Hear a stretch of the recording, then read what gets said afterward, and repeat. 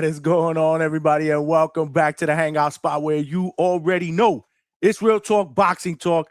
Live from my man cave, it's your boy Johnny, and I'm your host for another edition of DHS Live. This time it's Saturday night. It is fight night. We're going to do a live fight chat party for Keyshawn Davis and Nahir Albright. Let's get this motherfucking shit popping, y'all.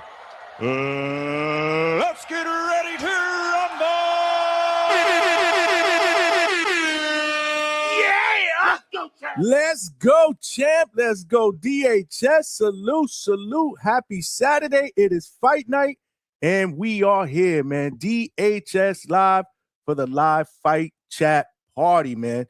Let's get it fucking popping, y'all. Y'all the real champions, man. The champ is here! The champ is here! The champ is here!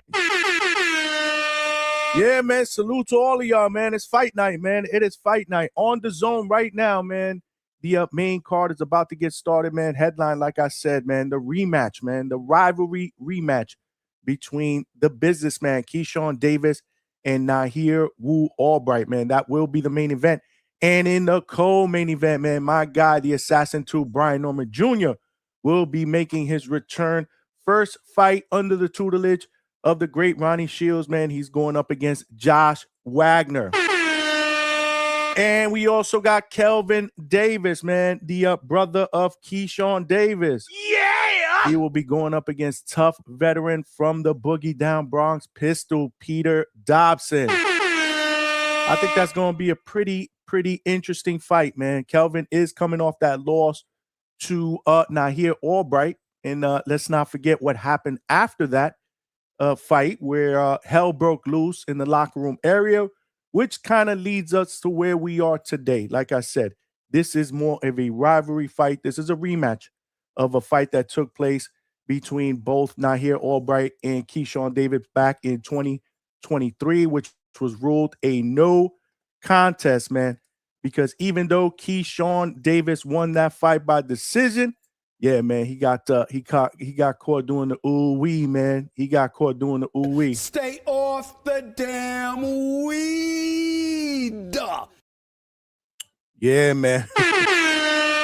So, yeah, here we are, man. So, interesting fight card. We also got a prospect, man, a undefeated featherweight prospect from the Dominican Republic, Yan Santana. He is going up against tough Mexican Christian Cruz in a step-up fight. So we got a great night of boxing, man. Salute to all of y'all that are rocking out, man. If you are here, man, I appreciate you, man, because there's a million other people doing these live fight chats all over these YouTube streets. But the fact that you came here to hang out with your boy Johnny at DHS, man, means a lot to me, man. You could have been anywhere else, but you are here. So while you're here, man, sit back, get your drinks, man, get your beers, whatever it is, man. Get your snacks, because you know how we do it up, man. We call these fights, man, and we have a good time doing it, man. It almost feels like I'm letting all of y'all in here at the hangout spot with me, man. Let's watch the fights together and cool out this Saturday night, man. Salute. I see y'all filing in, man. So, yeah, while you are filing in, don't forget to smash that like button, man. Straight cash, homie. And help us get this channel and this show out into the homepage / algorithm of other true hardcore laid-back boxing fans, so they know we rock out weeknights during the week, 9 p.m. Eastern Standard Time. Yeah! We usually do our Sunday night show, our recap show at 8 p.m. Eastern Standard Time. Yeah! And we are here, live fight chats. And let me tell you something, our live fight chats are not just fight chats. They are parties, man. Because we go like 6-7 hours, because after the main event is over, we don't end the show, man. That's when the show starts.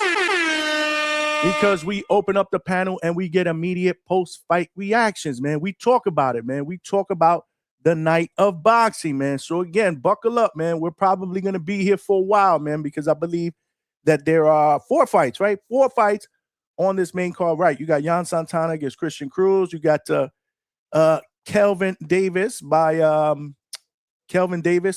up against Pistol Pete Dobson.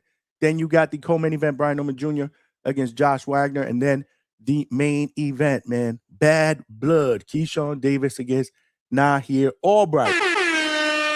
But first and foremost, let me get a sound check. I think everything is okay, man. Let me just get a thumbs up, a sound check for all of you guys out there in YouTube, on YouTube, man. Salute. As always, we are streaming on multiple platforms. So tonight we are streaming live on the X, and we are also streaming live on millions.co. So let me just do a quick check to make sure we are good to go on X. Looks like we are okay. Let me just give a quick check to make sure we are G to G, good to go on millions.co. So stand by, y'all. Salute, man. Yeah, it looks like we're good on millions.co. Okay. All right, let me just make sure the sound is okay on that platform, man. Smash the like button again, y'all. Smash that like button. And I'm assuming the sound is good on the YouTube because I haven't seen anything crazy in the chat, but y'all not giving me a sound check, man. Somebody in the chat, man, just let me know if the sound is good. And more importantly, I do have the TV on with a little bit of volume. Let me know if you hear anything in the background. Because again, I don't want to do bad podcasting, but I do want to hear a little bit of the broadcast, man, even though it's a little low, man, especially in between the rounds and after the fights, man. I like to hear what the fighters say when they are interviewed after the fight. So, and in between fights as well, man. I like to hear some of that commentary, man, because we got hella people up in the building. I think Shakur Stevenson is up in the building over in Norfolk, Virginia. This fight card is being promoted by Top Rank. I believe this is the first Top Rank fight card that is being streamed live on DAZN. Yeah, man. Yeah, this is the first one that Top Rank is streaming on DAZN. So salute. Hopefully we get a great night of boxing. On paper, I think it's going to be very entertaining. Right now, it looks like the tail of the tape is Yan Santana against Christian Cruz. Yan is 26 years old. Cruz is 29.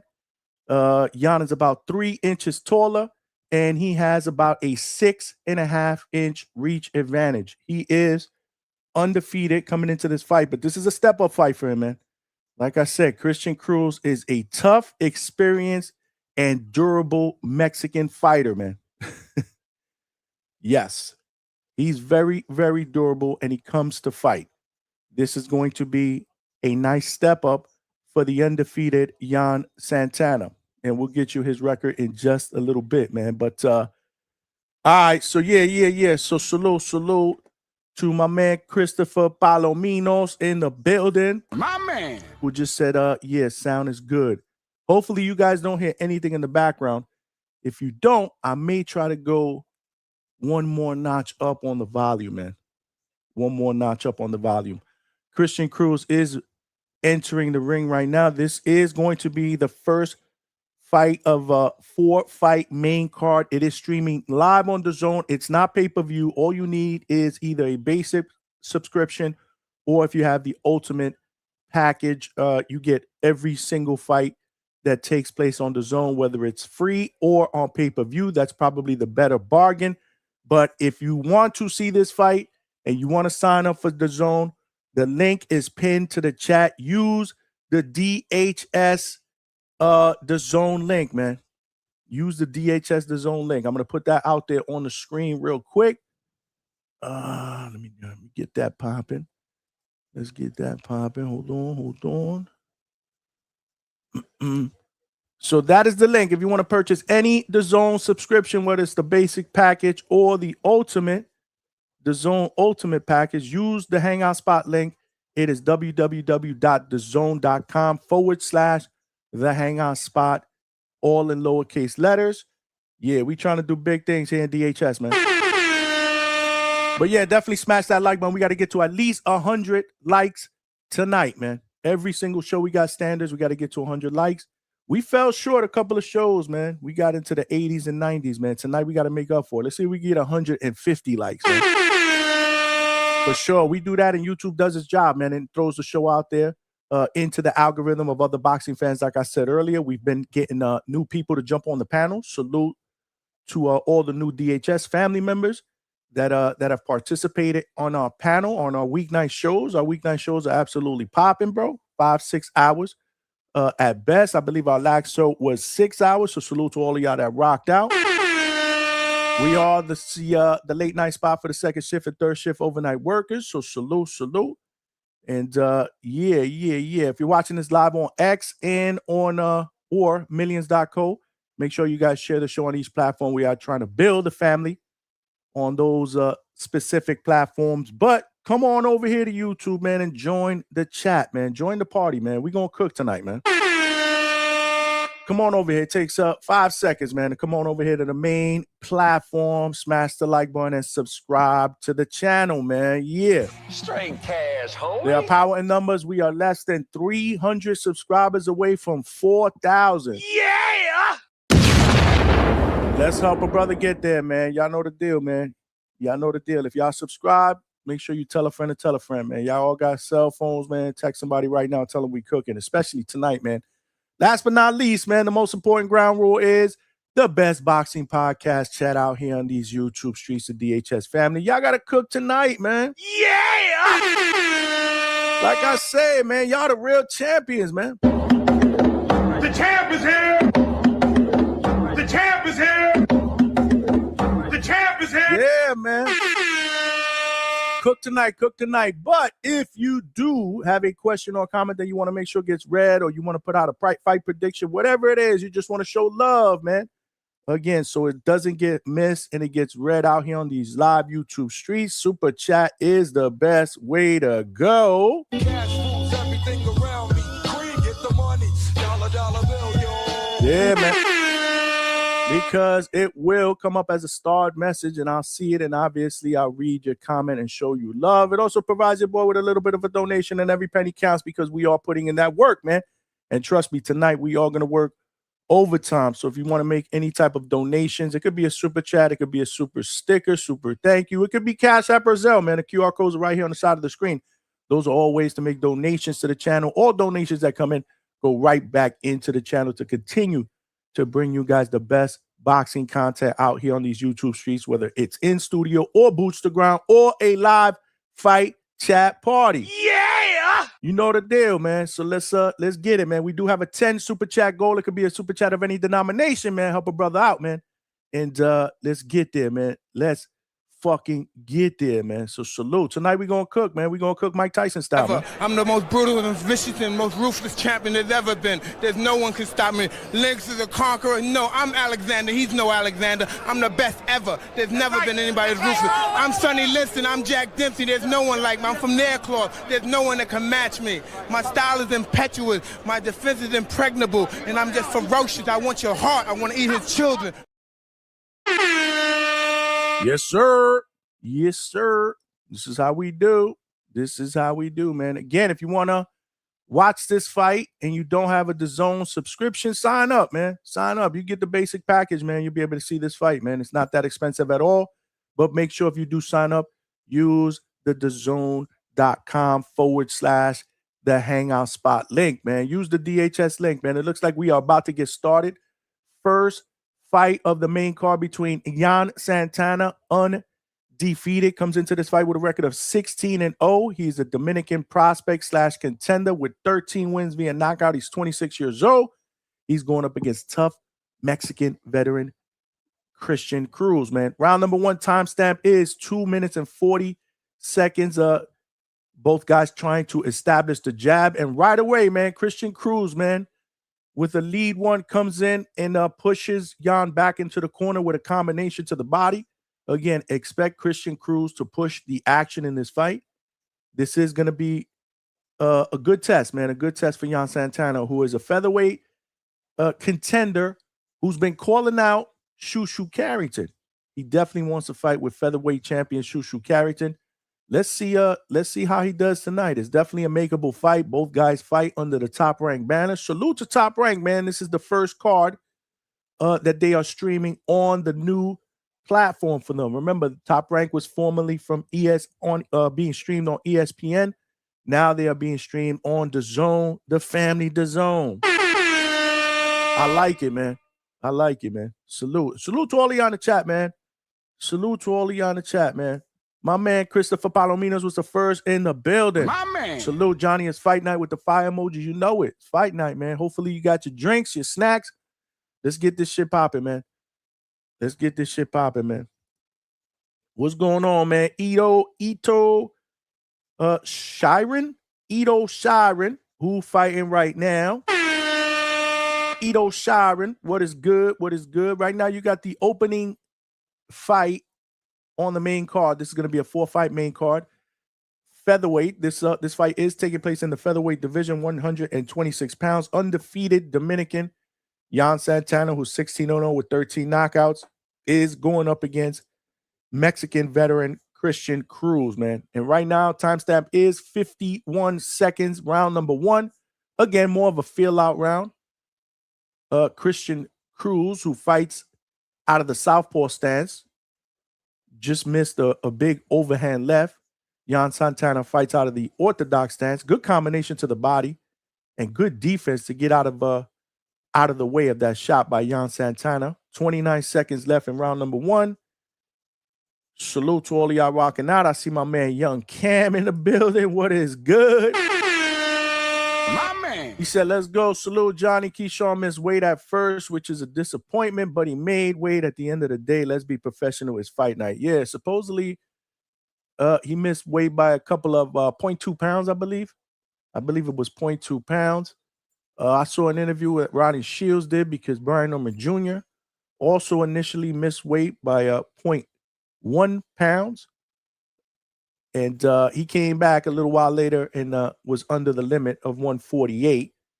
And accordingly to Ronnie Shields in an interview that I believe he did either with Fight Hub or Fight Hype, salute to both platforms who are always getting that work done in the field. He said there was some shady shit, man. There was some funny business going on with the scales, man. Like maybe they didn't collaborate them properly or whatnot. Because again, you had both of those fighters that initially came in 0.2 and 0.1 pounds overweight. But nonetheless, they both came back to the scales. They made weight. And we have fights tonight, man. Both guys will be fighting in the co-main and in the main event. Right now, you're seeing highlights in the middle of the round. Good body work, good defense by Yan to avoid that overhand right, and then he follows up with a counter combination to the body. Right now, round number 2 is about to start. Salute to you, Young Cam. We got Walter in the building. Where can I watch it for free? On DAZN, man. You need a subscription to DAZN, man. Sign up to DAZN, man. Use the DHS link, man. Use the DHS link right here, www.dazn.com/the hangout spot. DAZNHANGOUTSPOT, the hangout spot, all one word. You already know how we do. Christopher said, Johnny, it's fight night. Yeah. I think I read that. I'm going to have you up and running in the fight also. That's what I'm talking about, man. Salute. Yeah! Drop the bomb for you, man. Drop the bomb. He said, yeah, it's good. Okay, that was a sound check. Salute. My man, yeah. J in the building. My man. Was that Rohan Polanco on Humane Jr.'s corner? Yes, it was, man. Rohan Polanco was in the corner of Edwin Humane, who lost a decision to Keyshawn Davis, the younger brother of Keyshawn Davis, who improves his record now to 5-0 with three wins via knockout. That fight did go the distance. It was a scheduled 6-rounder taking place at 154 super welter. And Coach Bermudez was also in the corner as well, man. But if you if you had the volume up, you can hear Rohan screaming instructions in Spanish, man. So salute to Rohan Polanco and salute to Coach Bermudez. Although their guy Edwin Humane didn't get the win, nonetheless, they did work the corner. I think Coach may be doing cuts, maybe in somebody's corner at some point during this main card. At least that's what he said. I don't know. There's a good chance that we see Coach Bermudez at some point. Round number 2, pretty decent action. It looks like it's heating up just a bit. Again, you got Christian Cruz, who's really trying to mix it up with Yan. Yan, obviously more of the boxer puncher. Good counter right hand as Christian Cruz comes in by Yan Santana. 56 seconds left in round number 2.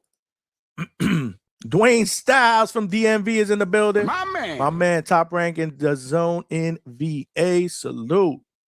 Absolutely. Salute Johnny in the chat. May God bless you, Johnny, and Mama DHS. Yeah, man. Salute, man. Thank you, man. I appreciate that. Great Friday night, man. I got a chance to spend some time with Mom Dukes, man. Mama DHS. We had a blast, man. We had a blast. Got a chance to see my younger brother, my nephew. Good night, man. It was a great night. It was a great night with the family, and now I'm here with my other family, the DHS family. Yeah, we gonna cook tonight for sure. Definitely for sure. What's good with my bro Johnny from the Hangout spot, baby? We out here, cuz.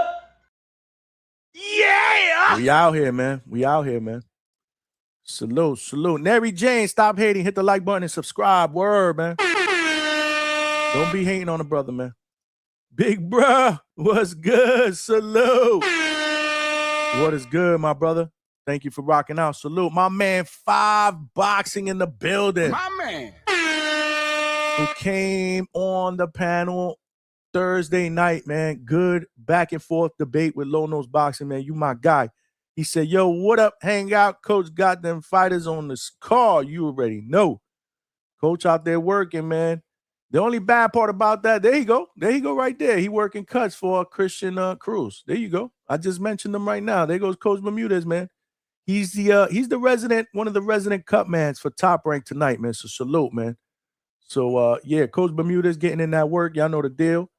He's family here at the Hangout spot. The only bad part about him being there is that he can't participate in our live fight chats. And I got used to having him on the last 2 times because I love the way he gives his in-between round breakdown. And then obviously his breakdown after the fight, man. This is coming from an expert world-class coach, man. So this is great content that we are usually putting out there during these live fight chats, man. But we'll get it done, man. I'm gonna throw the link out there if anybody wants to, call in, talk a little bit of boxing, or maybe participate in a little bit of these, helping me call these fights. We could definitely do that. My man Polo Buck, the man, the myth, the legend, in the building. What up, Polo? What the deal, man? Salute, salute, man. And not that back then, to this mother day.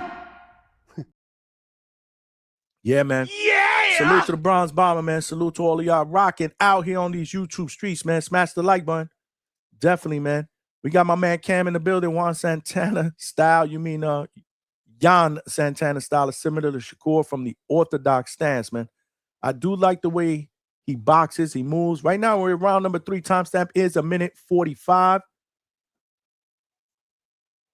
And damn, my screen got bright. I wonder what it was. Okay, it looked like it was something on the productions end. That shit just got super bright, and now it's back to normal, man. But it looks good, man. Look at that. The Top Rank logo, on the ropes, on the ring apron, on the corner. Teaming up with DAZN. That's what's up. There was a lot of talk about where Top Rank will end up. And they are here on DAZN, man. So, again, DAZN is becoming the one-stop shop, man. So, definitely sign up and get a subscription, man, and use the Hangout Spot link, man. We're trying to do big things, man. We're trying to do big things with DAZN down the road, man. So, salute, man. But, yeah, man. Dwayne Styles said Bermuda's in Virginia. Salute, coach. Yeah. He's gonna be working cuts, wrapping hands. He was obviously in the corner, like I said, of the fighter that lost to Keyshawn Davis, Edwin Humane Jr. The last fight, that was the last fight of the prelim card. This is now the first fight of the main card. And it's about taking place in featherweight between a contender, an undefeated contender from the Dominican Republic who boxes really well. Jan Santana, man, against Mexican Christian Cruz. Fight starting to heat up. Ooh, good check left hook by Christian on the inside, man. As this round comes to a close, man, he turned it up in the last 15 seconds. I wasn't really paying attention because I was reading the chat. But he's going to want to make this into a dogfight, man. Because, again, Jan Santana is clearly the better boxer out of the two. And Jan's going to want to continue to use his boxing ability to beat this guy. Don't get drawn into his type of fight, which is what he wants you to do. I threw the link out there if anybody wants to jump on and talk a little bit of boxing, final predictions, or if you just want to talk about this fight or any other fight on the card, feel free to use the link, man. We'll get the chat involved. Salute, salute. If you are watching this live on YouTube, make sure you smash that like button, man, for real. Yeah, and if you're watching this live on X and on millions.co, again, share the show. We are trying to build a DHS family on both platforms, but if you want to participate in the YouTube chat, you got to come on over here. It takes 5 seconds, man. Less than 5 seconds to come on over here, participate, smash the like button, and subscribe to the channel, man. Subscribe to the channel. Salute, salute. I got my little brother, man, in the building, Street Cat 187. Salute, family in the building. What's good? What up, Jay? Stopping by saying what's up, setting up for our live later. Salute, man. Make sure you guys check out my bro, man. He got a YouTube channel up where he be streaming live, man. You know, he's a gamer, man, and he be hooking up with his boys out there, man. So salute, man. Drop your link, man. Drop your link in the chat, man. Drop your link in the chat, man. Smash the like button, y'all. This is round number 4 of a scheduled 10-rounder at featherweight between Jan Santana and Christian Cruz, man. Timestamp 1:57. Right now, Jan shoots out a straight right hand. Good defense blocking that overhand hook by Christian, and now they get tied up. Christian goes to his knees, man. Oh, I got to mind him. Hold on. All right, you good, bro. Good 1-2 by Jan Santana, which scores, doubles up on the jab. But wow, he eats a straight left hand by Christian Cruz. Good inside work by Cruz, who again is going to want to get on the inside. There's no way he's going to win this fight fighting at that range, man. That range, totally mid-range. Ooh. Now both of these guys are just mixing it up right now. Referee is going to have to separate them as he allows them to work out of the clinch. Good body shot inside by Jan Santana. Another one. He digs another one into the body. 45 seconds left. And round number 4, good straight right hand by Jan. Christian leads in with a left to the body. Ooh, good 1-2, good 3-4 combination by Christian Cruz in the inside. Again, man, he's looking to make this into a fight, man. Oh, good straight left hand by Christian.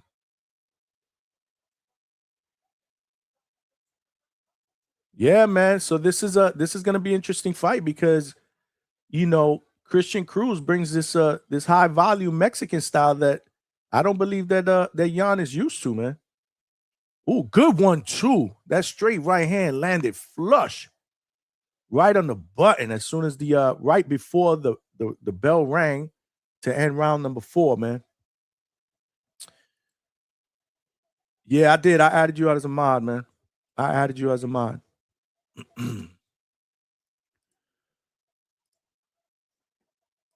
Who's out there, man? Who's out there on these YouTube streets, man? Salute, salute.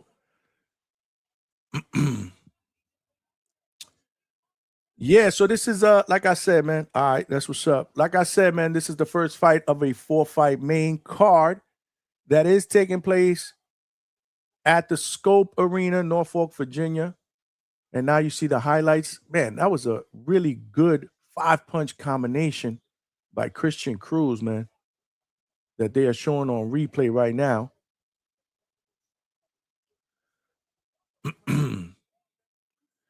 And we're about to get started with round number 5, y'all.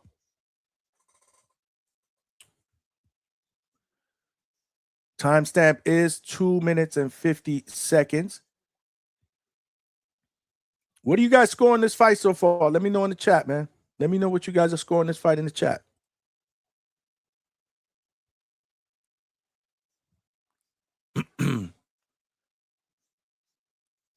Good 1-2 by Santana. Good lead left hook to the body. And now he eats one to the body. Oh, a good overhand left by Cruz. Oh, man, another good left hand. And he's still trying to get on the inside. Another good lead left hand that scores for Christian. And now a lead right hand by Jan. Cruz doubling up on the jab.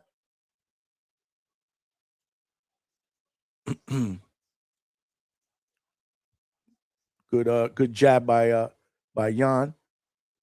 Tries a lead right to the body that doesn't that missed. Donnie says, Donnie, what's good? Donnie says, I have Cruz up. Christopher got it 2-2. Okay, good fight so far. This is round number 5. Cruz is finding the home for that lead left hand too, man. Good right to the body by Santana. Lead jab, 1-2, and then they tie each other up. Timestamp is 1 minute 25 seconds. Round number 5. Pretty decent opening scrap here as Santana doubles up with the jab, then throws a right. Christian, another lead left hand. I think that one might have been partially blocked, though. As Santana doubles up on the jab there. Both guys are in the center of the ring. That's where you want to live. Ooh, good counter right check hook by Santana. After Cruz doubled up on the jab.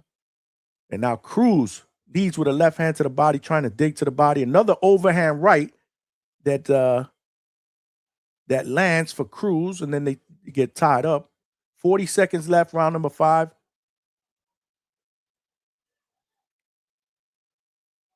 Good 1-2 by Santana. Good left jab. Good defense, man, to avoid that left hand by Cruz. And then he comes back with a counter right to the body. 23 seconds left. Another lead left hand by Cruz. This is a good fight, man. This is a good fight for Santana, too, in his development, man. Not necessarily a style that he's that familiar with. Good head movement there to avoid that big overhand right. And now both guys are landing combination. Ooh, good left hook by Cruz right at the bell, man. Good left hook. That is the end of round number 5. Who do you guys have up now? That was a good competitive round, man. Good close round, man. I ain't gonna lie. Very good first round. I'm sorry, 5th round. I'm sorry. 5th round. Let me throw the link out there one more time. Christopher got Cruz up 3-2. Okay. Yeah, Santana's gonna have to bite down, man. Cruz came to fight, man. Cruz didn't come to collect a paycheck, man. He came to fight.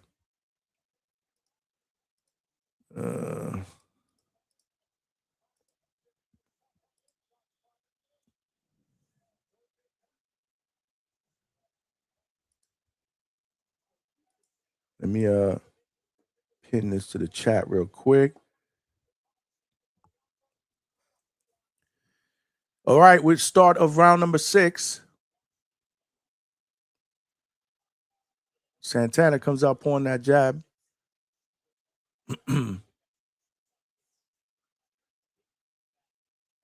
Cruz tries to land another overhand left, which was partially blocked. Now Santana doubles up with the jab and then shoots an overhand right.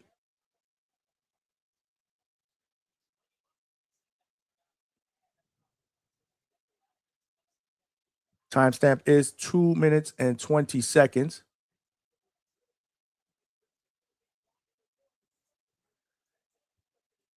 Cruz trying to push Santana to the ropes there with a combination. 2:05 left in round number 6. Good check left, counter by Santana. Good left to the body as well.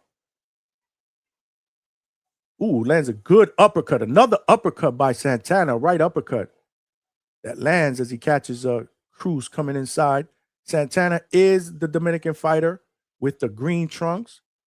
Cruz is the Mexican fighter in the white trunks with the Mexican flag colors. And right now you got Cruz trying to chase Santana around.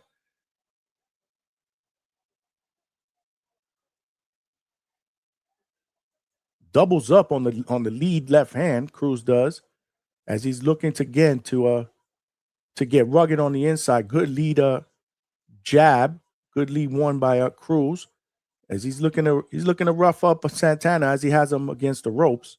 105 left in round number 6.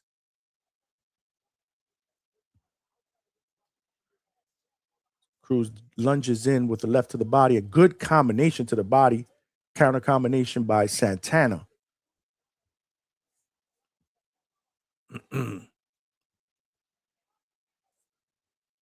Timestamp is 45 seconds. Good defense there as Cruz lunges in with an overhand left that does not land. Jan was out of the way on that.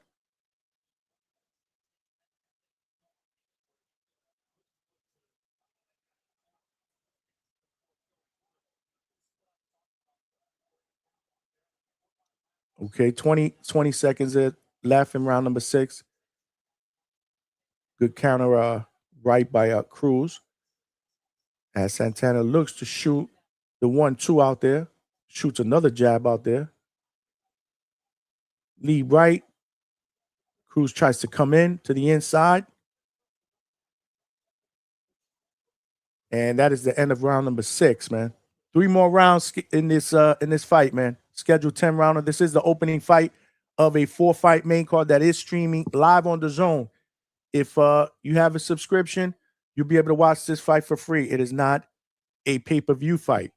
If you don't have a subscription, you want to sign up, make sure you use the Hangout spot, the DAZN link, man, which is right here on the bottom of the screen, man. Purchase any DAZN subscription or pay-per-view going forward using the Hangout spot link at www.dazn.com/the Hangout spot, all in one word. Let's not forget, for pay-per-views, if you use this link, I will be able to provide you with a discount code as well. Just something to keep in mind. Smash the like button on the way in.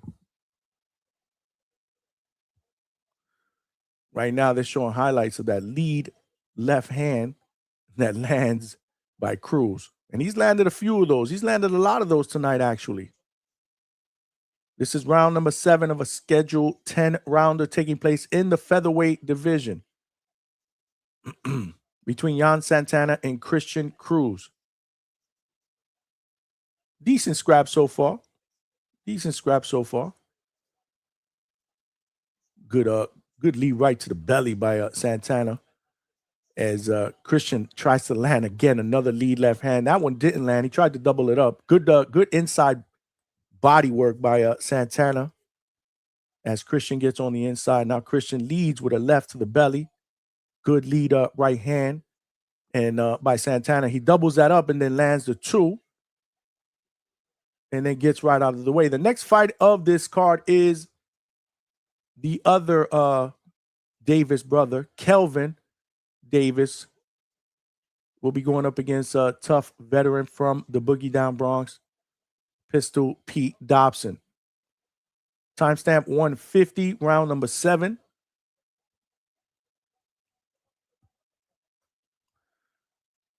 Now Santana's trying to shoot that jab out. Ooh, wow. Good combination as Cruz ends that with a check right that landed flush. Good 2-1 by Santana there.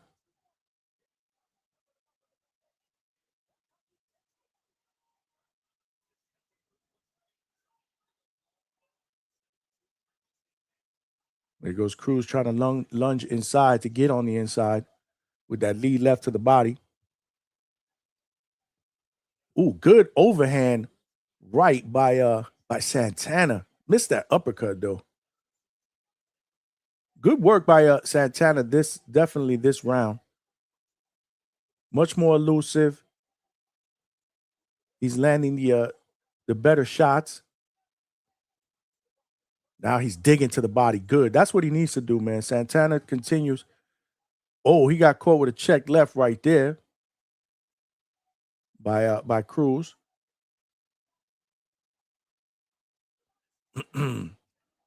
Timestamp 30 seconds. Good defense, man. As Cruz misses that overhand right. Tries to come inside with a left to the body. Now he's digging to the body, trying to get Santana up against the ropes. Good round by Santana. Absolutely, man. What are you guys scoring this fight, man? I need to hear what you guys are scoring this fight in the chat, man. And definitely, if you are not subscribed to the Hangout spot, definitely subscribe. We be cooking, man. Shows in the evenings, Tuesdays, Wednesdays, and Thursday nights. We go live 9 p.m. Eastern Standard Time. Usually Sunday nights when we don't do a long fight chat like tonight. I'm not sure how long this show is going to go. We still got 3 more fights to go. And you know the deal here at DHS. We're not afraid to put in that work. We are the late night spot for the second shift and third shift overnight workers. When the fights end, that's when the show begins because we open up the panel and we get immediate post-fight reaction. So, yeah. So I'm not sure how long this show is going to go. There's a good chance that this show is probably going to go about 6-7 hours. If we go into the early morning, there's a possibility that maybe we don't do a show Sunday night. Plus, I got to hook up and see if maybe I can see my mom again. So I'll keep you guys posted. But anyway, that's for tomorrow. Tonight, it is fight night. We are just getting started. This is only the first fight on the main card. Subscribe to the Hangout spot. And it is streaming live on DAZN. The link is there. If you want to sign up for DAZN, use the DHS link that is located on the bottom of the screen right now. But this is round number 8 in the schedule 10 rounder. Timestamp is 2:40. That was a very, very good round for Santana, but I'm curious to see what you guys have scored in the chat. Let me know. Let me know. The chat's been quiet, man. The chat's been quiet. And I know it's still early. I do got the link out there if anybody wants to jump on here and talk a little bit of boxing here while we call this fights. Push down there by Cruz as the referee separates him and give Cruz a warning. And now they are back in action. 2:03 is the timestamp. Good. Jan doubles up on the jab. Now lands a 1-2. Good lead left again as Cruz tries to land that straight left to the body. And he lands another straight left hand that connects on Santana. Oh, good 2-1. And then another good 2-1 by Santana, which is followed up by a counter straight left hand that lands again by Cruz, man. That straight left hand has found a home.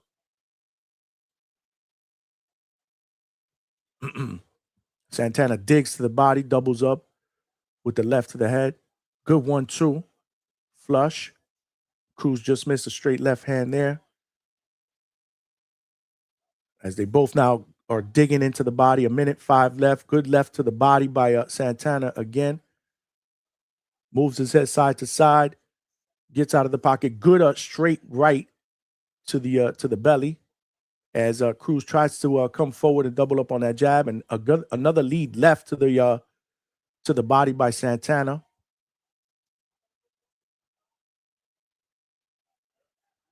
What's going on?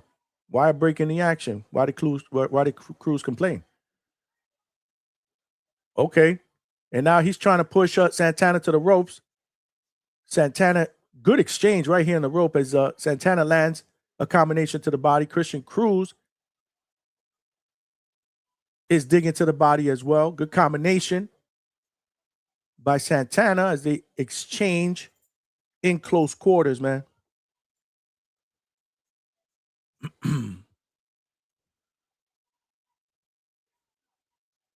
Good scrap, man. Good opening scrap so far, y'all. Good opening scrap so far. Who we got up in here, man? Who we got up here? I'm little bro. Little bro said he got me live. Salute, man. Make sure your people subscribe to the channel, man.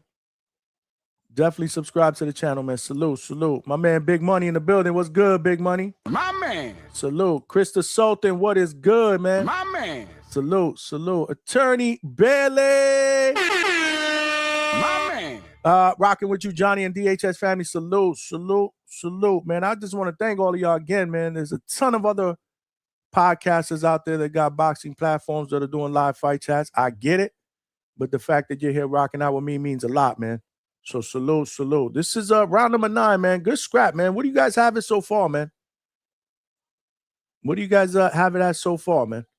Not sure what the breaking action was that they're showing the replay on with Christian Cruz just like opening up his arms. Like, what the fuck happened? I didn't really see anything that Santana did dirty there before he opened up his arms on the exchange before that. But anyway, round number 9 timestamp is 2 minutes and 45 seconds. Cruz tries to come forward with that lead right, partially blocked. Santana now shooting that jab out. Cruz tries to double up that jab. 2-1 there by Santana.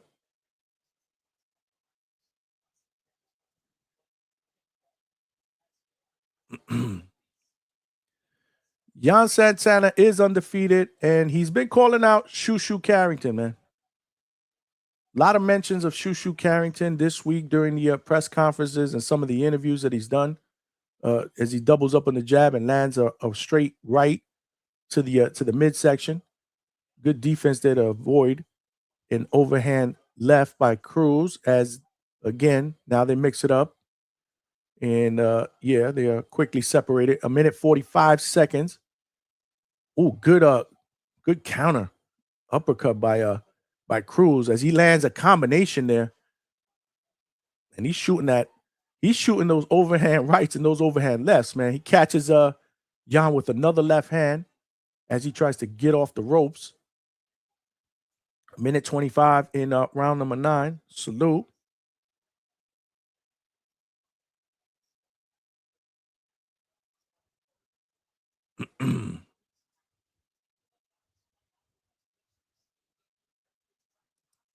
Salute, Attorney Bailey.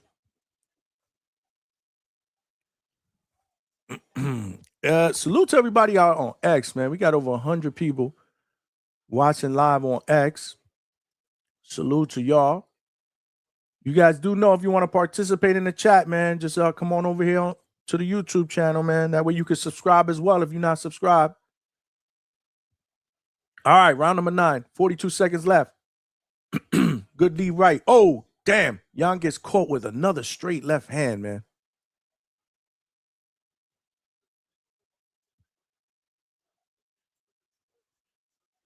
Interesting fight to score, man. Again, I'm not scoring. I'm up here alone. I'm just kind of enjoying the action, trying to call a little bit of the action solo. But man, this is a good scrap, man. I'm relying on y'all. I'm relying on my eyes out there. My eyes out there on these DHS streets, man. Who do you guys have winning this fight going into the last round? Is it close enough? Oh, good good lead left by Christian, man. He's a tough customer, man. He gritty, man. He definitely gritty. Yeah, I ain't scoring, Polo. I'm kind of just enjoying the back and forth action. Yeah, I'm definitely not scoring, man. But if anybody is scoring, let me know. Is this one of those fights that is hanging in the balance? The good scrap, good back and forth.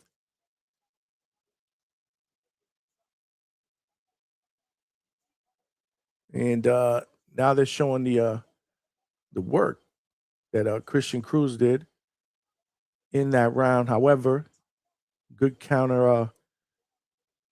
And then they're showing that overhand left that's partially blocked. And look at Christian, man. He wants to fight, man. He frustrated. Jan's moving around. He want to fight. Jan's playing. Keep doing what you're doing, Jan.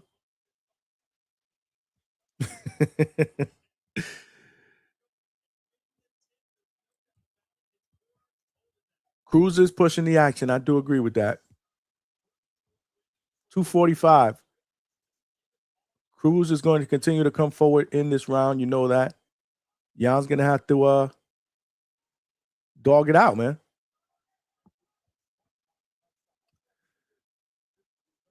.230 left. Round number 10. Good jab by Jan. Cruz misses the lead left there. But he's landed a lot of those this fight, man. He's landed a lot of those this fight. Jan tries to shoot a lead left to the body that does not hit. Doubles up on a 2. And now he eats another straight. Another 2 by Christian. Combination to the body by Christian, who's trying to get inside. Jan counters up top. 1:55. You know what's funny? I haven't even seen an unofficial scorecard from the DAZN yet. Usually after what, like 3 rounds, 6 rounds, they'll usually throw up an unofficial scorecard. I don't believe I've even seen one for this fight. Correct me if I'm wrong, chat.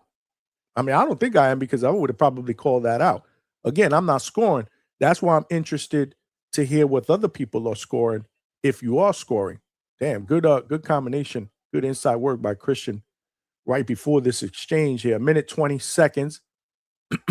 Now he eats a straight right hand by Santana as Christian gets inside and digs to the body. Another lead left hand that lands for Cruz. Good combination to the body by Santana that he gets out.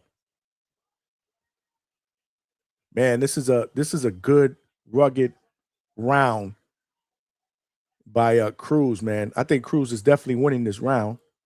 If this is one of those fights that was hanging in the balance, he may be on his way to taking Jan Santana's. Oh, again, I haven't been scoring, but a lot of good back and forth here. This is a close fight.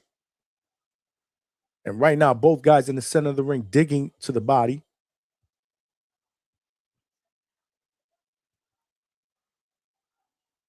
.24 seconds left, round number 10. Ooh, Cruz trying to land a check left hook there that missed. Lands another straight left hand as he pushes Santana to the ropes. 10 seconds left, man. Let's see what we got here. Both guys in the center, exchanging punches. A lot of those are missing, though. And that is the end of this fight, y'all. What y'all think, man? Christian Cruz believes he won that fight, man. He believes he won that fight. Both guys actually now are on the turnbuckle. And this fight may be a draw, man. It was a very, very close fight, man. They not scoring. It smelled like a toilet full of nasty ass shit, okay? I see they not scoring either. I haven't seen an unofficial scorecard on the screen, man. Damn. What y'all think, man? What y'all think?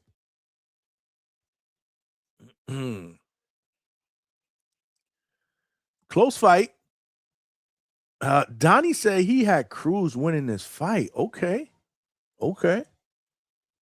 Wow.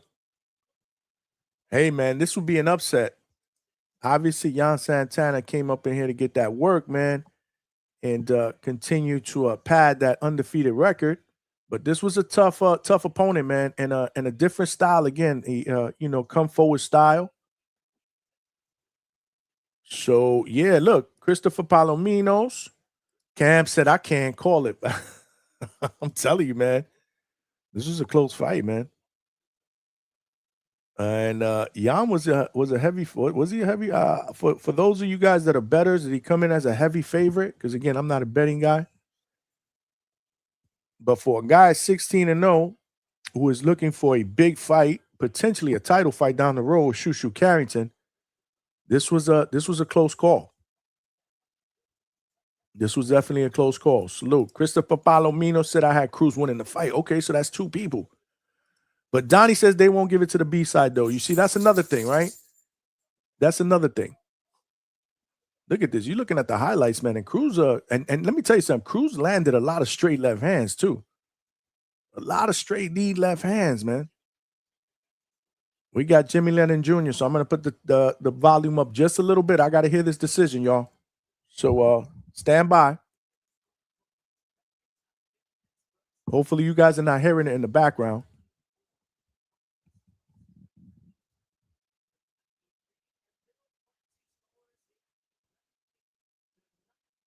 $98-92.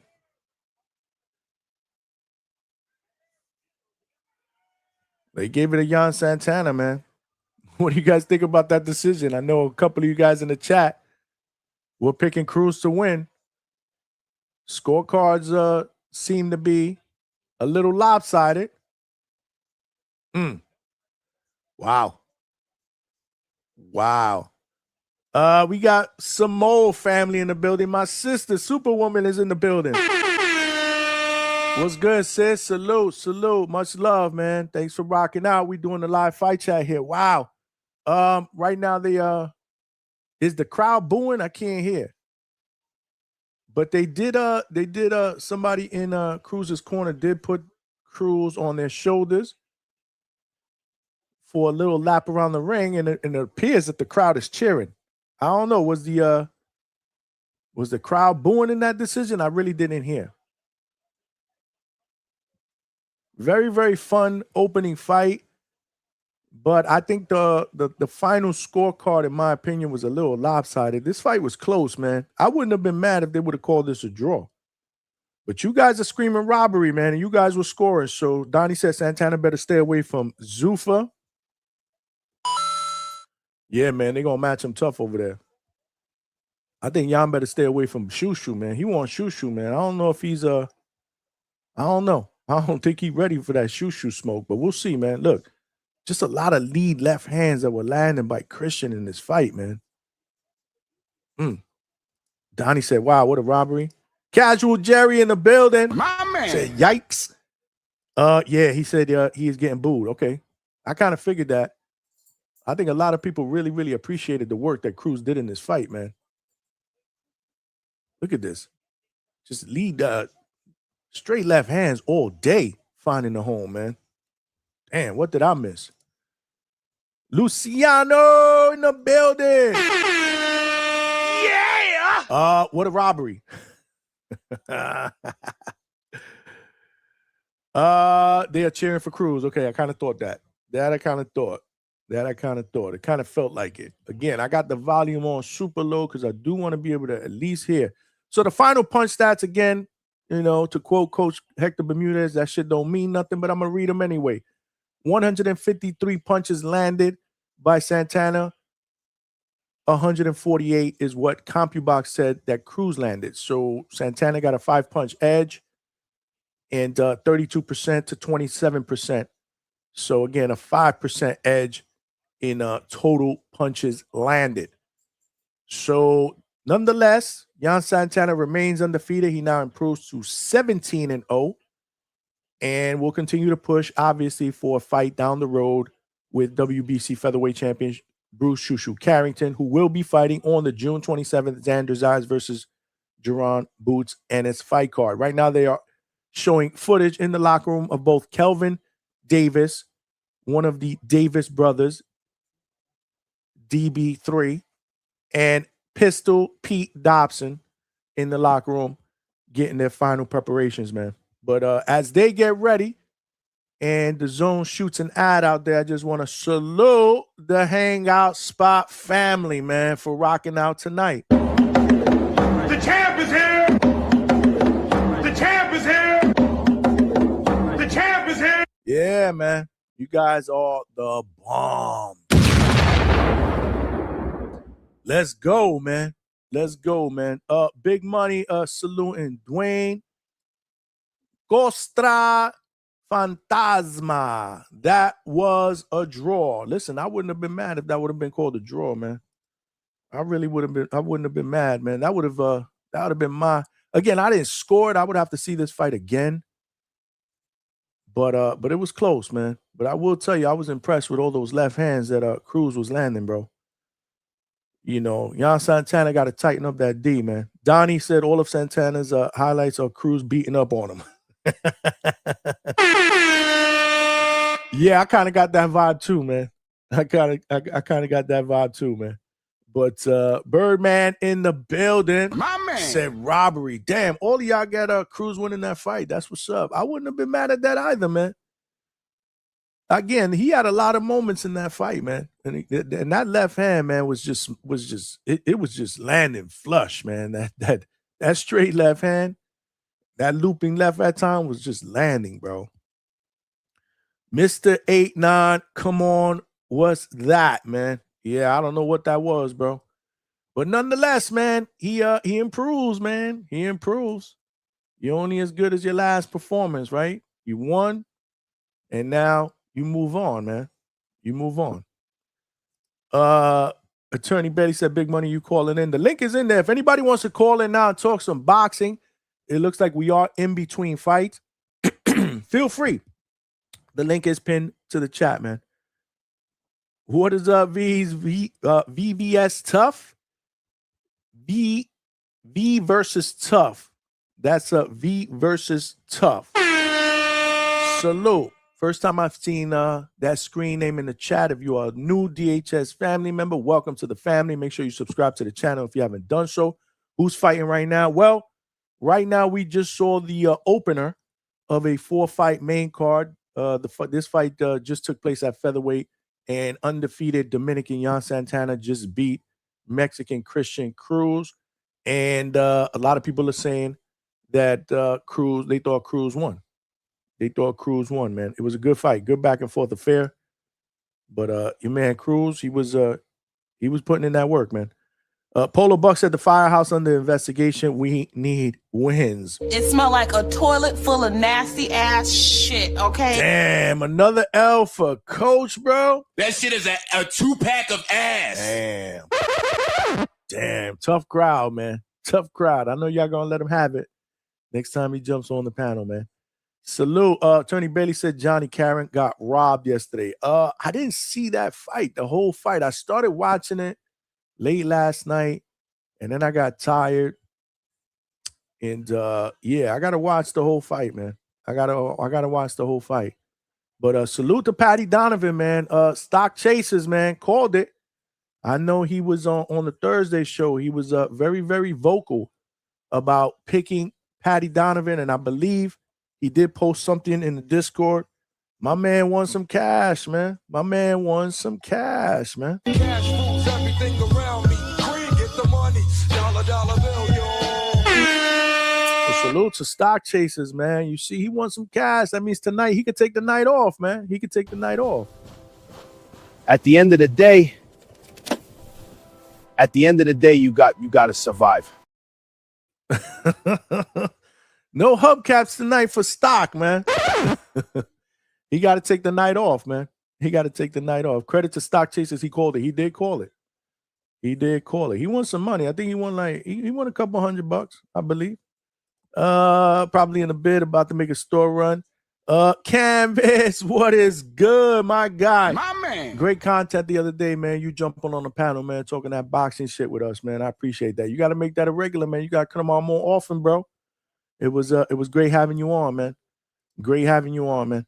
Patty Donovan wasn't the underdog. Yeah, I don't know. I really don't know. I'm not really a betting guy, so I don't know. All I could tell you is Stock Chasers was screaming on every platform that he was taking Patty, and he won, man. He ended up winning, man.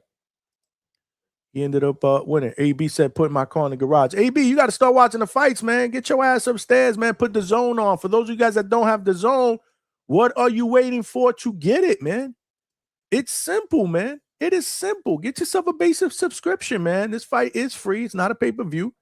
But yeah, use the link right here, man.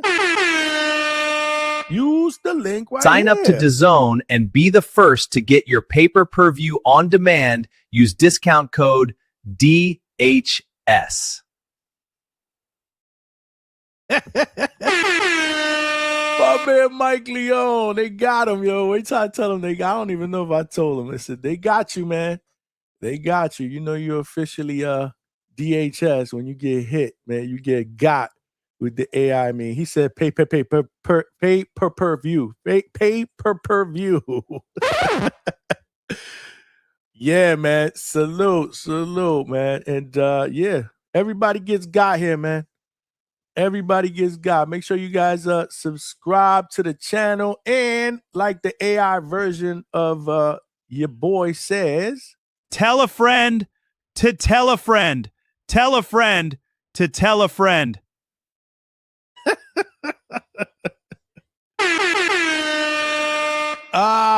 Kelvin Davis is 15-1 with 8 knockouts. Pistol Peter Dobson is 17-3, man.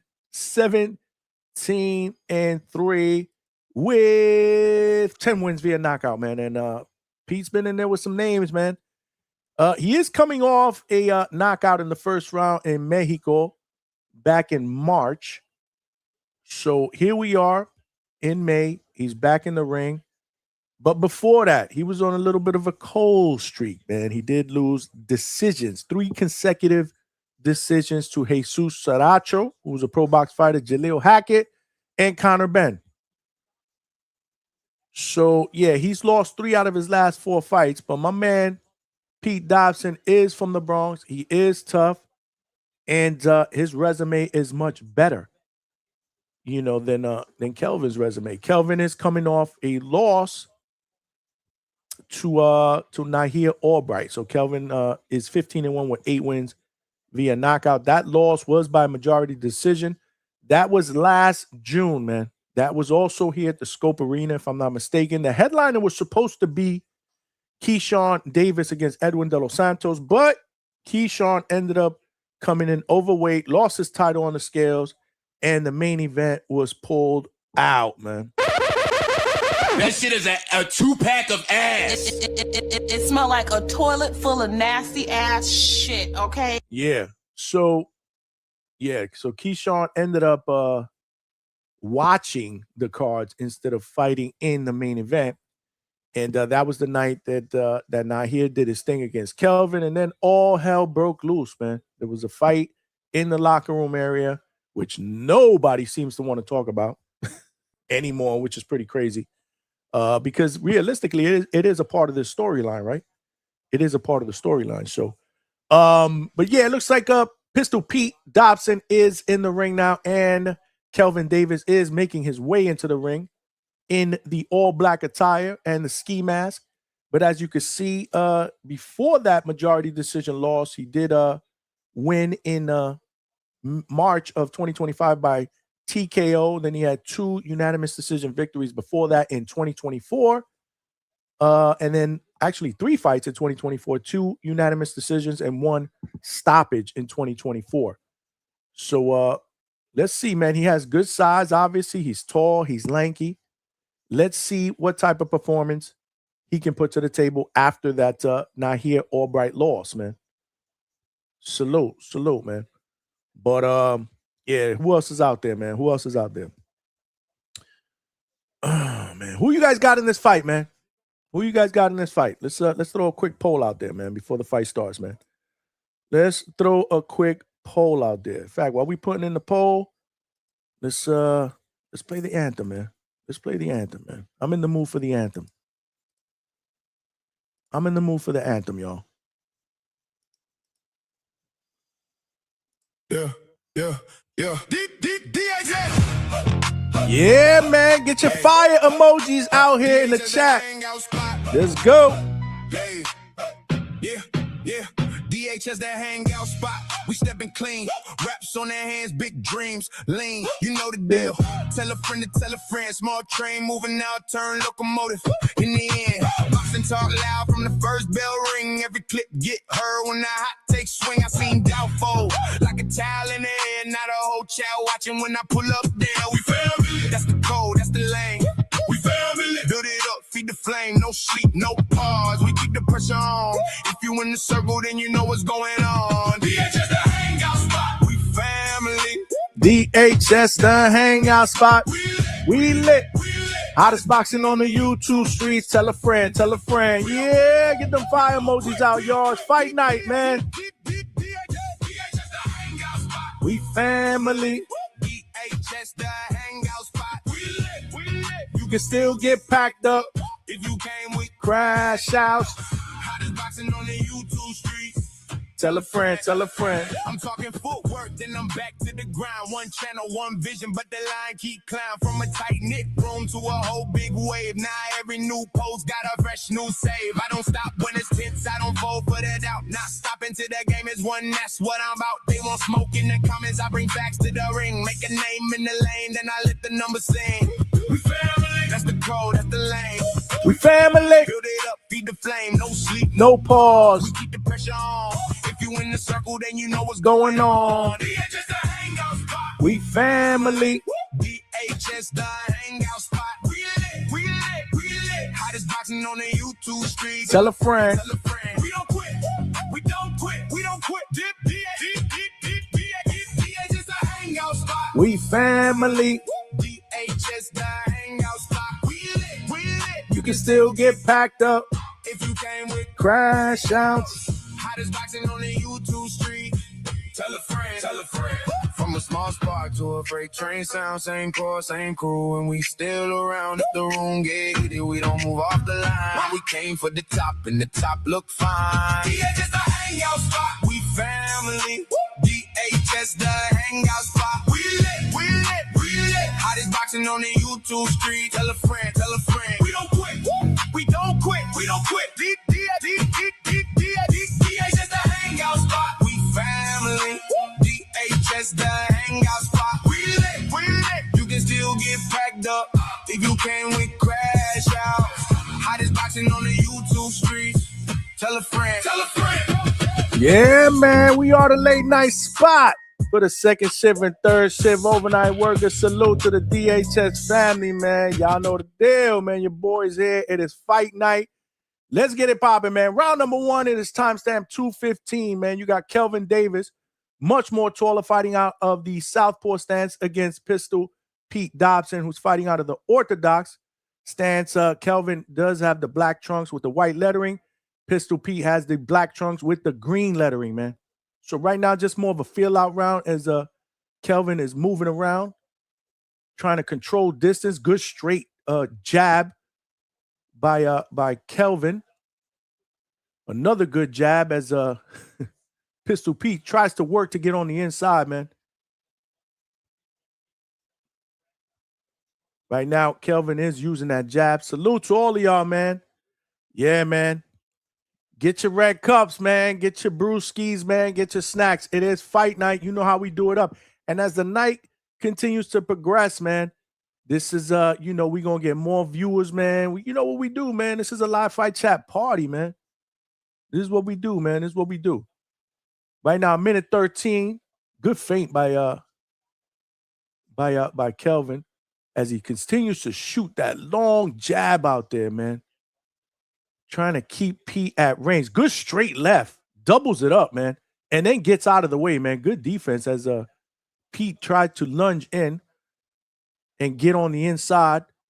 And now he shoots a right to the body, but he has to be shoots that overhand right. Yeah, Pete can crack, man. So far, he hasn't been able to land. Good 1-2 by Davis. As now Pete continues to come in with that lead jab. Tries to stab to the body. Kelvin still working that jab. Pete tries to feint and get inside, but doesn't land anything as now they're going to need to be separated. 15 seconds left in round number one. Not a lot of action in this round.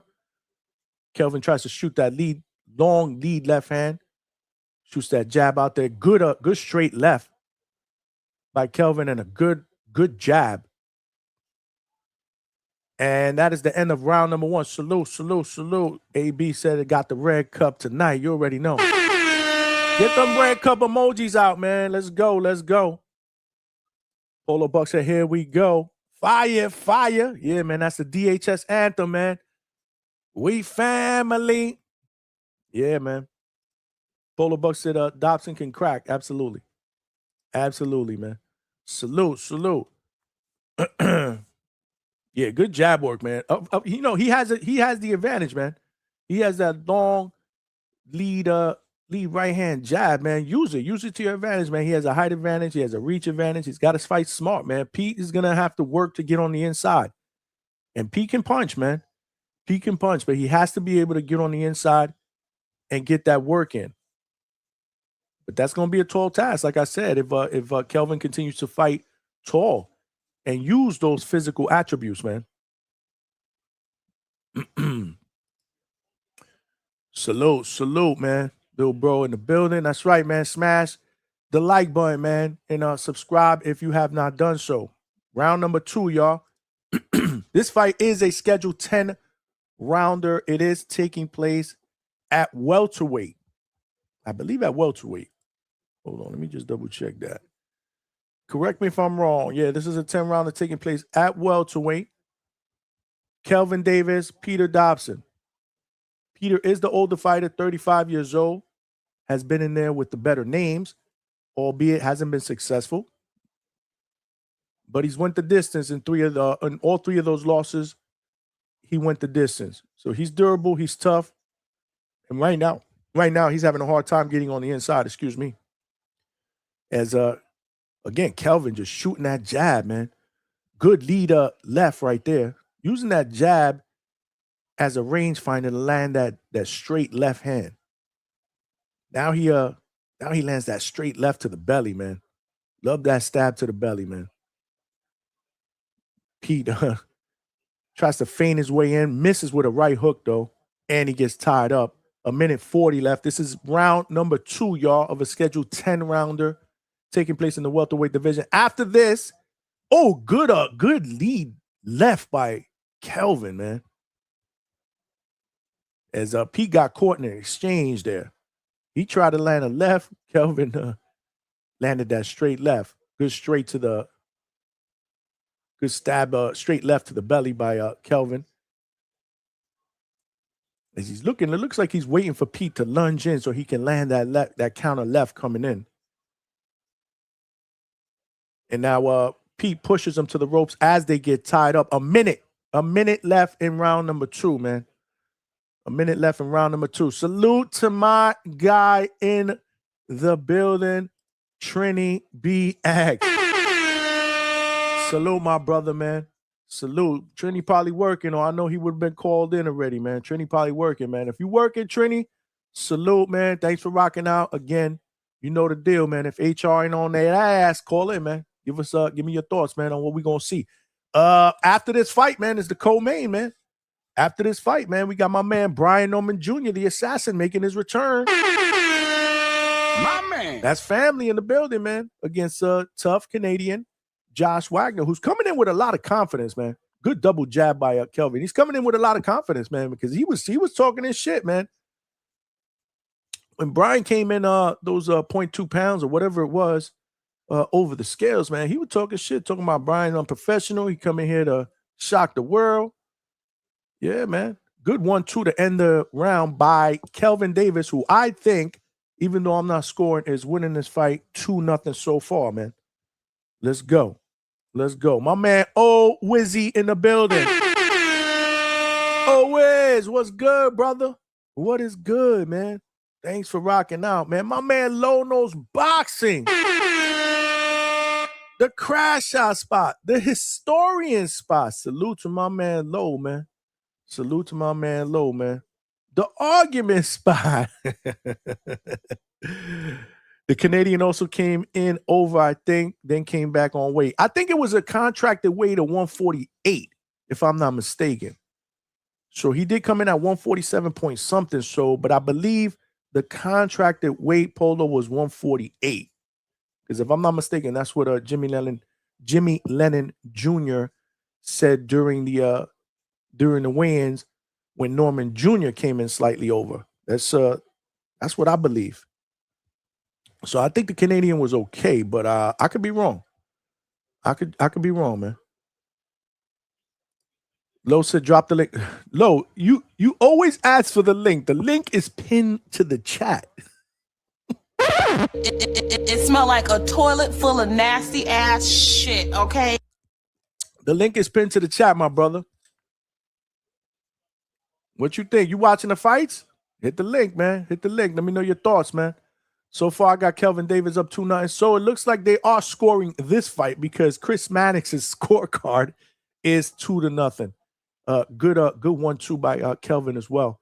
He's got to continue to fight at this pace. If he does, man, Pete's got to get on the inside, man, and disrupt this rhythm, man. Because right now, Kelvin Davis appears to be comfortable fighting at this exact range. He seems to be comfortable fighting at this range. So he's going to have to make Kelvin uncomfortable. Get on the inside. He's going to have to land some. Look at Kelvin just shooting out that left. That lead jab, man, flickering it out there, trying to set up that straight left hand. And now Dobson trying to get on the inside, but he gets hit with a check uppercut. He gets hit with a counter uppercut. I'm sorry. And now Keyshawn 1-2 off the ropes. Good counter work off the ropes. Pete has to let his hands go. Oh man, he misses a big left hook, man. Kelvin gets out of there, shakes his head like, nah, man, you wasn't catching me with that. I saw that shit coming from a mile away. Now Pete is pushing him inside again, trying to land to the body, trying to make it a little bit rough here. And now Davis, again, contending the center of the ring, just pouring that lead hand out there, trying to set up that straight left hand, man. Trying to set up that straight left hand, man. Low knows boxing in the building. What's good, Low?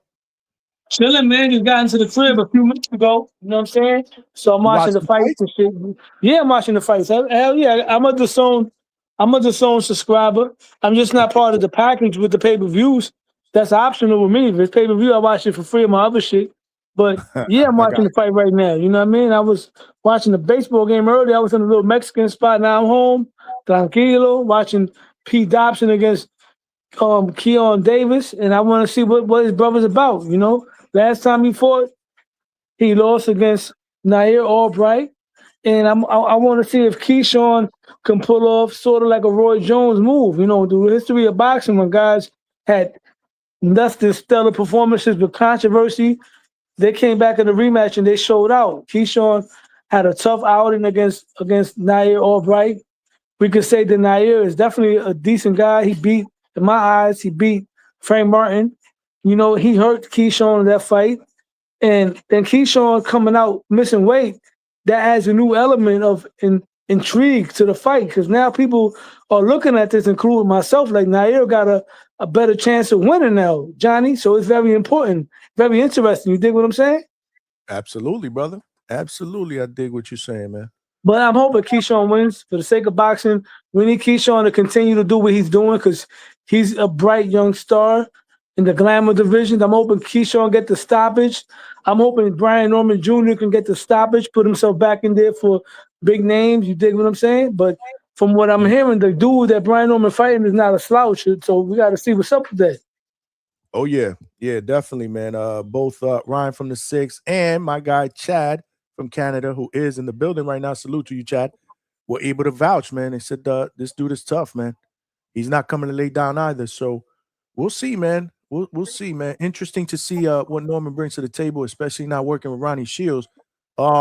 This fight though right now is in round number 4. Timestamp is 2 minutes and 48 seconds, and I got Kelvin Davis up 3-0. Polo said the same thing I was thinking. He gonna have to make it dirty, man. Dobson's gonna have to get on the inside and maybe again disrupt this rhythm right now. Yeah, he is. You know, he's landing that straight right hand. You know what I'm saying? And so far, Keyshawn doesn't look like he's on the level of his brother. You know, when we think about boxing, Johnny, you know, we talk about fathers, sons, world champions. Let me give you an interesting stat that we have to look at, including myself. Champions that were brothers. I'm going to put you on. In the 90s, there were a pair of brothers. One was at 130. One was at 135. The Ruelas brothers, Gabriel Ruelas and Rafael Ruelas. They were trained by Goosen. These guys were world champions respectfully in their divisions. So I want to see if the Davises could fall into that type of category, because Keyshawn's already, you know, world champion caliber fighter.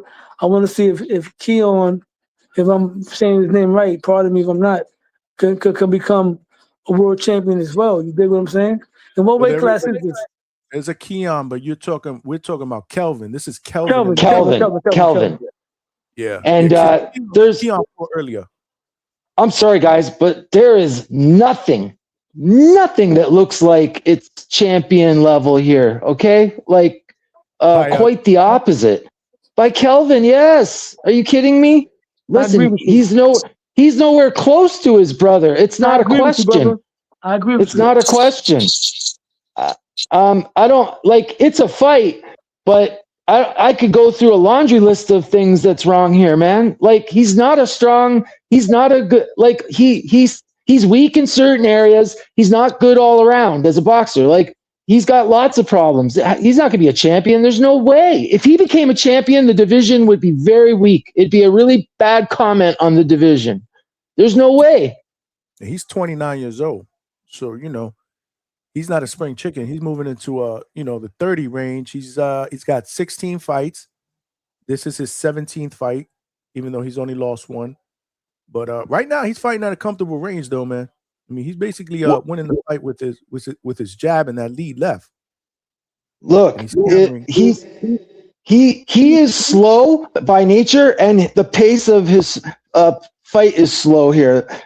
Dobson is allowing that pace. Like if it wasn't for that, if the pace was being pressured, he'd be getting eaten up. Like Dobson's allowing it because Dobson's older. It's benefiting Dobson.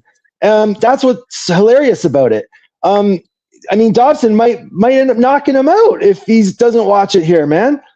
I can't believe how poor of a fighter he is. And clearly he is where he is because of his brother. His brother, the connections his brother has, it seems pretty clear to me that's how this guy's getting the fights, the exposure that he is. It's not on skill. Are you kidding me? It's politics of business, obviously. I see kids that they're teenagers that box better than this guy, man. Come on. If anybody wants to come on the panel and talk about it, come on. Tell me what he does that's so great. I don't see anything. I don't see any strength. I agree with you, bro. He doesn't seem like a world champion fighter. And this is not me just jumping on the panel to put this dude down. I'm just going by what I see. I agree with you. He's not as good as his brother. I'm hoping he becomes a champion because I like to see good stories like this. But I don't know how long you been watching boxing, my brother. Well, I mean, I've been watching it a while. I mean, Have you been watching the 90s? Sure, of course. Yeah, I'm 48 years old, man. All right. That was my time. That was my time. That was really my time, Say no more. I love to share education with my brothers, man. In the 90s, we had a pair of brothers by the name of the Ruelas brothers. Gabriel Ruelas had one of the best head movements in boxing, right? He killed the guy in the ring. And after he killed the guy in the ring, he wasn't the same fighter, but he fought Arturo Gotti in a great fight, one of Gotti's best fights. Gotti knocked him out, but he was a hell of a fighter. And then he had a brother named Rafael Ruelas, who was a good fighter himself. That was the guy that Oscar beat for his first 135 title. Oscar knocked him out in 2 rounds, but these were brothers that was world champions, and that was a lot more common back then. You had Terry Norris, who was arguably the greatest junior middleweight of all time, and his brother Orlin Norris was a cruiserweight champion. So we had a lot of brother combinations that were world champions back in my time. And I don't mean to sound like an old head, but I'm just bringing up what it is. And I would like to see what's up with Keyshawn or Chiron, excuse me, right? Johnny Chiron? Kelvin. Yeah, Kelvin. Because we also Kelvin and Keon and Keyshawn. Yeah, because we also got the Wilder brothers. Wilder was a world champion, Deontay, and the other brother wasn't. You know what I mean? And we got a couple of other guys. We got the Puerto Ricans. We got what's the nigga name from PA? The Puerto Rican dudes, they're brothers. Johnny, help me out. Adorno. Yeah, there we go. We got Joseph Adorno. And we got the other Adorno. Jeremy. And I was very high on them guys, bro. Because they looked like the goods early on, but I don't know what happened. But hey, Lo. What's up? So I'll just say that the fight though. Look at Dobson. Look at good action in this fight. Like Dobson is getting on the inside. Yeah. This is what I was hoping we would get with this fight. And as long as the pace stays slower, they can keep throwing. I won't mind it, But I don't want to just watch Kelvin get beat up. Kelvin, the guy, do something here, man. Yeah, real quick. All that. Are you the guy? You Tone's best friend? Fight Puerto Rico? Because that's who you sound like. What are you talking about? You sound like Fight Puerto Rico. I don't know. I like Tone though. Tone's my buddy. Oh wait, no, I'm saying 'cause you sound like Fight Puerto Rico. I'm just a little. Sorry. Hey, but what I was gonna say though, Lo, was that brothers in like every city at all times has a family of brothers that are in boxing. Okay, during the whole existence of boxing, every city always has a family with like at least 2, 3, maybe more brothers. There's families where there's like 4 or 5 of the guys will box. You know, there's something about boxing that. Yeah. It's like a tradition, really, kind of, you know, but that they become successful and get to the top is rare, obviously, right? Yeah. Like I said, you know, the Judas, they had 9 brothers, right? Zab was the one that stood out the most, but his brothers were great amateurs. And then you got the Ennises, you know, you got Boots Ennis, you got Pooh, you know what I mean? No credit just taken away. They're all incredible fighters, but Jerron was the one that really was able to take it to the next level on the pros, just like with the Judas, Zab Judah. But let me tell you something, bro. I went to the Golden Gloves with a kid. I seen live Zab Judah's brother, right? His name is Daniel Judah. He fought a phenom from Manhattan by the name of Tukamba Olajawaj. Who was a little brother of I forgot his brother's name, but his brother fought Tommy Hearns, and he had a bad eye injury. He had to wear a patch and retire. Tacomba Elijah was a fucking amateur that was knocking grown men out, bro. And he fought Zab's brother, Daniel Judah, and I thought he was going to knock Daniel Judah out. Daniel Judah beat this dude, and you got to be there to understand how incredible this kid was at the time. Tacomba Elijah, you know what I'm saying? And Zab's brother beat this dude. So everybody thought Zab Judah's brother was going to be the next big thing. But Zab surpassed him in the pros. Hold on a second. Polo Buck got Dobson ahead, 48-47. Right now we're in round number 6. Yeah, Brian Norman's the full event, right? Brian Norman's next. Yeah, correct. There's 2 more fights after this. Yeah, Johnny, there was a crash out reported, just so you know. Well, there was a what? I don't know, there was a crash out reported, but I didn't get the full details of it. A crash out reported? On your show, yeah. When? I don't know. Tone posted some shit about anything watching with them yet. Well, that tells you everything you need to know if Tone reported it. There was no crash out here. I have no idea what y'all talking about. Tone's a troublemaker. I love it, though. Yeah, that's my nigga. But yo, Johnny, I'm proud of you, bro. And I fuck with you heavy, my nigga. And I can't wait till the day you come to New York. We're gonna roll the red carpet out for you, bro. We're gonna have a great time. We're gonna go out and enjoy the night. You know what I'm saying? I got some solid people with me, and a lot of them fuck with you. My nigga Maniac always speaks highly of you. That's my brother right there. I got mad love for Maniac. I know Maniac outside of the boxing shit. So you know, that's my dude, man. Yeah, man. We're gonna have a good time, bro. You know what I'm saying? Even if you was out here, even on no boxing shit, even on some regular man type time, you good money, Johnny. I fuck with you heavy, bro. Same here, brother. I appreciate you, man. You know the deal. Absolutely, bro. You know, I be drinking. I'm drinking right now. I had a good time. I was at a little Mexican spot called Gonzalez. I was supposed to be at Perth Amboy at a boat party, but I didn't have a designated driver tonight, so I didn't go. So I'm staying home watching the fights here. Good, man. Good. That's good. Don't get yourself. Man, Dobson's great out of the clinch, man. He knows what he needs to do. He don't fight on the inside, though. He don't fight on the inside. But he makes sure as soon as he releases, he fires off. And, of course, he hits him because it's Kelvin. No, Dobson's doing a lot right in this fight, but I feel like Davis is allowing it all to happen. You know, he's making it easy for him, man. Easy. Once again, you know, both of these guys are not elite level fighters. You know, when they get inside, he kind of just panics and just ties up. There's no real legit inside fighting, bro. And I'm not trying to be here to be the Debbie Downer and shit on this era. But you got guys that they're lacking in certain areas. Boxing is the only sport where it hasn't really evolved. You know, when you look at other sports, it's gotten better over the years. Boxing, the skill set of guys, people pick and choose on who they study. You know what I mean? All the slick African American fighters or slick fighters, period, they just want to study. They want to study certain attributes of the slick guys, but they don't watch the guys that knew how to come forward. That's why a lot of these fighters are not multidimensional. This guy is struggling on the inside. He's looking lost in there. You know what I'm saying? If Kyron Davis was in there with an elite level guy, he'd be packed up already, bro. Well, how much do we hear callers talking about C level, B level on fighters that, okay, while they may not be A, they're basically underrating them, and then you throw a true B level guy in there, and people are going to be like, "Oh man, don't be such a hater" or whatever. But like, it is what it is. And it's clear here. Like, sometimes that is what it is, you know, for real. Well, I'm not going to call them A level, B level, because I'm not qualified for that. I'm not a professional fighter. But I will say, based on what I see, these guys are not multi-dimensional, right?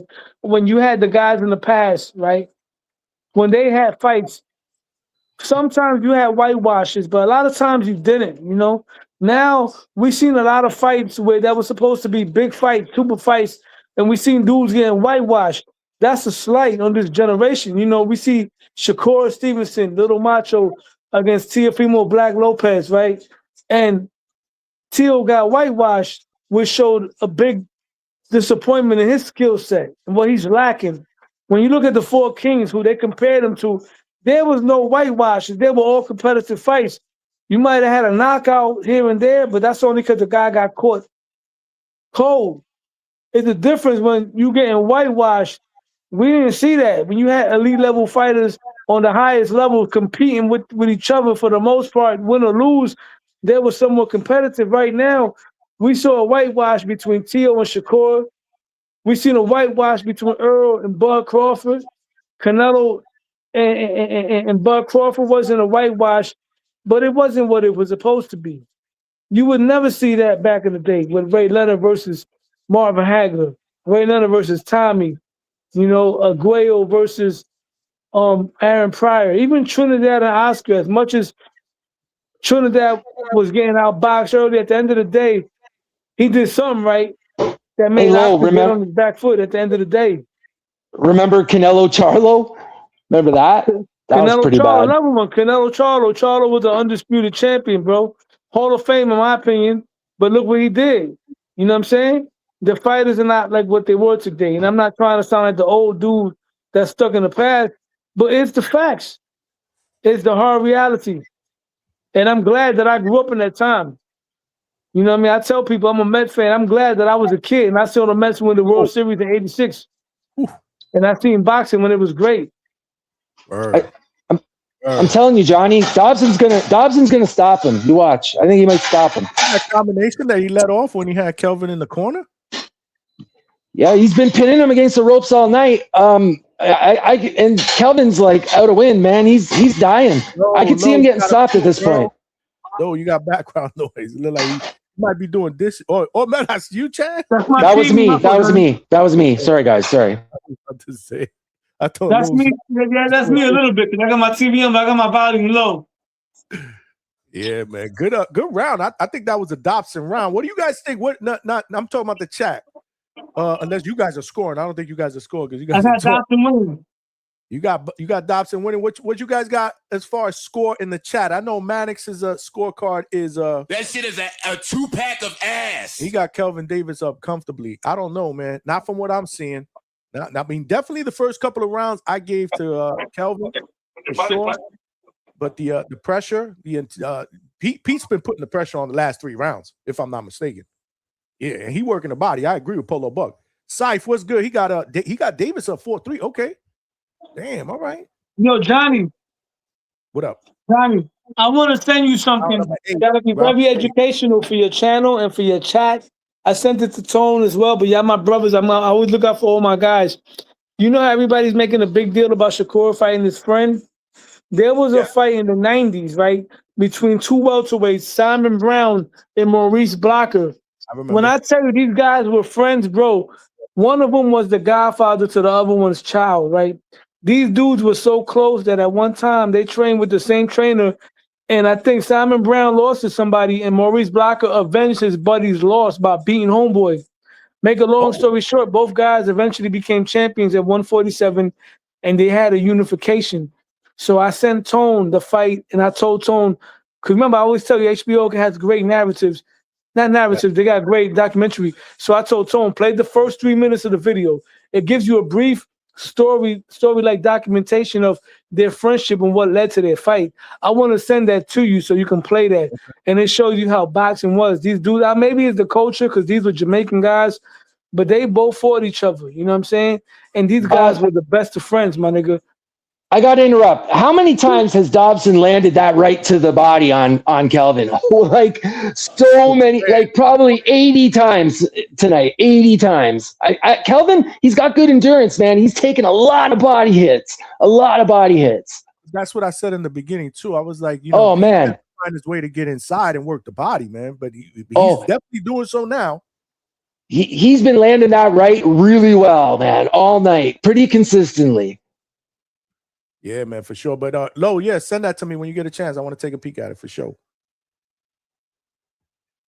Okay, I see it. I think you send it. You send it IG? Yeah, I think you send it on IG because I did see something come up on a cell phone. Salute. But yeah, let's hunker down, man. This is round number 8, 55 seconds left. What's your time stamp? It's only 3+ minutes, Johnny. In 3.5 minutes or so, they'll give you all the information you need. So when you get to the video, you play it. And then if you want to watch the whole fight on your own time, just on your own time, so you can see how it played out, you can do that as well. But I sent you that. That's why I like boxing back then, because they'll give you a card and they'll give you their little documentary within the card before the fight starts. You know what I mean? Yeah. I used to like that too. Yeah, bro. This was the Showtime card.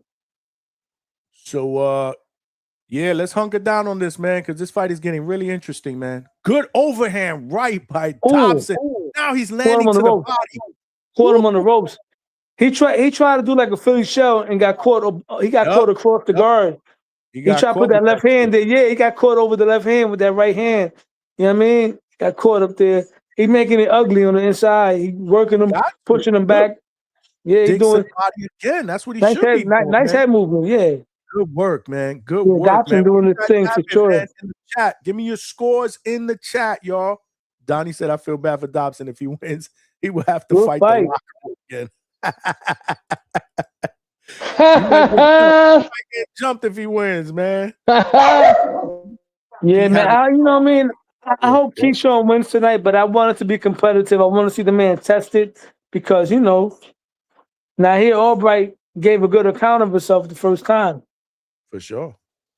I'm not scoring it either. I'm not scoring it, but that looked like a Dobson round to me. I mean, look, if this gets controversial, man, I might have to go back and rewatch tomorrow and score. I was only going to score the last 2 fights.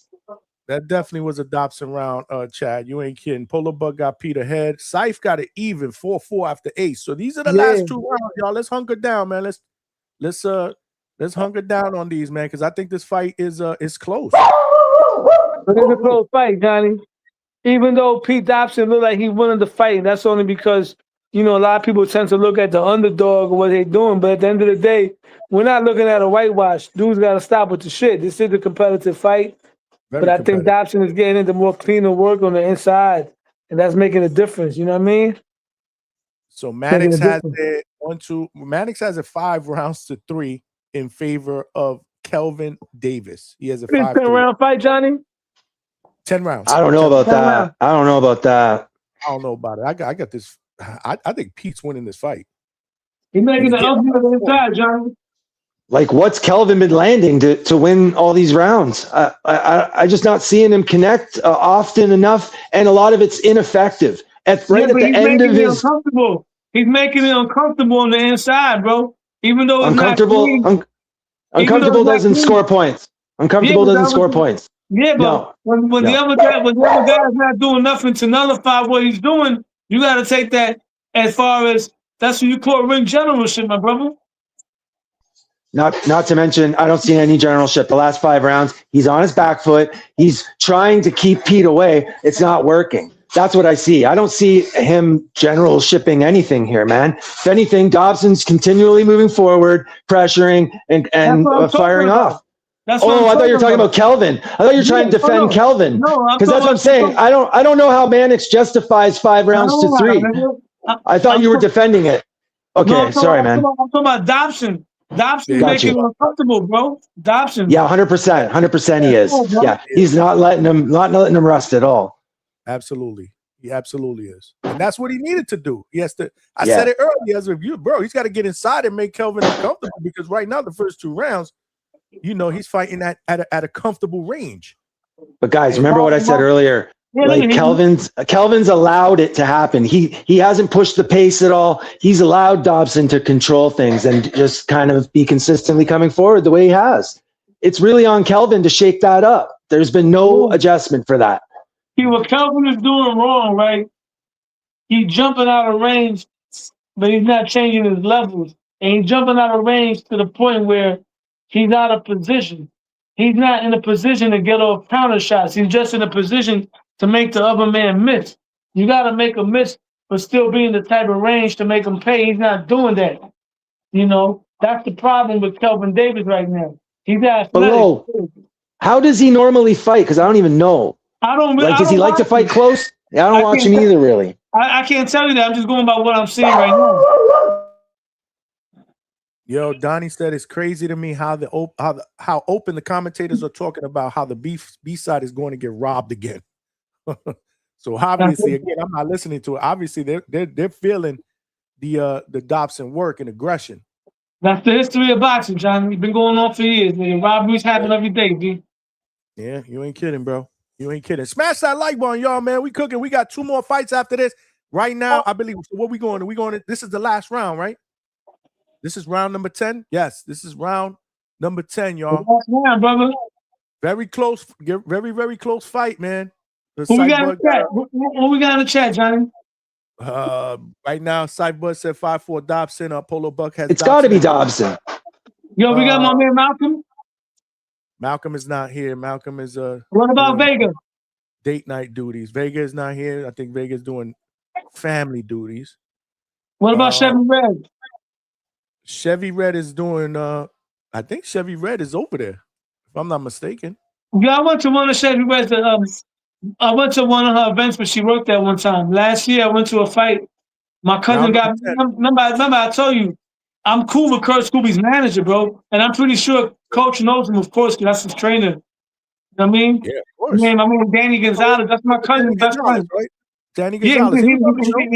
He's a lawyer. So we was over there with it was a card with Cornflake was the promoter and Chevy Red. Yeah, Chevy was the Yeah, I remember that. Yeah, the first time I met Chevy was in the garden. I met him in the garden though. All right, man. Let's call this last 2 minutes, Lo. Hold on. Go ahead. Round number 10, man. I got 218. Fight is very close, but the majority of you guys in the chat I'm seeing have Pete ahead. Have Pete ahead in this fight, but let's see how he finishes this. I'm at 205 right now. Referee is separating them. Don't know what happened. I missed that. I was looking at the chat. But right now, I mean, Dobson just flew in with his head down, that was all. But he did land a couple of combinations to the body and one up top. Kelvin, I'm gonna jump back on later on, bro. I'm gonna get off right now. We'll jump on later. All right. So Dobson's dropping his head, and it's starting to frustrate Kelvin, right? You can see it, right? Yeah. Look at this. Another lead right hand lands for Dobson, man. Good body work. While Kelvin tries to clinch.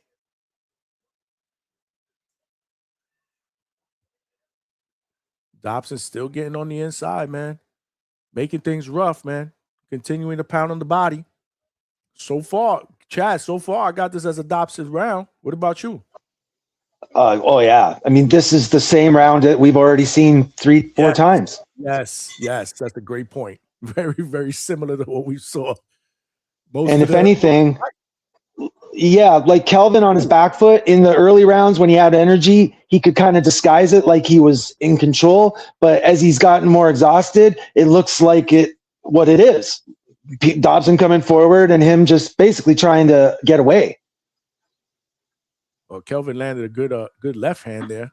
See that though? Like when Kelvin extends his full range, he's never popping Dobson with it. It's either his accuracy is terrible. His understanding of distance and range is terrible. Anytime he's been able to throw a full shot, he's never hitting Dobson.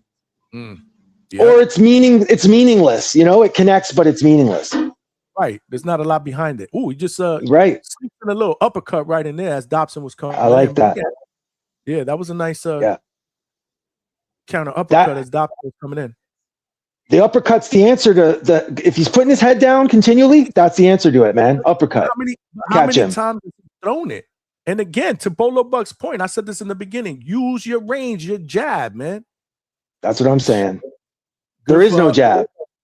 Fight is over, y'all. What y'all think, man? What y'all think? Do we have I'm still going, Johnny. I got like 10, 15 more seconds. I'm like 20 seconds behind you. How the hell you so behind? I know. You watching on the zone? No, I'm not on the zone. Uh-oh. I'll tell you what, though. I'll tell you what. Sorry, dude. I know you all linked up with them now, but now that Top Rank has joined, you do you, bro. Don't do you? Yeah. No, but I sort of feel a way about it too. Like I try and support, but the DAZN thing was, now that the Top Rank's there, I feel like the values, I mean, pretty much everyone's there now, right? It's the way that we kind of wanted it to be. Who's it? Just PBC not there, right? PBC and Zuffa. Oh, Zuffa, of course. Yeah. Zuffa. But yeah, everybody else is there, man. You got Queensberry, you got Matchroom, you got Golden Boy, yeah, you got Top Rank, yeah. Man, you got who else fights on that? Is Bare Knuckle fight on that? BKB? I'm not sure, but the value for the ultimate thing has got to be there now, right? I would think so, but again, you know, people. Yeah. For me, it would be. Put it that way. So, what do you guys got, man, in the chat? Let me know what you guys got. Which is crazy because if Pete pulls this off, 66% of the voters before the fight started had Davis winning this fight. Mannix got Davis winning 96-94. I'm gonna ignore the show for a sec, Johnny, because my result's gonna come in a bit later. I don't want to hang on, okay? Oh yeah. Okay, you got it. Salute, smash the like button, y'all. We got 2 more fights. My guy Brian Norman Jr. will be making his return to the ring. Next fight, co-main event against Josh Wagner from Canada. And remember, it was Chad from Canada and Ryan from the 6 that told us this dude, this dude is dangerous, man. He gonna come to fight. He gonna come to win. So let's see how that plays out. And then we got the main event between Keyshawn Davis and Nahir Albright. But right now we are at the decision. I'm gonna raise the volume just a little bit, y'all. So hopefully no back feed, no bad podcasting, man. Smash the like button and subscribe to the channel, y'all. Let's see. 99-91 in favor of Kelvin Davis. Is that what they said?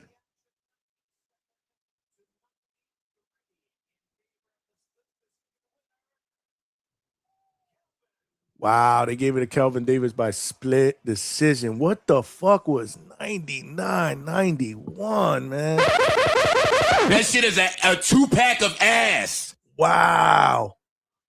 Split decision victory. Alberto in the building said, oh yeah, they robbing dude tonight. It smelled like a toilet full of nasty ass shit, okay? What is going on in Norfolk, y'all?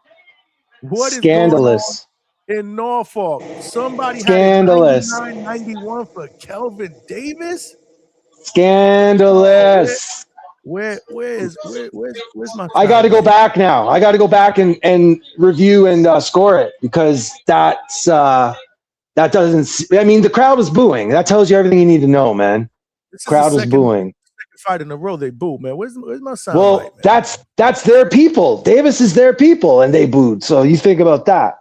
Oh, damn. Yeah, man. That can't be right. I mean, like we were all watching the same fight. Like, from whatever angle you saw, Davis just was not throwing enough and was not landing. He wasn't landing anything, man.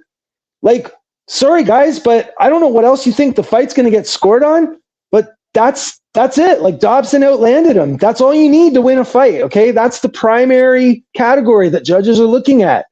Okay, if you're outlanding a guy, there's no need to consider anything else. And it seemed pretty clear there for several rounds, every round, right? I don't know. I got to go back and watch it and score it. I didn't score it, so I can't really, I can't reference anything. Man, that's crazy. I don't know. Is anyone in the chat like pro agree with the decision?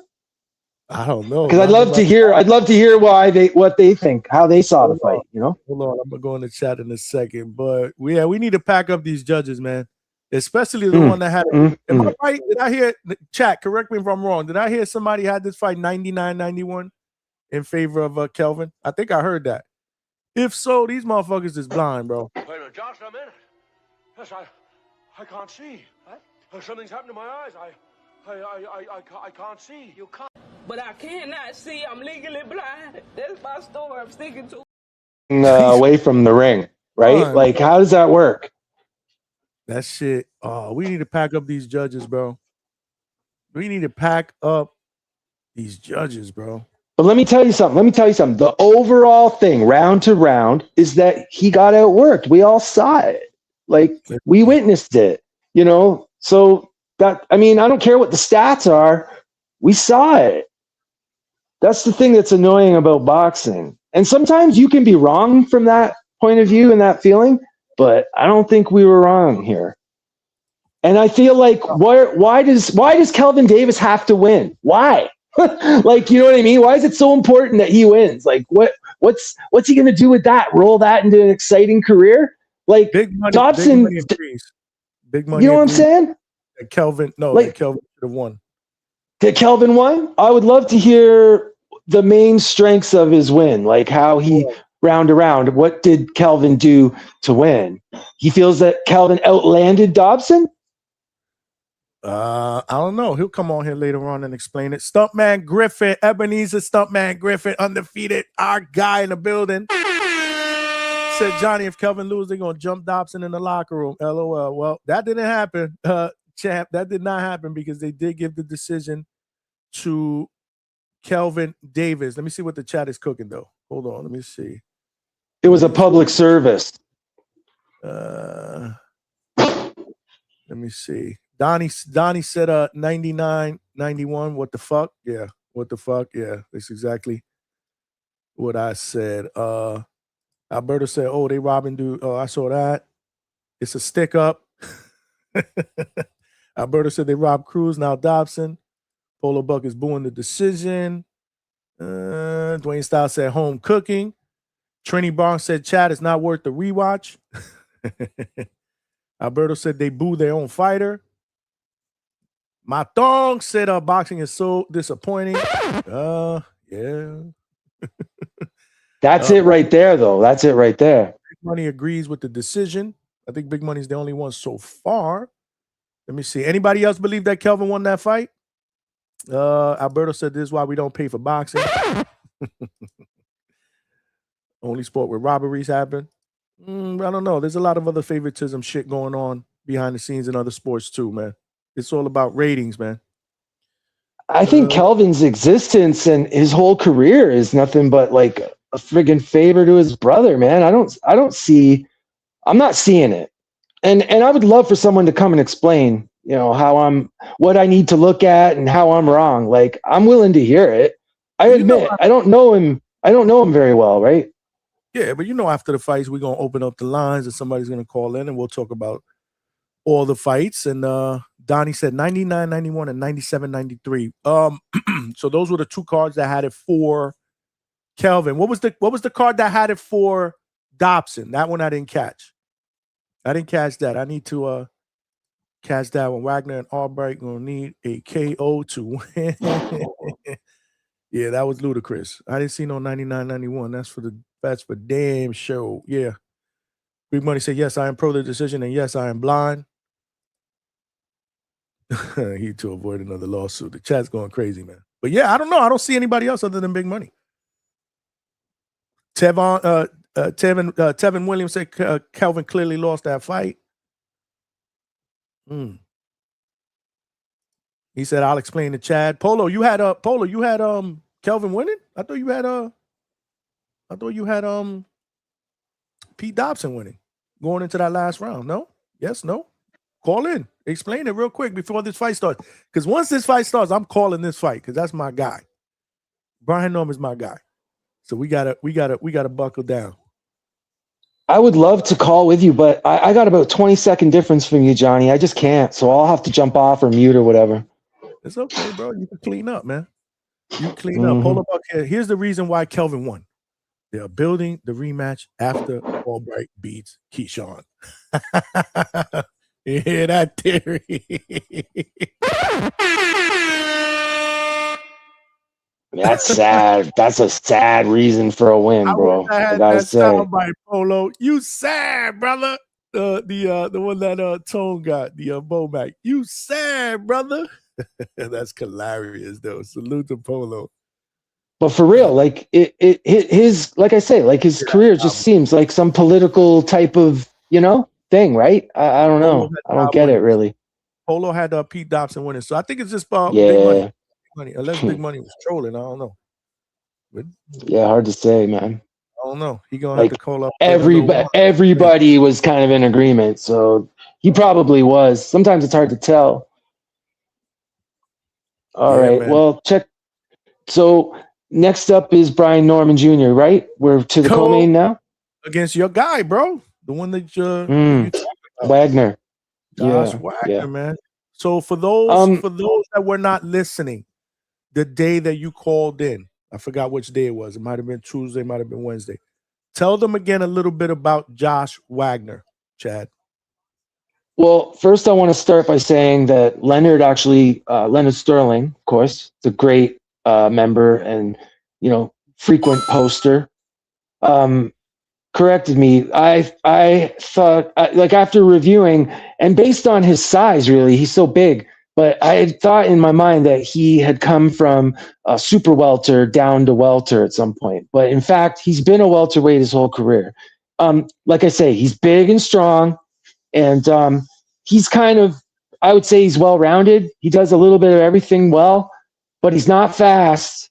I'd say he's pretty slow overall, and he would prefer a slower pace, kind of like the fight we just saw. But he's explosive, and he'll try and time really big, heavy shots using his size and everything, right? So Norman Jr. will have to be careful. He'll have to watch himself, especially once he's in range. Bro's got good reach. So there's a threat there, big time, from Wagner. Like he's a good boxer. He's a good boxer. So, he hasn't faced what anyone would consider, important opposition or anything. But from what we've seen, I think it's a good fight for Norman Jr. coming back, being that he's on a loss. We got to cut him some slack, guys. Come on. I'm all for it. I'm all for it. There's definitely a danger there if he doesn't come in and take his opponent serious. And that for me is enough. Let's let him get back in the ring, work with his new corner. And we'll see what's next for him, man. I'm hoping that they'll give us a visually exciting fight. That's what I'm hoping for. Lots of hands, right? Back and forth. That's what I'm hoping for. Yes, sir. All right. That's what I'm talking about. Salute, man. Salute to the chat, man. Looks like we got Chad, not Chad. Chad's on the panel. Vega's in the chat. There was somebody, they were asking Vega? for you, Vega. They were asking for your scorecard, but you were not in the chat. Vega, I don't know if you saw the last fight, but if you did, who did you have winning that fight? Curious to hear your thoughts, man, because the chat is pro Dobson. The chat is pro Dobson, and I thought Dobson pulled it out as well. So I'm because you said Vega had family responsibilities, so I'm imagining him at some gathering and he's like checking his phone periodically. I know that's what I do sometimes, man. And check the check the status of things, right? I'd love to know Vega's opinion. Yeah. Oh shit! Look, Diego Pacheco set to return in July. Salute to Diego. Salute to Alberto. And if you guys missed it, we interviewed his brother Fed Pacheco on Thursday's show, man. Check out that interview. That shit was dope. He loved it, man. He sent me a message, said, man, it felt like I was talking to my homies, man. Salute. Can't wait to get back on. He's fighting next Wednesday. It's going to be his 10th pro fight. It's a private event, so I don't believe it's going to be televised, but we'll obviously know the result, see if we can get any footage. And then hopefully Golden Boy puts him on a televised card, and we'll get him back here before that next fight. So salute to Fed Pacheco, man. That was a good interview. Good conversation. Good conversation. I think Vega missed most of the fight. He said he came home during the 5th round. So, Chad, to repeat something that you said earlier, this is a fight that I'm gonna have to rewatch because I want to see if I missed something. Because again, it's different. I'm watching it. I'm listening to you guys. We were in some conversations throughout that fight. I gotta watch it. I gotta hunker down. I gotta watch that again. Yeah, I wasn't planning to score it at all. And in reality, I think I started watching it after round 2 had started. So technically I missed a bit, but still, I think we saw the gist of it, you know, because I don't know, man, I feel like even when we're not scoring, when you're a fan, you know, you're watching with a certain eye, right? Like, you can kind of keep a running tally in your head of what's happening, even though you're not writing stuff down. It's just hard to reference it after, you know, remember what happened in what round and all that stuff. I always forget. I got you. Putting a poll out there, y'all, for the next fight. I'm doing that for every single fight. Who do you guys got in this fight? Brian Norman comes into this fight 25 years old. Josh Wagner's 33. Josh Wagner has a 3-inch height advantage. They both weighed in under the 148 contracted limit. And Brian Norman, they say, has a 1-inch reach advantage over Josh Wagner. It looks like that Josh Wagner is starting to make his way into the ring. So definitely vote in the poll, man. Every fight we doing a vote in the poll. Every fight we doing a vote in the poll, man. Alberto loves his brother. Absolutely. We are convinced. Great conversation with Fed. Big Money said, absolutely. Hey, Johnny. Johnny out of the interview pretended it was just me. What's up, Chad? Do you mind if I stay on and just, you know, in between rounds, I'd like to listen to your commentary, but then in between rounds, maybe I can interject something. But yeah, like sure. Play-by-play. I can't do play-by-play, unfortunately. Hey, listen, man. We get by here, man. We get by. The link is in the chat. If Vega, if you want to jump on, you can jump on, man. You can jump on if you want, but I think he's busy. Link is in the chat if somebody else wants to jump in and help us out. It's up to y'all. But Josh Wagner comes into this fight with 2 losses, one to David Papo and the other one to Harlem Eubank. That was the last fight. That took place in November of 2025. And Brian Norman Jr. actually lost his only fight in November of 2025 to Devin the Dream Haney. There is a link. Trini, the link is pinned to the chat, my brother. Wagner should be highly motivated for this fight. This is a big opportunity for him, especially after his last fight was a loss against Eubank, right? And that fight, if for anyone that would want to look, it's on YouTube, the whole fight. You can go and watch it. It was pretty underwhelming, to be honest with you. It was like he wasn't able to get it into 5th gear. So he was coming forward and whatnot. Like it didn't look as bad as Kelvin's performance, but nothing spectacular. Like if he does that tonight, Norman Jr. might knock him out, to be honest with you. He might stop him. So I don't know. We'll see. He needs to be a little more inspired tonight. Yeah, man. We got Brian Norman Jr., my guy, walking into the ring right now. He has a record of 28-1 with 22 big wins via knockout. He's a former WBO welterweight champion. This is his return fight, man. And first fight with Ronnie Shields, man. First fight with Ronnie Shields. Link is pinned to the chat, Trini, if you wanted to jump in and because I know you're a Brian Norman fan.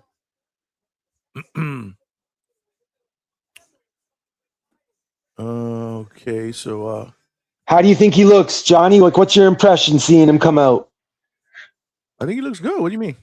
He looks focused, man. I'm just yeah, that's what I mean. Like, yeah, he looks focused to me, man. Yeah. One thing I will tell you, and this I know for a fact, is that he's just tired of people asking him about the Devin Haney fight.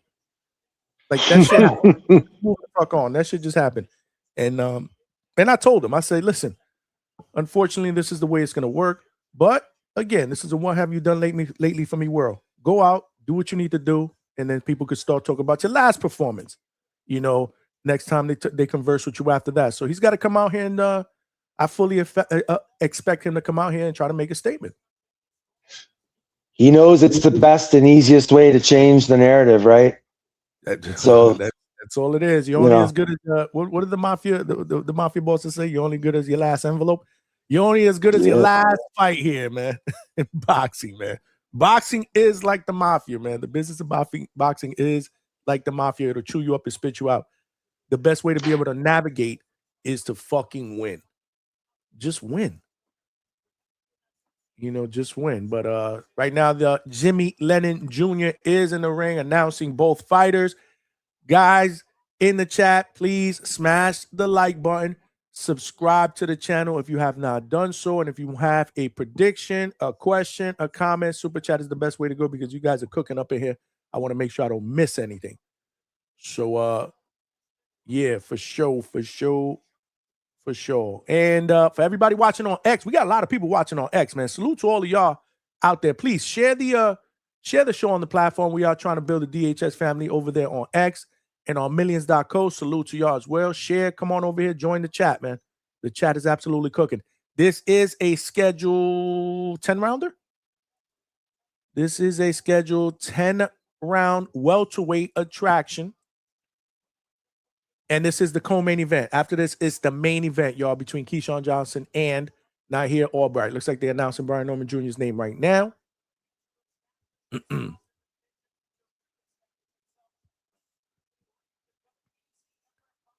Chad, do you hear my TV by any chance?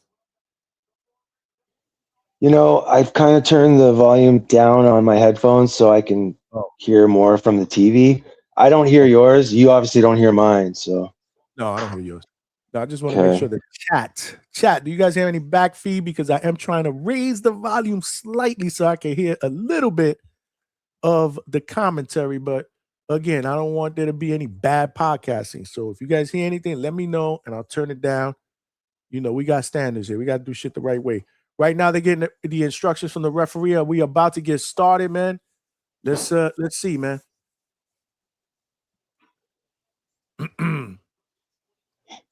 I got to say, I love seeing him in there with Shields, man. It's a good look.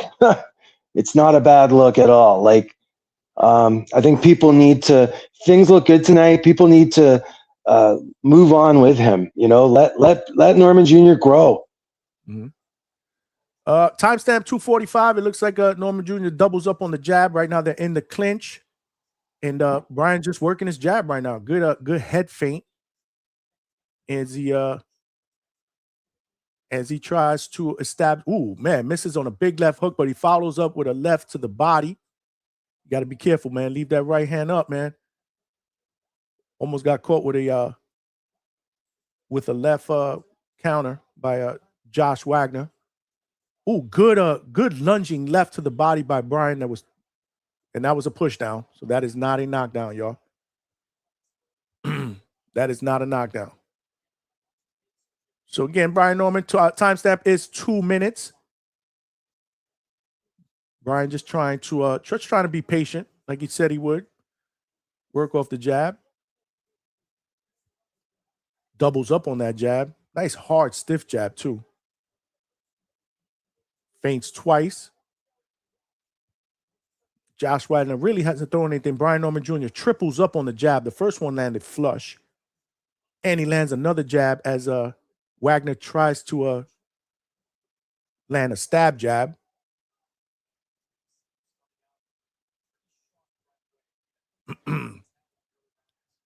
He looks pretty sharp so far, man. Good left. He doubles up that left to the body 2 times. Stabs to the body. Ooh, misses on a lunging left hook, man. He's throwing with conviction, man. Yeah, I'd say like a minute and a half, and now he's settled into what he wants to do. Yeah, exactly. He looks a little bit more relaxed. Stabs to the body. Wagner misses with a counter right. Norman making a conscious effort to work a very, very hard, stiff jab. He lands another one, stabs, and then lands another flush jab up top. Timestamp is 35 seconds. Another jab by Norman. Throws another one. These are all hard jabs. Doubles up. Throw the right hook that's partially blocked by Wagner. Ooh. Doubles down up top with a left and then one to the body. Good work so far by Brian Norman Jr., who is clearly winning this round comfortably. And now they get tied up at the 10-second mark. Trini Barnes said Chad's mic is loud. He's not even talking. Or when he was talking, I guess. That's the end of round number 1. Chad, you want to clean up here? What you saw? I'm in the last few seconds. I mean, yeah, like the first minute and a half, they were kind of feeling each other out, competing, and Norman Jr. fell into what he wanted to do, and Wagner kind of followed. I would give the round to Norman Jr. just on that, and he probably outlanded him a bit, but it would have been close when it came to that. Nothing stellar was happening with their hands, but I mean, it's a good opener, good first round, solid. You know, nothing exciting, nothing bad. Okay, that's how I want it. Right now, warming up. The overwhelming favorite in the chat vote is 94% believe Brian Norman Jr. wins this fight. Only 6% believe Wagner could pull off the upset. But yeah, Norman is. I agree with Polo Buck. He's whipping these shots, man. But he looks relaxed, and the jab is strong, man. What the hell happened to my feed? Oh, okay. I don't know if anyone noticed, but in the last like 30 seconds, there was a point where Norman walked from right to left and threw a jab as he was moving. It was great. It was just this little, almost like a little hook jab, but he didn't follow it with anything. I don't think it was almost like he wasn't expecting to land it, but it was great, man. He lands a big left hook that shook. That one hurt Wagner. Wagner's on retreat. Now Norman has him into the corner. Combinations. He's just letting loose. He's letting loose in the corner, and down goes Wagner. Wow. Timestamp is 2 minutes and 15 seconds. Wagner is down. He might not be getting up. He does barely make it. And right now, the referee is asking him if he's okay. He's trying to shake off the cobwebs. You see that killer instinct, though? Yeah. That's what it's about. And look, Brian Norman now being very, very patient, not going in for the kill, shooting the jab, trying to get inside, lands a left hook, and now he got him backed up into the corner, and Wagner is down again. He's down on the seat of his pants again. Let's fucking go. Yeah. And is he going to beat the count? He's going to beat the count again. And it looks like there's something wrong with his shoulder or something. He's complaining about his shoulder, bro. Is he trying to find a way out, bro? This fight's getting stopped one way or another. Yeah, he's complaining about something on the shoulder. So now the referee is bringing him over to see a doctor. Yeah, let the doctor look at him. Look at Brian Norman looking at the camera like, come on, man. Really? This dude gonna quit on me? That shit was a classic shot. Wait till you see it, Chad. You're gonna see the camera looks right into his face. But people are going to complain about the quality of Wagner and everything. I just want people to know that how many guys do we watch, even champions sometimes, in this situation, and they don't close the show. They allow the guy to come back from it and get back in the fight. I see it over and over and over in boxing. You know? The fight is stopped, y'all. The fight is stopped. This guy, he felt man. that pain, bro. Now he's complaining, he's complaining about his shoulder, man. He's complaining about his shoulder, man. So if the doctor stops it, will it become a no contest? Nah, he quit. They said he couldn't fight no more. Fight's over. Brian Norman Jr. Okay. All right. You know what I mean, though? Like, if it'd be like, like the ref like waved it off, basically. Yeah. All right. Yeah, no, he's done. He's done. I mean, he hit him so hard, his shoulder popped out, I guess.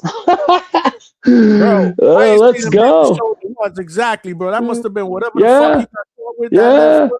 that shook him up. Yeah. And then all Yeah. them fucking damn. He hits you and you sprain your ankle. You know, it's like that. Oh man, great performance, man.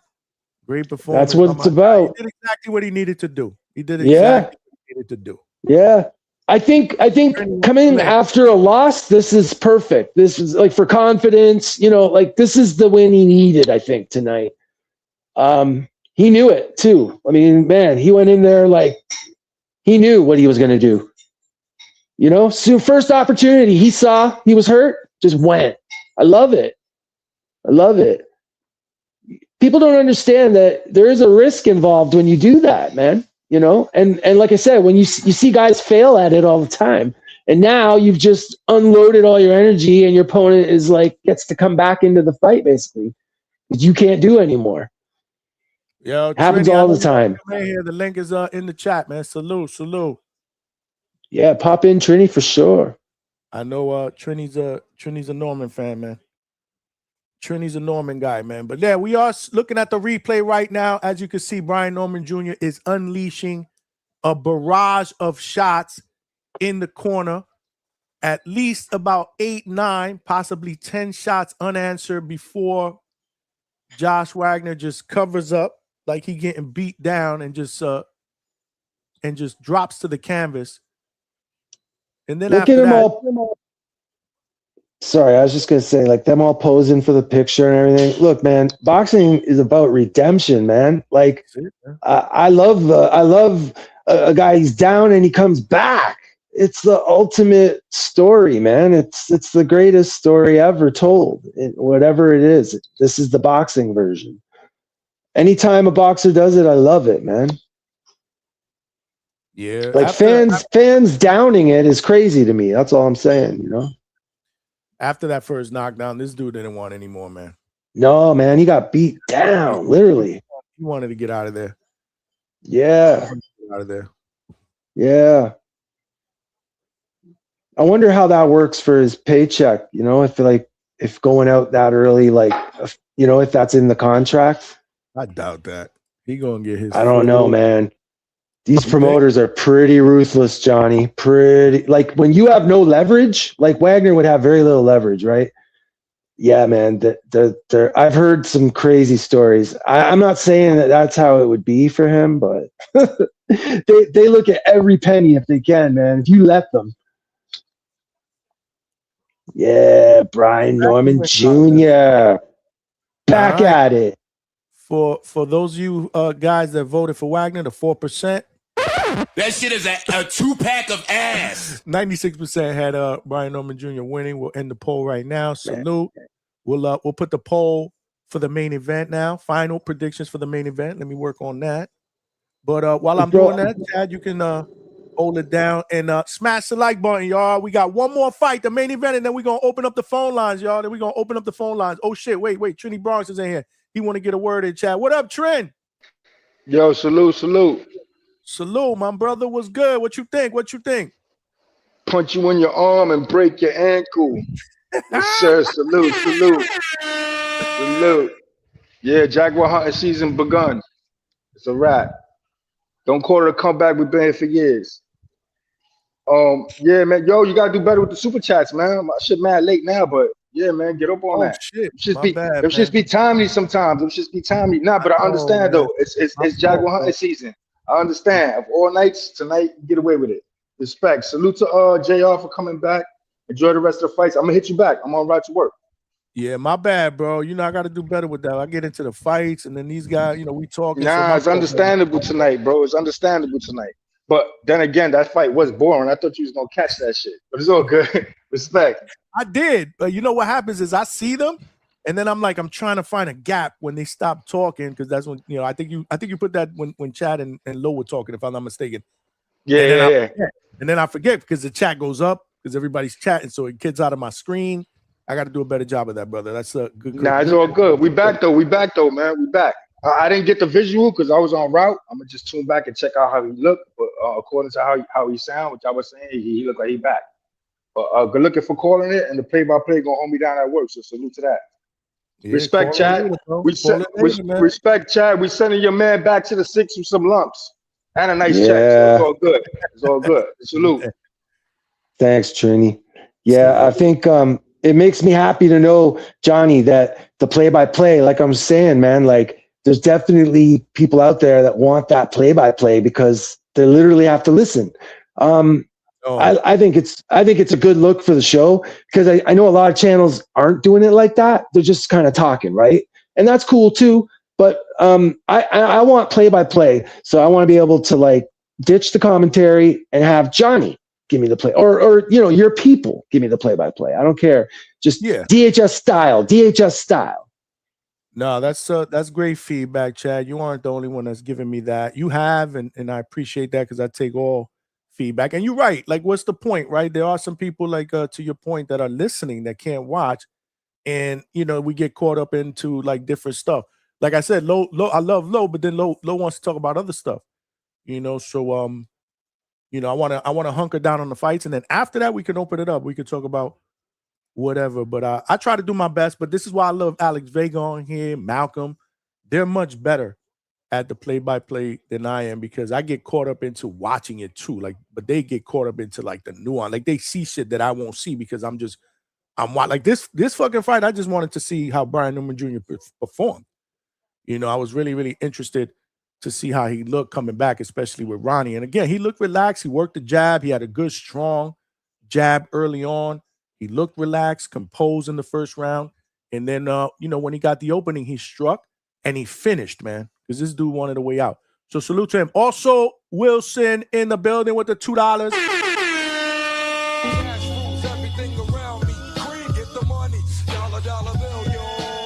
Oh, my God. He said Norman versus Rohan ASAP. I got to drop the bomb for that. Yeah. Let's make it happen, man. Where's Coach at, man? Coach is actually over there. Let's make that happen, man. I would love to be able to see that. Rohan and Norman Jr. I didn't get a chance to listen to Norman's interview post-fight in the ring. So, guys, loop me in. What did he say? Did he say he wanted anybody specific? What did he say? Let me know in the chat. So salute. We still need about 8 more super chats to get to our goal, man. Help a brother get there. We are putting in that work. Look at Brian Norman Sr. I see Brian Norman Sr. there. That's what's up, man. Good, man. So Brian Norman Sr. made it to the fight with the family. Great, man. I love it, man. Salute. Salute to Senior, man. Oh, they're having a great night, you know, no doubt. Yeah, Chad, you're going to have to hold it down for a minute while I go run to the potty. I'll be right back. Yeah, go ahead, man. I was going to say, though, I probably need to be a better co-host, you know, and check the comments for stuff like that, too, so I can zing it back to Johnny, like for super chats and whatnot. I don't really look at the comments like that when I'm on the show. I find it distracting. Like, I just work on talking to the panel, basically. But, yeah, guys, that obviously stopped way early, so now what? DAZN's going to go into overtime trying to provide us with entertainment, right? Once they run out of all the like pre-recorded, you know, stuff for the production. And then you can always tell when the commentators go into that like desperation mode where they hadn't planned to talk about what they're talking about. A lot of time it's terrible, man. It takes some pretty good personalities to keep that going. Johnny and I were just talking about this the other night. Most of you guys was probably here.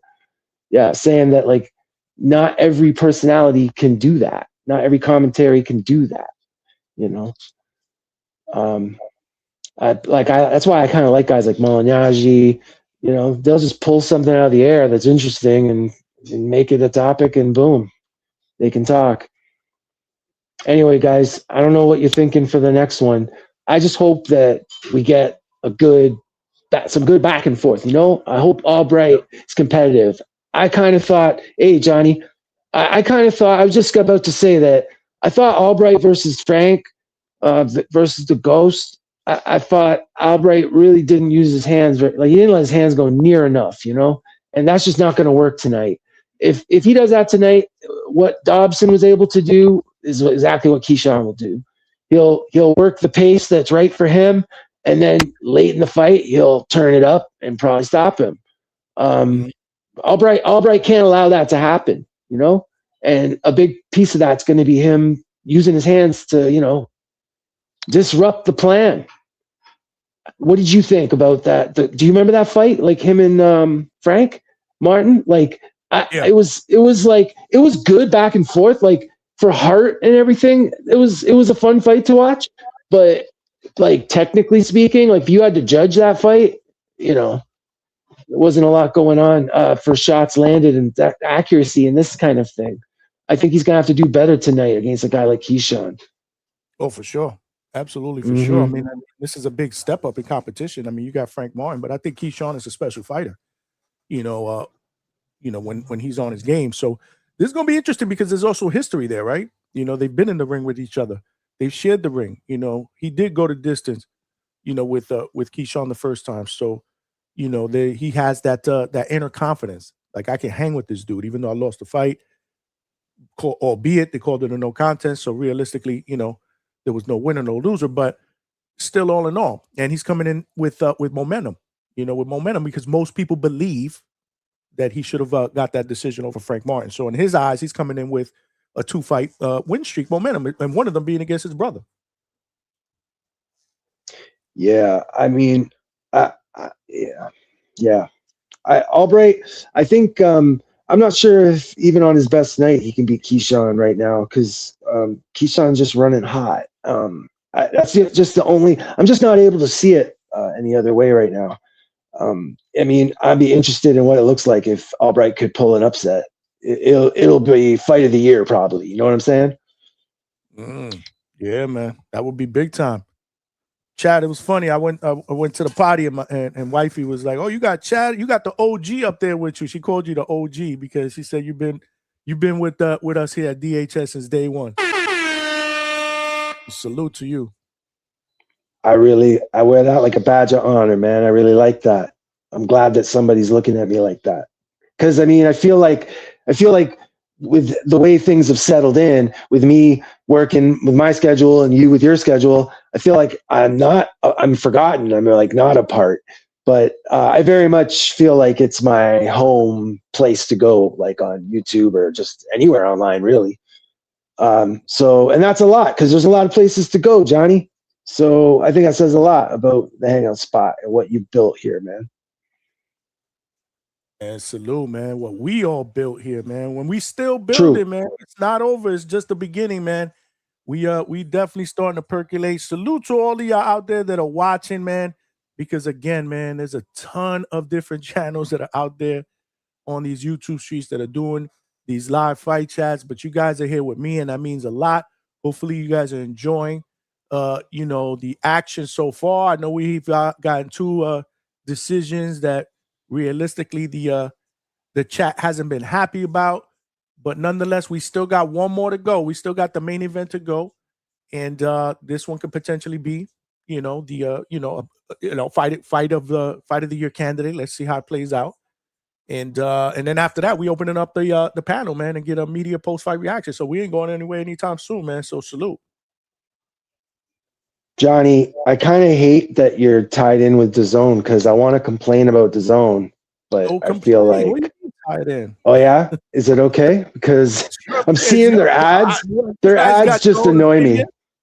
Oh, the ads, like, well, just their ultimate ad and how it's like no pay-per-view, no more pay-per-view.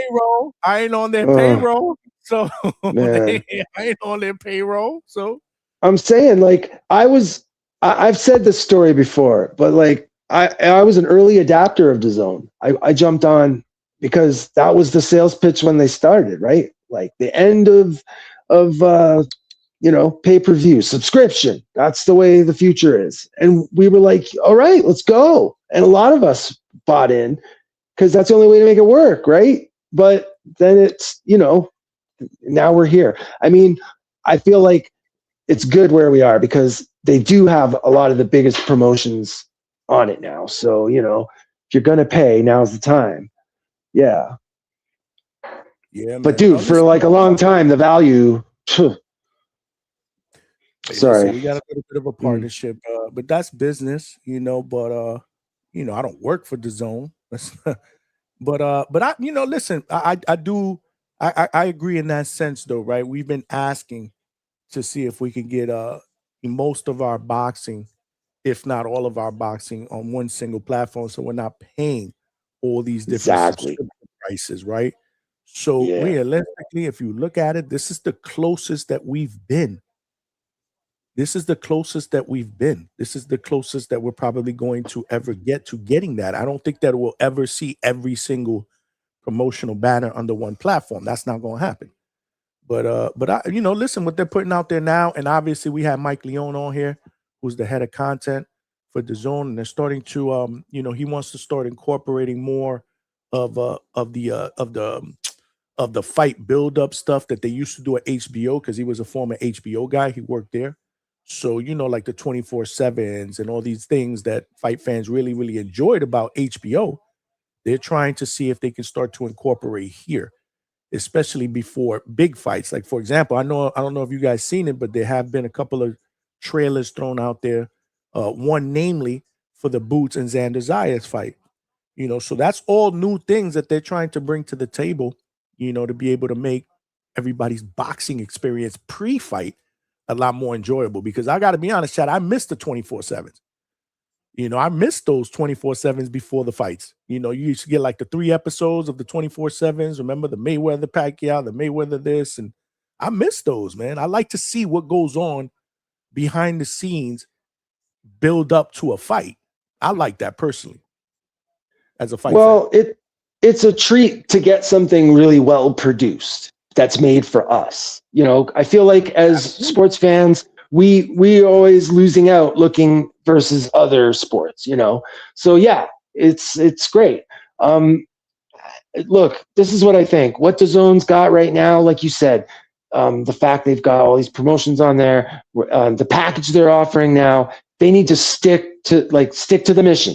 That's what I'm saying. Like, if they can stick to the mission and make it the viewer experience, give all the value they can at all times, it's going to work, and I'll be happy, and everyone will be happy. I think what they're offering right now makes sense, but that's been the issue, I think, with DAZN. That's like the theme of the story to me, like inconsistent. Like they start with something they're going to do, and then it doesn't happen, and it changes, and it changes again, and it changes again, and then it gets to a point where we don't even know what it is anymore. And now they seem to have like reclaimed their space. Like, we got Top Rank now, we got Matchroom, Queensburg. We're the biggest, we're the best. Everyone's here. I like it. It's a good look. Yeah, for sure, man. Well, no one else can compete with that right now. Who else, like, broadcast-wise? I don't think anyone's going to even try. Yeah. No, I hear you, man. Well, for boxing. Boxing. Yeah. No, absolutely, man. Yeah. But, yeah, man. So for those of you guys that want to watch on DAZN, right there, man, DAZN.com / the Hangout spot, man. You can check out the main event. We're about to get into the main event. People talking shit about Bob Arum. This is funny. Somebody called him an antique. Oh, come on, man. He looks great for his age, and he's still out at the events. He's still out at the fights. Come on. I peeped that white Mike. My boy said Bob Arum is an antique. Oh, man. He's I hope I have his vitality at his age, man. He's great. He's an artifact, man. He's an artifact. But he's like, he reminds me of the greatest things about the USA. Like, he's like this self-made, it's like that old school idea of being an American. And here he is at his age, still invigorated with what he's doing. It's a great thing. He represents, I think, a great part of boxing that's kind of dying now. Eddie Hearn, the next guys, they're pretty good. I don't know if they'll go as long and as hard as Bob Arum, though. Mm-hmm. They're going to hope that they do. The Bob Arum's been around forever, man. He's an artifact, man. He was born in BC. Think of everything he's seen in boxing. It's crazy. Shit, man. For real. You ain't kidding, man. Salute. That's the type of guy you want to have a beer with, You want to sit down and have a beer with a guy like that. Just let him talk. Just listen. Man, a beer, like you'd have to have about fucking a case of beer with him. You know, bro.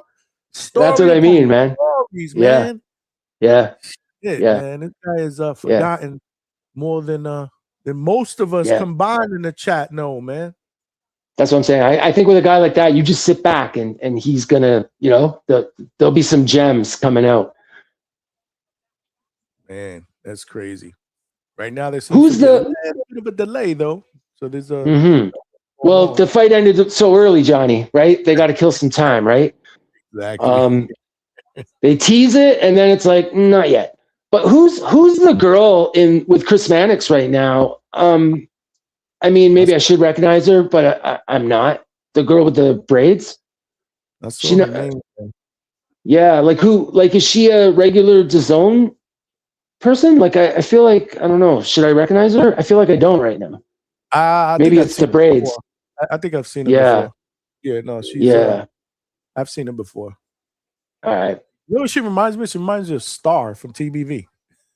Okay. Bit, right? Okay. Yeah. Like she kind of looks like her a little bit. Nothing wrong with that. I think Star is lovely in all the best ways. Like she's never fronted on her knowledge. I think she's like stepping up how she did coming into TBV in the environment it is sometimes. I think she handles herself. You know, she handles herself amazingly, man. Yeah, I couldn't agree. No, she's a gem. I met her and her husband. Her husband is amazing. Oh, he must be, right? Oh yeah. My God, he's amazing, cool dude, man. We chopped it up at Border Wars, man. He watches he loves the show, so he supports the show. But he's incredible, and she's such a good person. And she's been a very, very welcome addition to TBV. And she comes on here. She's been on here twice, I believe. We did Ladies Night one time, and she wants to do another Ladies Night. So don't be surprised if you see Star on the panel very soon, probably in the next 2 weeks. We're trying to get a Ladies Night going on. Like, to me, a Ladies Night at DHS without Star is like, it's like it would be illogical. She's like the logical choice, right? Don't forget, Johnny, that I've got a couple interesting ladies with the boxing up here too. If you wanted to go that angle, remind me, and I can remind you. You know, some ladies with like cool stories. You know. Yes, sir. You got it. Yeah, And, Star, Chevy Red, they're different, man. You know, because they family. Yeah. Chevy Red, man. No doubt. She's putting in that work. She putting in that work. I think she's at this card, if I'm not mistaken, but she working, man. Love her content. Love the fact that she contributes, man. She's here on late, man. Another one that works the overnight shift, but finds time to listen, contribute in the chat. Sometimes call in and spice up the panel, man. That's what she does, man. She sparks the panel, man. Well, I love that they feel safe enough in our male-dominated environment to just come in and kick it with us, you know. And then we still feel free enough to be ourselves. Like, we're not like, you know, oh, we better change up. No, they handle themselves. You know what I'm saying? That's what I like about them the most. Like, they take charge in a male-dominated space, but they remain themselves and feminine and everything, you know, they want to be. It's great. No, all right, tail of the tape. I'm looking at tail of the tape. Man, I didn't realize they're like everything's very close between these two, man. I didn't realize that. I somehow see Albright as being taller and longer than Keyshawn in my mind's eye. A bit shorter, right? He's actually a bit shorter. Yeah. Like Keyshawn, I wonder if that height is with those extra shoes, those platform sneakers you see them all wear. You ever see them guys wearing those, like the extra thick soles? They're hilarious. I don't know if Keyshawn does, but some of them guys do. It's funny.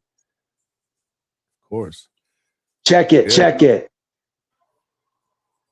Was he coming? Oh, yeah. Mask? I like it. I'm with it. That's that gladiator shit, right? Yeah, that's right. Mm-hmm. Yeah, like a Spartan. Spartan. That's the word that I'm looking for. Spartan. Right. Yep. You know, the legend, like 300 and that whole thing, you know? 300. Right. Mm-hmm. Thermopylae, the legend of Thermopylae. They were Spartans at Thermopylae, I believe.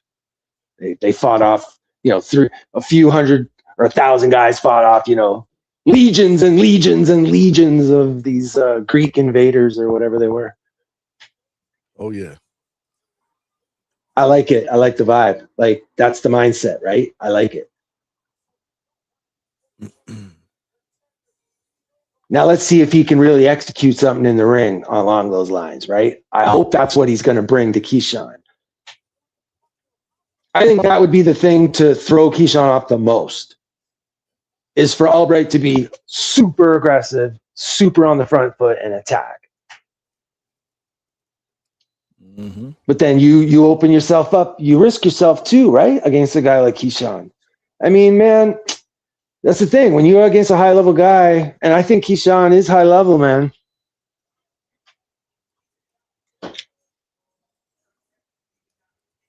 Yeah, Albright looks like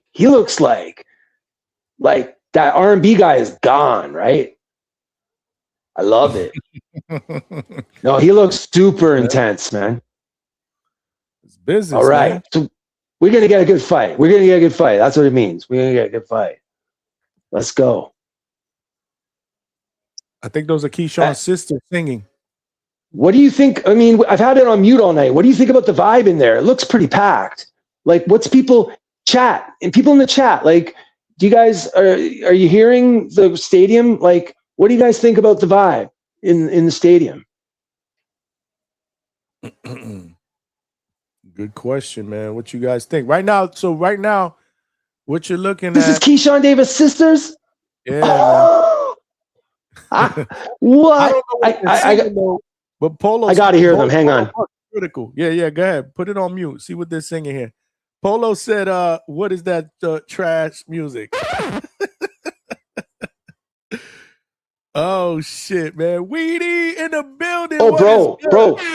They're on some like gospel. It's like some gospel vibe, man. Wow. It's like some faith kind of based. I like it, though. I mean, Keyshawn, again, like, you know, it's the vibe he needs, right? It's the feeling he needs. I love it.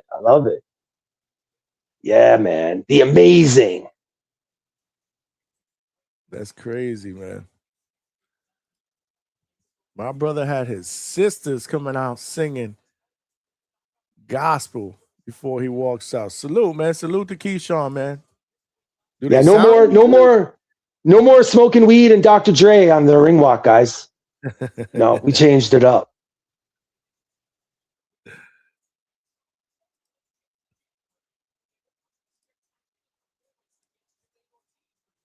I mean, it's great. He looks ready, man. I love the vibe. Just great. Let's go, y'all. Smash the like button, man. Main event. Mm-hmm. Is about we got a good fight here. Mm-hmm. Don't set up church music. Okay. Yeah. It's like faith-based type of music, right? Okay. Salute. Weedy said his wife singing those songs, so she's familiar with it. Okay. Damn, I gotta say, anything that's upbeat works for me. Like, you see sometimes guys will come out to like ballads. Some of the Asian fighters, they'll come out to these like really sappy ballads. I'm like, what? I've seen guys come out to classical music. That kind of puzzles me too. To me, anything that's upbeat is what I would want, you know, just generate some energy, right? Yeah. Yeah, absolutely. It looks like Jimmy Lennon Jr. is announcing the main event participants. Smash the like button, y'all. We're about to get it popping here. Dwayne Styles said, how many Davis siblings are there? That's a great question. There's got to be about 10 of them. Damn. There's a bunch of them, man. Little nephew Javi in the building. Salute. Salute. Let's go. But props to Keyshawn. He's getting them all work. Let's like, he's bringing everyone with him. And I like it. Using his position to, you know, help his own people and get them involved with what he's doing. I think it's great. Because when you're a champion, you got to squeeze all the juice out of your belt. However, whatever that might be for you, you know? And I think it's great, man. Absolutely, man. Why not? It's his night. It's his night. Yeah. Fire walkout. Okay. Yeah, it was good, man. Yeah. I'm gonna watch the replay. I'm gonna watch the replay tomorrow. And I do want to hear. Yeah, I like the energy. Mm-hmm. I like both of their walkouts. I thought.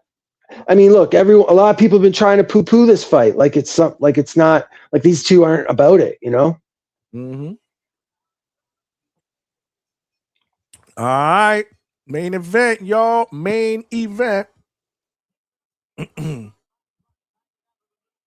Maton said Pro Box still got the best ring girls.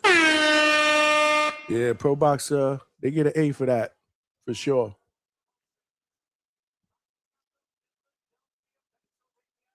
Nahir Albright comes into this fight with a record of 17-2, 1 draw, 7 wins via knockout. He is from Philadelphia, Pennsylvania.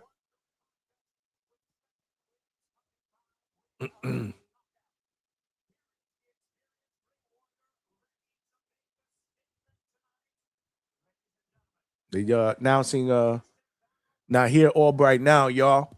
So for those of you guys that are listening, again, the main event is about to start. So we'll call this fight and then we'll open it up, man, and get immediate post-fight reactions. It's still early. Damn, it's not even 11 o'clock. That's crazy. Usually on these other pay-per-view cards, man, our main event doesn't fucking start till after midnight, bro. I hate that shit. And now, ladies and gentlemen, they are announcing Keyshawn Davis. And he comes into this fight with a record of 14 wins, no losses, 1 no contest, 11 wins via knockout.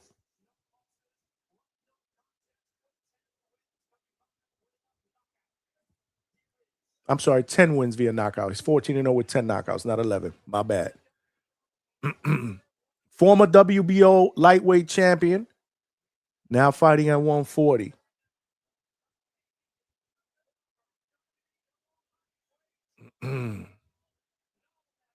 Yeah, it looks like a good crowd up in there, Chad. It looks pretty packed.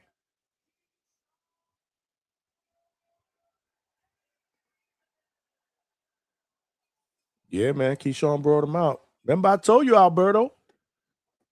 Ticket sales look like it might be. Sorry, Johnny. I filled out pretty well, man. The arena looks pretty packed, man. I stepped away for a sec. All good. Yeah. And all the beautiful people of the area are there. You know, that's what I love about boxing. The women are all done up. Dudes are looking good. Everyone's like on their best, right? That's what it's about. It's a good Come to be seen. Come to be seen. That's a good way to put it, man. My man Joaquin Arizona in the building. My man, salute. You already know, man. Buckle up, y'all. Main event time is here, man. This fight is scheduled for 12 rounds. No title at stake. Neither one of these guys are a champion at 140. But, again, there is a rivalry there. So there is a, yeah. Salute to Joaquin, who, hold on, where is this? Who just sent a $2 super chat to support. Straight cash, homie. Salute to you, my brother. Says support DHS. You already know, man. We need 7 more to get to our goal, man. Let's get it, man. All right, here we go. Round number 1. Both guys meeting in the center of the ring. And both just trying to use hand. So Keyshawn starts with a stab to the body that I don't believe that hits. And now he steps in with a good jab and a 1-2. Good stab to the belly. Good strong stab by Keyshawn.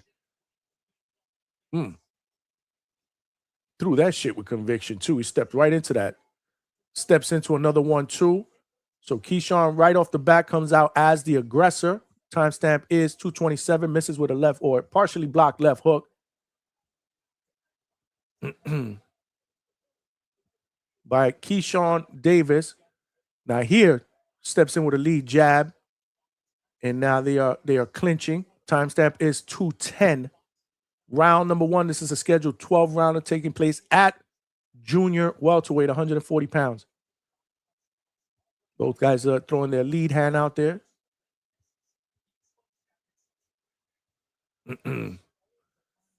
Good strong jab by Keyshawn as he doubles up at the 150 mark.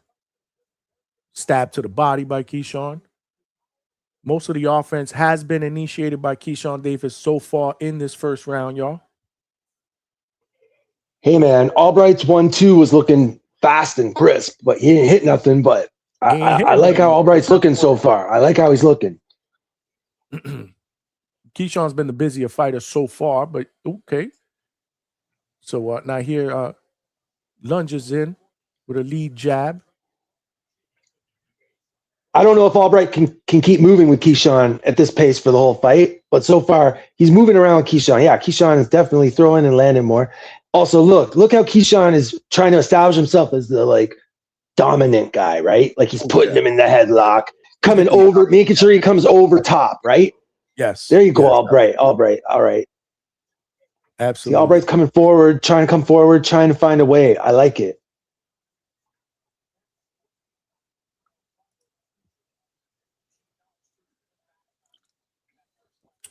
Feint by Albright though, but again, tries to get on the inside, but again, Keyshawn clinches. Now 35 seconds left in round number 1. Both guys have a nice jab. Good stab to the body by Nahir. Good 1-2 by Keyshawn, who proceeds to shake his head like confidently. Good stab, doubles it up, goes down and then up top with a jab. Left hook partially blocked by Keyshawn. Good lead overhand right by Nahir. Lunges in with a left hook that misses. Good stab by Keyshawn to the belly. And that is the end of round number 1. And Keyshawn stares at Nahir like, come on, man. You ain't got nothing for me, man. I scored that Keyshawn round. What do you guys have in the chat? So far in the poll, 71% believe Keyshawn will win, only 29% for Nahir Albright. Yeah, easily a Keyshawn round. But yeah. I liked how Albright was moving. He landed some okay, like some of what he was trying to accomplish with his offense. I like where he's going with it. He'll have to try and find a way, but he's trying is the point. Yeah, that was definitely a Keyshawn round. Most of you guys in the chat will agree. But he did make a conscious effort, Chad touched on it, to be physical, right? To be to try to impose that he's the more physical fighter, the stronger fighter out of the two. Now this is round number 2. Timestamp is 2:47. Both guys just posturing in the middle, just trying to establish their jab. Now here tries to double it up, but just flicked it out there. Nothing really landed. And now he doubles up on the jab, tries to go down to the right to the body, but good movement to the side by Keyshawn. Timestamp is 2:24. Oh, Keyshawn just lands a lead left hook, follows up with a right hand. Good stab to the body by Nahir, but Keyshawn counters back with a jab of his own. Now shoots another jab out there. Strong, crispy jab. Throwing that with conviction so far. Round number 2. Timestamp is 2:01. A couple of feints by Keyshawn.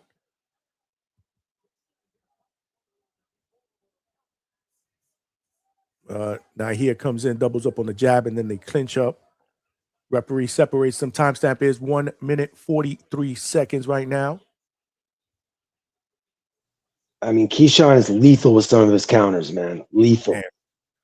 Good jab and then down, straight right hand to the body. Good 1-2. Second one down to the body.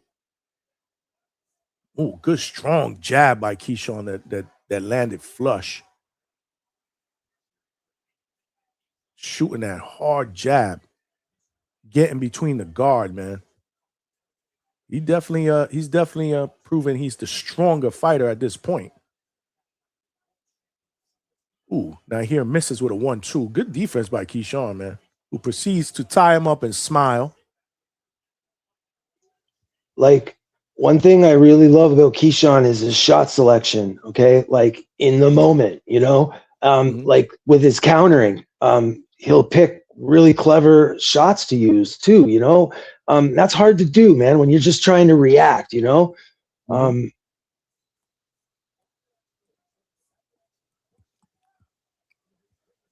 Now here with a lead right hand misses, but then Keyshawn counters with a quick combination, man. Good hand speed. and placement there. Another strong jab. Keyshawn is having a good time right now. He's smiling right now. Kind of get the feeling that he feels he's one step ahead. Albright won't have the speed for Keyshawn. That was like the first thing I thought after watching him against Frank.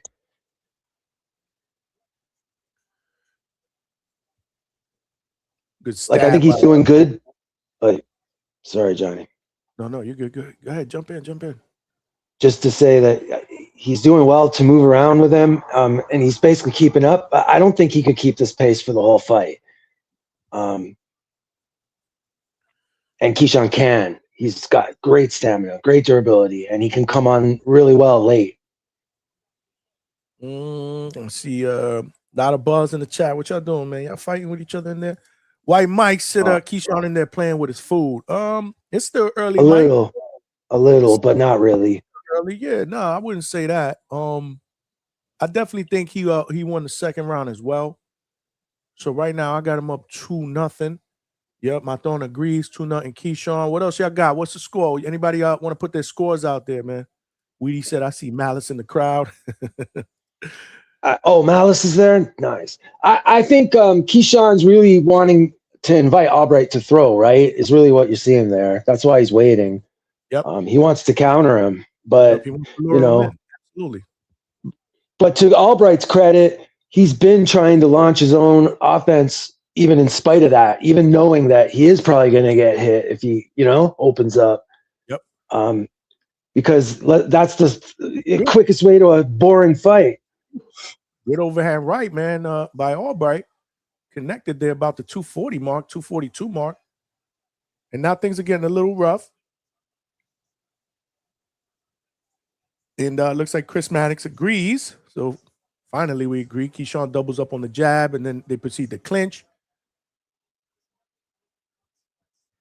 My timestamp is 2:15 right now.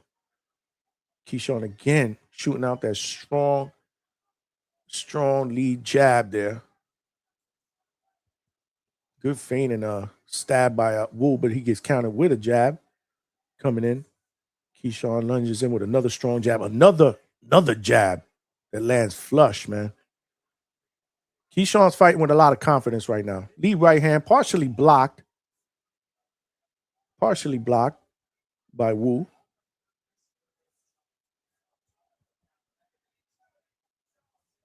And now they're clinching up on the ropes. Referee's going to have to separate them at the 1:35 mark.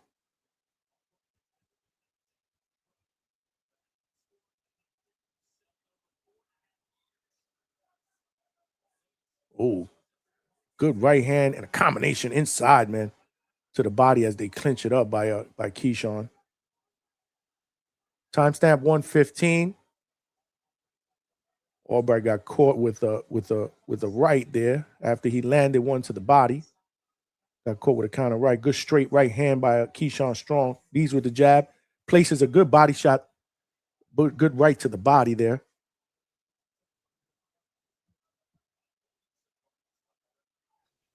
Some great exchanges there, man, to the body too. Yeah.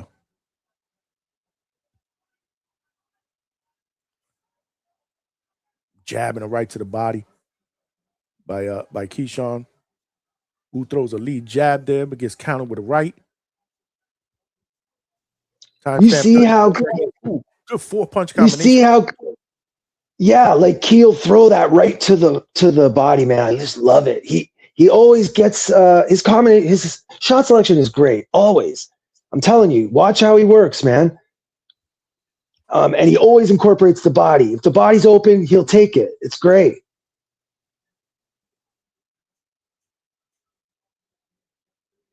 Ten-second marker. Woo shoots out the jab there. So it doesn't look like there's going to be any fireworks at the end of this round. Keyshawn ends it with a jab. And that is the end of round number 3. I'm really interested to hear what the chat has as far as score. Let me know. Let's get involved.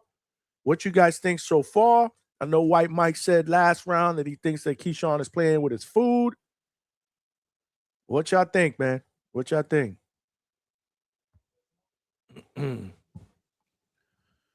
I think definitely the pace of the fight is at Keyshawn's. You know, it's how he wants it right now. Well, I think he's large and in charge. Keyshawn was going to win this fight before it started, 70-30 in favor of Keyshawn as far as the DHS voters. I mean, I don't know enough about Albright to really, I couldn't, you know, be too creative when thinking about it, you know? Maton has a 3-0 Keyshawn. I don't disagree with that. Oh, yeah, it's 3-0 Keyshawn for sure. Yeah. Round number 4, y'all. Scheduled 12 rounder. Still waiting for this fight to heat up a little bit more. Good inside body work by both guys. And I mean, Albright's trying. He's trying.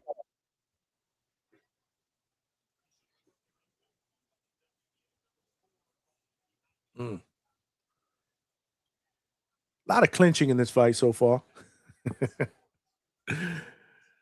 Dwayne Styles has a 3-9. Bronx Finest was good. Is that my man the Maniac? No. Who that? Bronx Finest.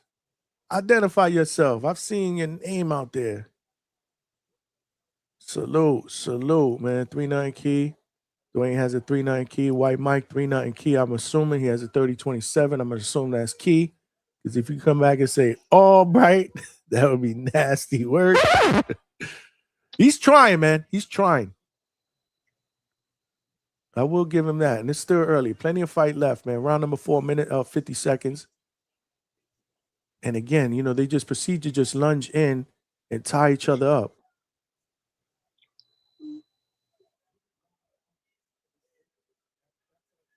Definitely the jab edge is in favor of Davis.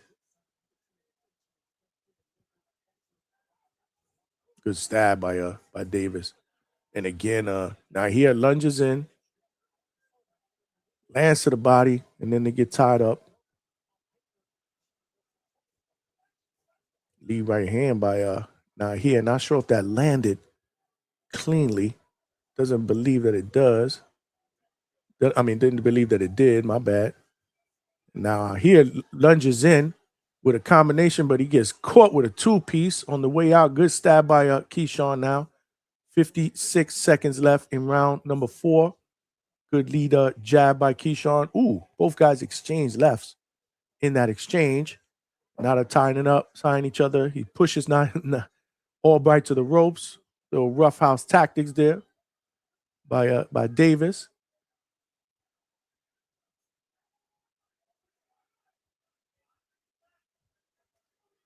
$30 seconds left in round number 4. 1-2. Now here, Rush lunges in with a 1-2, but then it's clinched. They proceed to clinch after that. Man, this ref, he's got his hands full. He's doing his best though. Yeah, and you know, man, because you ref.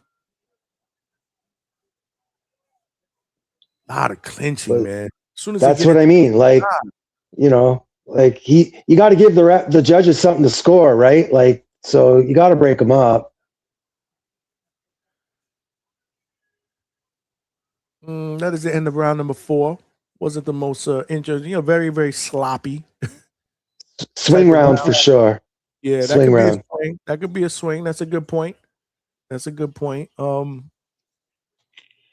I'd probably lean a bit towards Keyshawn in that round, but I wouldn't be mad. Nahir did land a couple good shots when he lunged in. Scythe Bud he got a 3-1. He got a 3-1, so he gave that round to Nahir Albright, I'm assuming. Yeah, I was gonna say Albright finished strong, you know. Yeah, he's tried to. So that helps. You're right. Yeah. Bronx Finest has a 4-0. Okay. So he thinks you know, John, enough. What's up, Chad? I realize, Johnny, I haven't spoke yet about Mason Cordina or that event yet, you know, on your show. I don't know if it's come up yet or not, but I can't wait till we can. Yeah, we haven't spoken a lot about that, but it's coming up on the pipeline. It's coming. Yeah. We're gonna show that fight some love for sure. That's July 4th, right? Yes. June 4th. Is it June 4th or July? July. July That's 4th. brutal. Yeah, July. You're right. It's July. Yeah, it's the big holiday for you guys. Yeah. Yeah, it's that weekend. I'm thinking of going, man. Cleveland. Just do a weekend, do the Rock Hall. Okay. Yeah. Cool. Man, this has turned into a really physical fight, right? Oh yeah. Like, again. is this where the animosity is starting to like reveal itself? Maybe, I don't know. Could be, yeah, absolutely. I mean, Keyshawn's in there trying to impose his big time, yeah. And Nahir is. Oh man, good exchange there at about the 159 mark. You'll see it pop up. Good right hand by Nahir in that exchange from what I saw. Yeah, good punch. Good punch, man. Okay, I'm watching. You're going to see something in there. Yeah, that right landed. It landed okay, because it was quick, man. It looked like it to me. I mean, we'd have to see the replay, but yeah, it was fast, Johnny. And the angle wasn't great either, Right. That's another thing.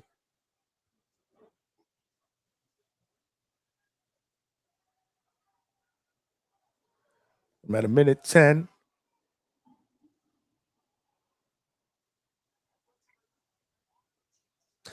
Awkward. Yeah, it's true. Now he's kind of awkward too. Yeah. I can't tell really where he wants to be. You know what I'm saying? Like where is ideal for him to be working? I can't tell. I know where Keyshawn wants to be. I can't tell where Albright's trying to get, like what he's ideally trying to do.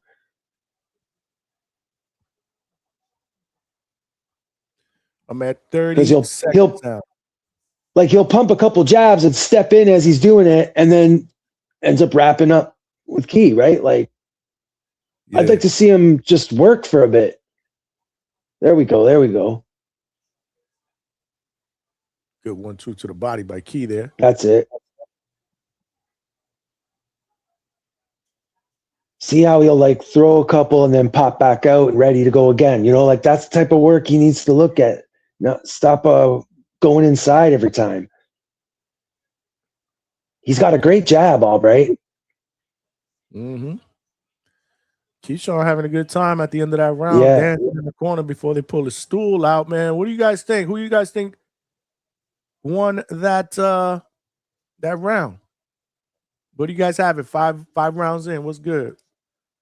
BX Big Dogs, what is good? What up, chat? What up, Johnny? What's good, my brother? My man. Salute. Nice 1-2 by Key. Polo Buck got it 49-46 for Davis. My Thorn got it 4-1 Keyshawn. 49-46 is 4-1 as well. I could see people giving Albright the last two. If I wouldn't be mad or anything if people did, but I think 4-1 is fair. 4-1 is probably fair. Johnny Trini said, Johnny, can you see Keyshawn picking Jr. as an opponent for his 147 debut? Nah, I don't know. I don't see it. But it's an interesting question, Trini. Really interesting question. I mean, a lot of it would depend if he moves up as a champion or not from 40, right? Like, I think a lot. Yeah, I don't know about. Yeah. Like how long? Like, have we heard from Keyshawn about what his plan? Like, does he have a plan per se? I haven't been watching a lot of Keyshawn interviews this week, man. But me neither, man. Me neither. A lot of names. I guess the biggest question, that question you got to ask James Prince, because that's what I'm saying. Sometimes I kind of feel like they're not on the same page. Like I feel like James Prince has one plan and Keyshawn's out here talking about 3 or 4 different plans. You know what I mean? Oh, no doubt. Yeah. I mean, I think there's a lot of fighters where that's the case, man. I feel like Benavidez, that's a big part of it, and that's why he'll say stuff different from his management. Listen, man, Keyshawn come out really focused this round. He looks really destructive in this round. Yeah, I'll fall back. You can call some of this round so I can read these chats. Well, I'm behind the DAZN ticker about 20 seconds, so I don't want to, I'll screw people up if I talk too closely in detail. There's probably a bunch of people that are right with you over there. Yeah, it could be. Could be. Same timestamp. They just show Shakur on the small screen here in the bottom left-hand corner of the small screen. He's obvious at the fight that he is, Okay, what's happening in round 5 here is what I expected the fight to look like. Like Keyshawn winning most of the exchanges, landing with like meaningful shots, and Albright kind of looking a pace slower, a touch, less. He's throwing less. It's pretty much how I expected the fight to look. Yeah, Keyshawn just push him right off, all right? Like, Keyshawn definitely strong. We get it. I see it. He's physically strong, absolutely. Hell yeah. Hell yeah. And he's gritty. Like, he doesn't mind. Kind of like that Bud Crawford strength. You know what I mean? Yeah, 100%. It's like that. It's like a internal strength, man. It's really what it is. Yeah, Albright tried to land in the inside. He got countered with a 2-piece. Crowd's buzzing. Keyshawn's got turned around like 3 times, I feel. He's a jokester tonight. Oh. See Shakur in there, man? Shakur's like, what, thinking about fighting Key? I hope so. Man, he wants it, right? Call of Duty, but he wants it. Oh, snap. That was a nice 3-piece there. You saw that? Oh. He's smelling blood. Smelling blood.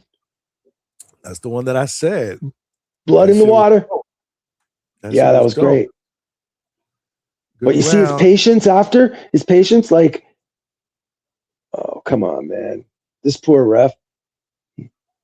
All right, let's go. Ugly fight, Mr. 89. Yeah. It's getting better looking, though. That was the best round for sure. Like, best looking round, no doubt. Where they were able to fight more continuous, less interruption. Yeah, that was good. But that's where Key's at his best, man. At a bit of a quicker pace and able to let his hands go often. And that's tough to beat, man. That's tough. You know what I mean? Like, you got to be up to it. I don't think Albright is. I just think there's a difference in skill level, It's that for sure. It's that for sure. Jab. Davis leads right in, man. I think Davis is going to start to push here for possibly. Yeah. Start cutting him down a bit, Johnny. Yeah, I can see it. I certainly think that's the mindset here going into this round. This is round number 7, y'all. So the second half of a fight. Chris Mannix has Keyshawn Davis up 5-1, 59-55. And Matong agrees. Damn. I love the start of this round. Yeah, that's what I'm saying. Picking up the pace a bit. Yeah, let's go. We got to fight now.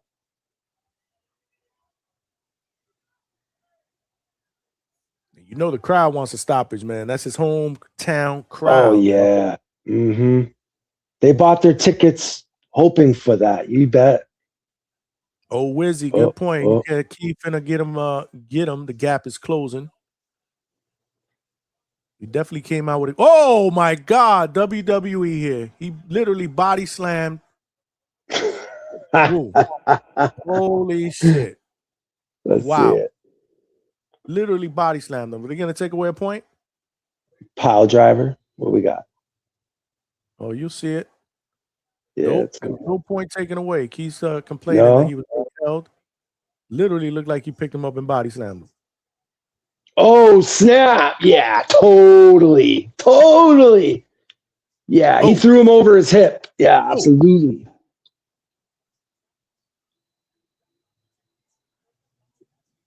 Yeah, the crowd loves it, though. They all got their phones out. Did he get a point deducted for that? Well, I have it muted. It doesn't look like it.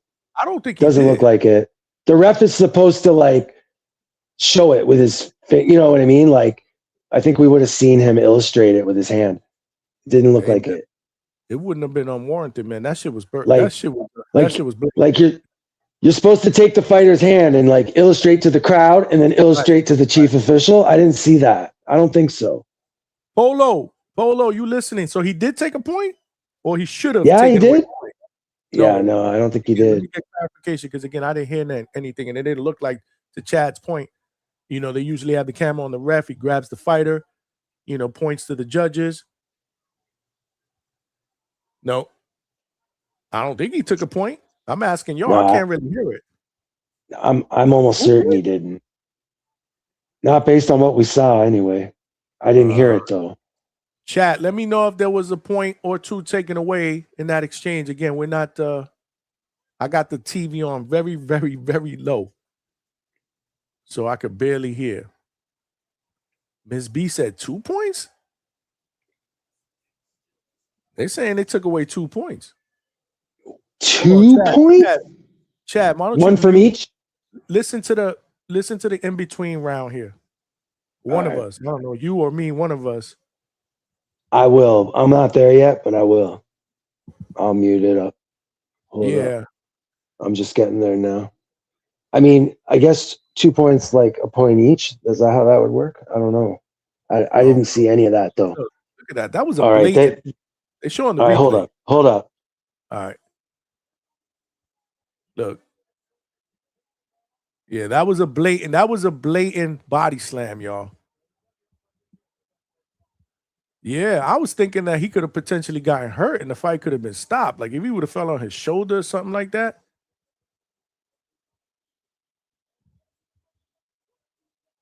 No, the announcers said they could have possibly taken away 2 points. I think that's what Polo Buck is saying, which that makes sense. I don't think there was any points that were taken off, but that could have been considered a potential disqualification too. That was a blatant body slam.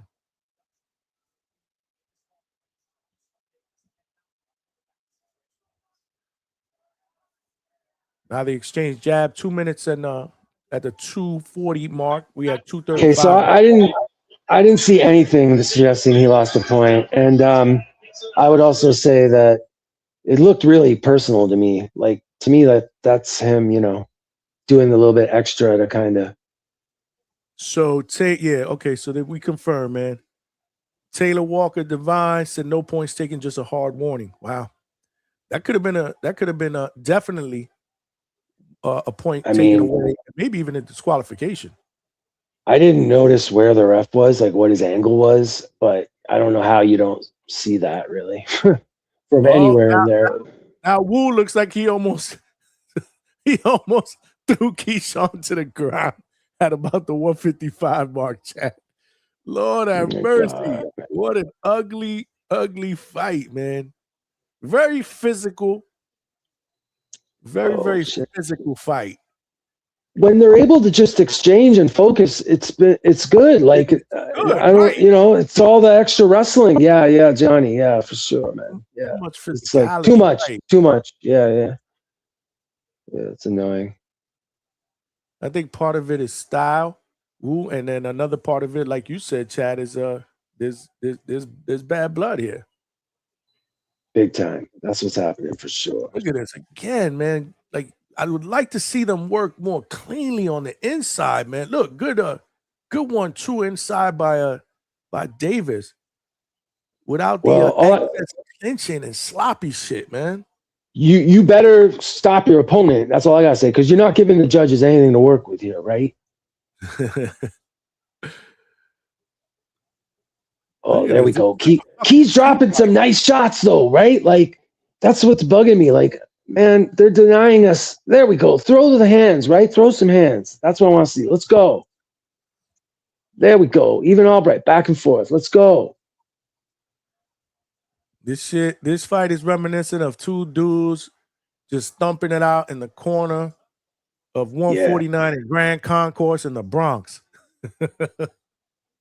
As it gets deeper, like they're starting to wear a bit. Like all this physical stuff is exhausting as hell. I'll tell you that. It affects your breathing. It's hard. These brothers fighting in the street corner right now. It's a lot of extra. It's a lot of extra. Right in front of the Like, bodega. I feel like Keyshawn is about that though. That's what he wants to show, that he's about it, you know? I like how rugged he is. That's what I like about him. Hold it down, Chad. Hold it down in All between right. rounds. Body break. Yeah, I mean, there's something really satisfying about when Keyshawn connects, man. That's why I really want to see, yeah, like Johnny said, the cleanest fight we can get, just to watch these. I like watching these guys work. Even Albright, man, he's pretty nice with his hands too. Yo, check it out. Got the clips in the house. I love it. This is what I'm saying, guys. Like, this is the thing I like about boxing, and it goes back to like the '60s when Ali and all them, like all the biggest and brightest people would come to the fights, you know, to be seen as much as to watch the fight. One guy that still goes to the fights that I love is Jack Nicholson. Man, he's been pictured at fights since like, well, you know, I guess the '60s for him, forever now. He's a big fight fan. Jack Nicholson. I'm saying he's been pictured at fights for years now, you know? Why? They were showing Malice. Or not, no, what was it, Malice, or was it his brother? I forget. Now I'm doubting it, but Clips is in the house anyway. So I was saying, yeah, I love seeing stars at the shows. So Maddox's scorecard has the 7th round, an 8-9 round. So I guess he took off a point for each. Yeah, that's what it is. Yeah. No, I'm sorry. No. He took off 2 points for Keyshawn, right? Oh, okay. So Keyshawn won the round, but he lost. He has it at 8-9. So on Maddox's scorecard, he took off 2 points. That's what he did. But he also has Keyshawn ahead because he's only given Albright 1 round so far. Yeah, look, this shit I don't get that. Need to just. I need to hear and just wrestle it out. Yeah, you totally. The last like 3 MMA rounds and wrestle this shit out MMA style. Yeah. When they're not busy getting inside and smothering each other and fucking clinching, man, there's some good.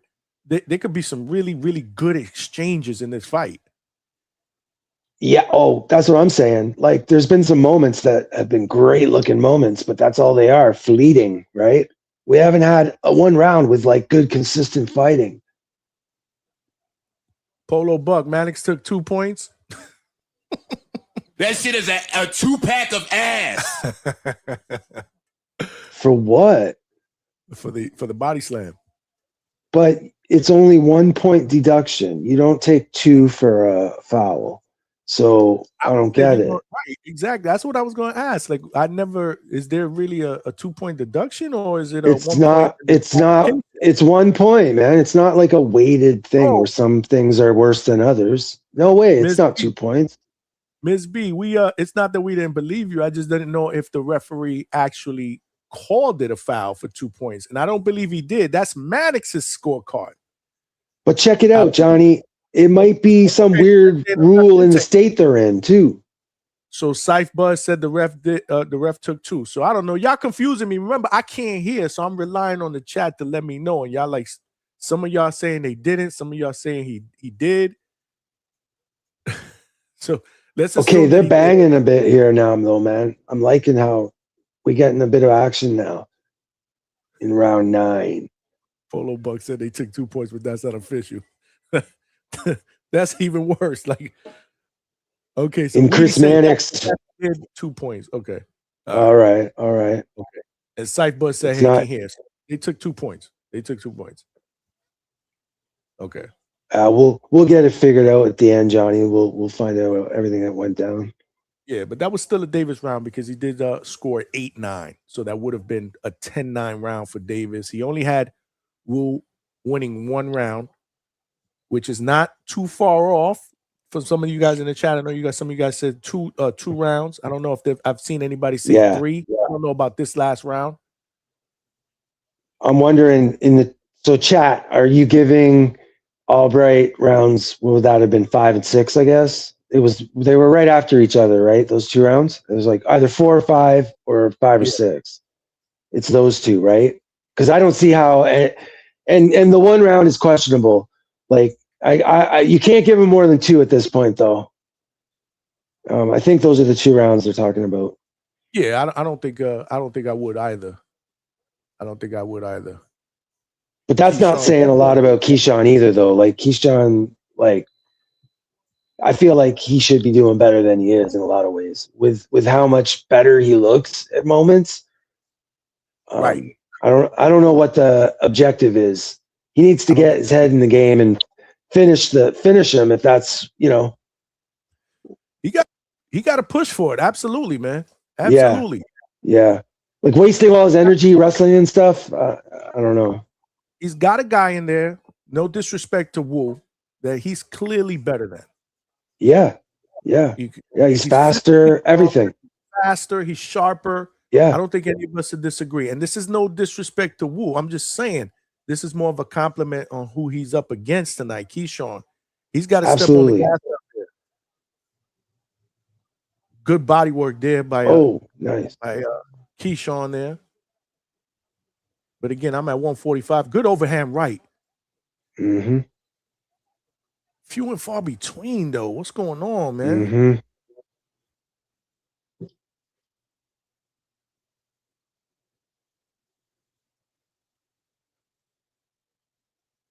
Like, he's not dominant enough where he could possibly be thinking, like, I'm just going to run the clock down and, you know, kill some time and do some clinching. Like, he's got to, you know what I'm saying? Like, his corner will be putting the urgency on him for sure. Well, I mean, you got to think that you would think that he would be putting that urgency on himself. I mean, this is a guy, like I said, that he should take out. He's at home crowd. But I mean, it is what it is. Mm-hmm. I just don't know what other reason. You know what I'm saying? Like, his corner's not telling him to fight this way.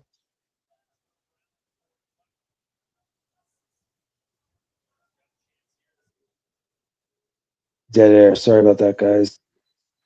Nope, we're good. I was refilling here my beverage. 30 seconds left. Round number 10. Almost I feel like that left hook, but he missed. Yeah, Albright's head, as the fight moves on, his head's moving less and less. Like, it's really on the line. Keyshawn, I think he's going to stop him. I still do. Late, he'll stop Albright. Let's not forget he stopped Jermaine Ortiz, who had never been stopped, in the 12th round with a well-placed body shot. So let's see where we go here. This is the end of round number 10. So we got 2 more rounds to go. I think it's safe to say that Key is comfortably ahead, but I would love to see him step on the gas pedal here and try to get this stoppage, man. That's just me personally. I mean, that jab is starting to, you see, I think it's over Albright's left eye starting to swell up a little bit. Even though it doesn't seem like a lot of stuff's been going on, he has been landing pretty nicely. Well, when he lands, he lands. It's a heavy. It's a heavy shot. Like even his jabs. You know what I'm saying? Like there's something behind them. Listen, man. When he came out in the 5th, you could see the difference. He started sitting down on the shots more. Yeah, you could totally see the difference. The way Key was throwing, big time. Weedy, that's a I'm sure a lot of people are going to bring that up after this fight tomorrow, whenever we do our next show, because he's been harping about wanting to get a Devin fight. So let's see how this plays out first, because he got it right in my mind. It's going to be a future show. What is the current gossip about Haney? Is there a fight that he's trying to arrange right now? I've lost interest, to be honest, trying to keep up. I don't blame you.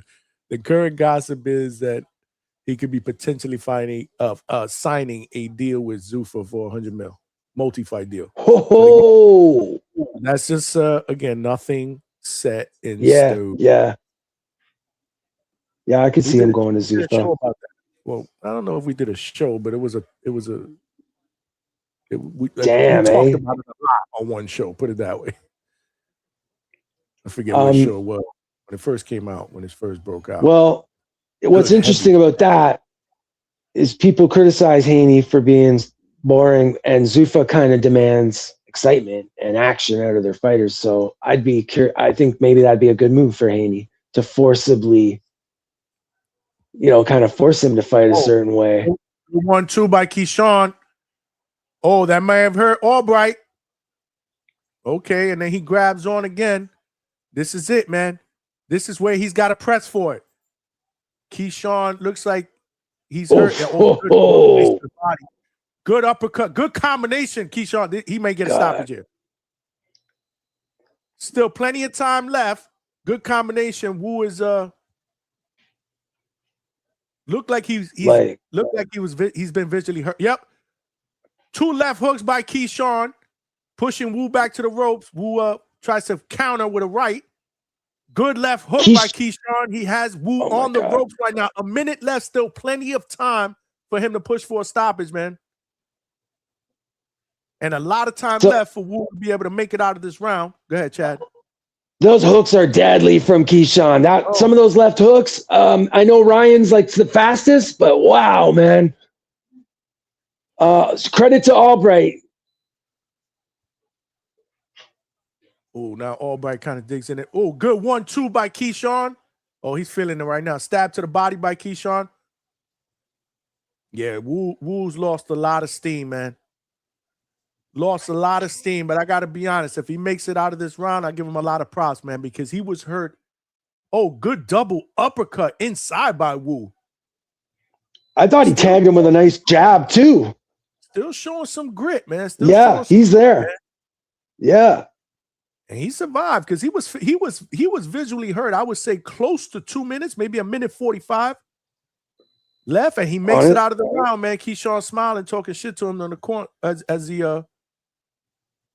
goes to his corner, man. So wow, he made it out of the round. We're going to round number 12, man. Can Keyshawn repeat and get another 12-round stoppage, man, like he did against Jermaine Ortiz, man? We will see. We will see. But Albright's impressed me because I didn't think he would have had this much stamina. Like the amount of physical endurance that's been needed just to keep up with Key's clinching and everything tonight. I mean, did you see the last headlock he had him? Key was almost off both of his feet. Like he's putting all his weight on him, like Albright, he's still in there pretty good considering all that. But that's going to be his undoing, I think. That's how Key's going to be able to stop him. I don't think, man, if Albright can go all 12, keep this pace and what's happening, huge credit to Albright. Huge credit. He's a more durable fighter than I ever imagined. Tough as nails, Chad. You couldn't have said it any better, man. Very, very durable. He's a Philly fighter, man. He's a Philly fighter, man. So this is round number 12. Timestamp is 2:50. I think it's safe to say we all have Keyshawn comfortably ahead, but does he push and try to get a stoppage in the same fashion he did against Jermaine Ortiz? Oh, good 1-2, good 4-punch, 5-punch, 6-punch combination by Keyshawn. He's trying to get this stoppage, man. He is trying to get this stoppage. Let's see if Albright, who lunges in with an uppercut again, he's game, man. He's tough. He's not lying down, man. But he's exhausted. He's ripe for a knockout. Oh, yeah. Good action inside. Referee, come on, separate them, man. I want to see them fight this shit out, man. Fuck the fucking clinching.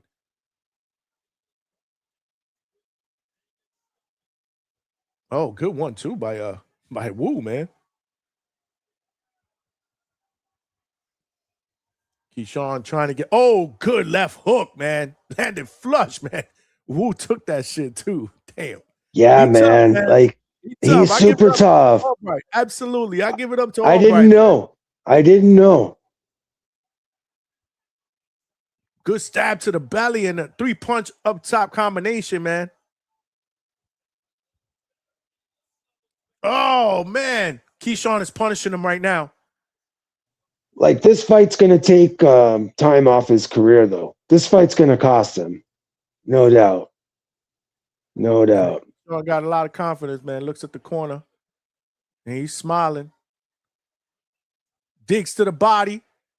3-punch combo. Good body shots, man. Woo is done, the body stuff's crazy. The body stuff's crazy. That's what I mean. He's been eating that all night. Man, but Woo's still standing in there, man. Oh, man, another right hand straight to the body. Oh, he missed it. It's crazy punishment. Holy shit, man. If he would have called Woo with that right hook. Oh, good 3-punch and a combination, and then the left hook up top, man, by Keyshawn. This is good stuff. Woo is just surviving right now. Woo is just surviving right now, man, as he clinches. 35 seconds left, man. Can he do it? Can he stop him? And Woo is clinching again. He's just trying to survive, man, at this point. 22 seconds left. No one's faulting him. Good one, too, by Woo. That was just damn. Get your ass off me. 1, 2. Oh, yeah. Get away from me. Exactly. 10 seconds left, man. It looks like he's going to make it, man. The distance, man. Yeah, man. Wow. Damn. Wow. Oh, he staggers Woo. Staggers Woo. Wow. With a left hook, man. If this, I don't know, one more round, he might have been done. Maybe 10 more seconds. 20 more seconds, right? Yeah.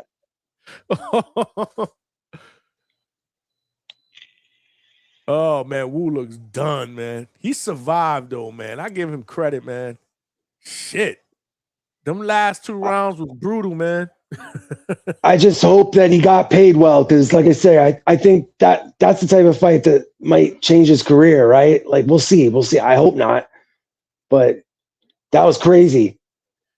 Yeah, credit to him. Like, super tough, super tough. I know Keyshawn's going to have a hella respect for him after that. I hope they could squash. I hope they could squash that beef, right? Because that was great. I mean, the man went 12 with him, man, when it looked like he was physically done, man, especially in the last minute and a half. But let's be honest, Johnny. Like the clinching was, obnoxious at points, right? You think? I mean, it was. I see what Keyshawn. You see what he was doing. It was obviously. He wanted to exhaust him, I think, as much as anything else. I do think now it was, he's in there with him, so he must have felt it was working, right? But, I mean, Albright proved to have an engine, man. What an engine. Holy smoke. Yes, sir. Jay Prince was in the Polo Buck. Maton had a 10-2 Keyshawn. Malcolm, what you think, bro? Yo, let me tell you something real quick, man. You know what I'm saying? I was out. You feel me? I come home and I just see niggas whipping some ass. You feel me? Nice little dirty fight. We slamming niggas. I see a sore losing corner. Keyshawn trying to be the mature man. Corner want to be all tight. Good fight though, man. Albright got a little chin on him. It's a street fight, levels man. above. Yeah. Levels above, man. I want that Devin Haney smoke. He talking that shit on Twitter. I'm not gonna lie. I think Devin beats Keyshawn. I'll lock that in. I'll keep it being Keyshawn, my guy, but I don't know. Yeah, I don't know if Keyshawn's ready for like the experience of Haney, and how Haney could shut a fight down, really. I mean, I love the challenge though, and I'd love to see them get in the ring. I mean, is he ready? Why not? Of course he's ready. He's ready to get in there with Haney. Whether he can win or not, I don't know, but hell yeah. Make that shit happen. Absolutely. Fuck that shit. Yeah, his chances would have been more better if he stood with Bomac. I really wish Keyshawn would have stood with Bomac as a trainer. I think he would have, because like I said before, Keyshawn reminds me of Bud in some aspects, and Bud was one of the best finishers. Bomac got very good knowledge. He would have helped him polish his game. He probably would have got him up out of here, but it was more of Albright. Like, Albright was really trying to survive at a point, and he would hold. So, all that shit that they want to talk about Huggy Bear. I seen some Huggy Bear, man. I want to cuddle now.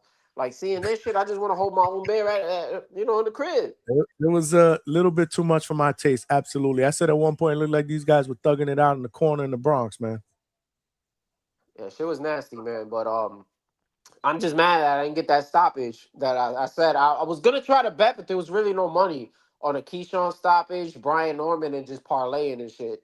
There was no money on it. And shout outs to Norman, too, by the way. Yo, did Kelvin win? I don't even know if Kelvin won his fight. Mm-hmm. He won. Yeah, he won. Audience thought he lost. They were booing him out there in the chat. The chat. I think there Another- was only one person that thought Kelvin won. I think that was big money. Yeah, it was pretty bad, Malcolm. I gotta catch that, man. Another bad performance, man. Like he does this. He lost to Albright. We were talking about this on the back call. I thought he lost to Clarence Booth. This is a while ago. This is a prelim fight. I don't think Kelvin is all that, man. But he's tied to the name, and they're gonna keep pushing him. But yeah, I'm gonna just be in the chat. I ain't gonna lie. I've been drinking some cut waters. It's not a good idea for me to stay on here because I'm gonna get you flagged, bro. I'm gonna keep it a bean. Salute to Malcolm. So, yeah, Cut salute to water, y'all, man. lemon pepper. I think you're in the perfect state to stay on, but all right. You sounded like he was nice and conversational to me. Sounded fine to me.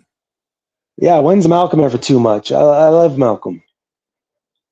One time I remember he was sipping some brewskis, and you could tell he was a little nice. That was one time we were doing live fight chat. I think it was afterwards in the recap. But it wasn't overbearing. Yeah. It was different. Like I said, we're having a good time, bro. It's Saturday night. It's fight night, man. It's not even midnight yet. That's crazy. This is what I'm talking about. This I like. Main event over, and it's not even midnight. We could open up the panel, talk a little bit of shit, and we don't have to worry about going to bed at 6 o'clock in the fucking morning like we've done in the past. That's crazy. 100%. And you're right about, like, you know, it's a Saturday night, right? Like, if guys want to let loose a little, I'm all for it. You know, like any other night, really. Yeah, I don't know. He signed something. Somebody had him sign something in the corner. Polo, I was going to ask you guys the same question because you guys are listening. I don't know. Yeah, it's probably just an autograph or something, man. Oh, it was somebody. It looked like you got to watch the replay. It looked like well, I'm not going to say a contract, but it looked like something. It was a long piece of paper, a lot of shit typed on it. On it. Literally, it looked like a fucking contract or something. I don't know. Like official looking. All right. Official, right. It wasn't just a piece of paper and an autograph that you would put on an autograph. It was somebody of significance. I think it was a lady or whatever. She looked like she was well dressed. Again, I caught it quick. He was signing something. It's probably something he refused to sign until the fight was over, literally for him to get paid or something crazy. Don't waste no time, though. Like, this brother didn't even... He had just gotten his gloves taken off, man. Like, damn, you can't do that shit in the locker room? When you get back, that's crazy. Right in the ring. That's what I love. But that's what I love about boxing is that stuff happens still, you know? Yeah. What's the word that I'm looking for? I don't know, but it's great. Because no other sport guys or athletes are signing contracts on the field. Boxing just don't give a fuck. That's it, man. I love it. Yeah. Trudy said child support. That's it. Damn, that was baby mama. Like, yo, here, sign this divorce papers with child support. Yeah. What the fuck? Getting the arrears. That's hilarious, man. Y'all too much, man. Y'all too much. I don't know what he's saying in the chat. Chad, I don't know if you want to listen to what he's saying. Oh, well, yeah, I would like to, actually. Give me a sec. All right. Is he calling anybody out in the chat, y'all? Let us know, man. Salute. Smash the like button. We still need... Damn, we only got like 50-something likes. That's crazy, man. But there are a lot of fight chats out there. But, you know, this is when the fun starts, man, because the link is pinned to the chat if anybody wants to call in and talk about Keyshawn's performance, talk about Brian Norman Jr.'s stoppage, talk about Kelvin's decision win over Dobson. I think they're asking him if he wants to close the chapter.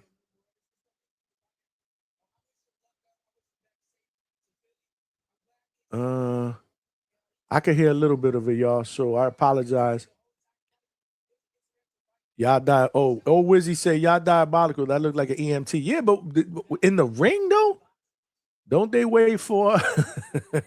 He said, don't they wait for you to at least get to the fucking locker room? I'm going to say this. Like, I'm still listening, but I love Keyshawn's enthusiasm. I do. I mean, he's calling everyone out. I get it. But really, I think he legitimately will take, you know, he's ready to fight everybody. And I love it. I'm there for all of it. Like, how many fighters are that, you know, like most of these guys, we can't get them to fight anybody. So I'm with it. As long as he steps up to it when somebody finally calls him back out, right? Like someone's going to take his number. Yeah, for sure. I'm down with the. What do you think about Haney? I'll take it. I mean, shoot. Yeah. Fuck yeah. The Polo Buck say he put out Duarte and Devin. Duarte is an interesting one. I like the Duarte a lot. Yeah, Ness mentioned that the other day. It's not something I'd ever thought about. But as soon as he mentioned it, I was like, yeah, that'd be a good action fight. There'd probably be a stoppage in that fight.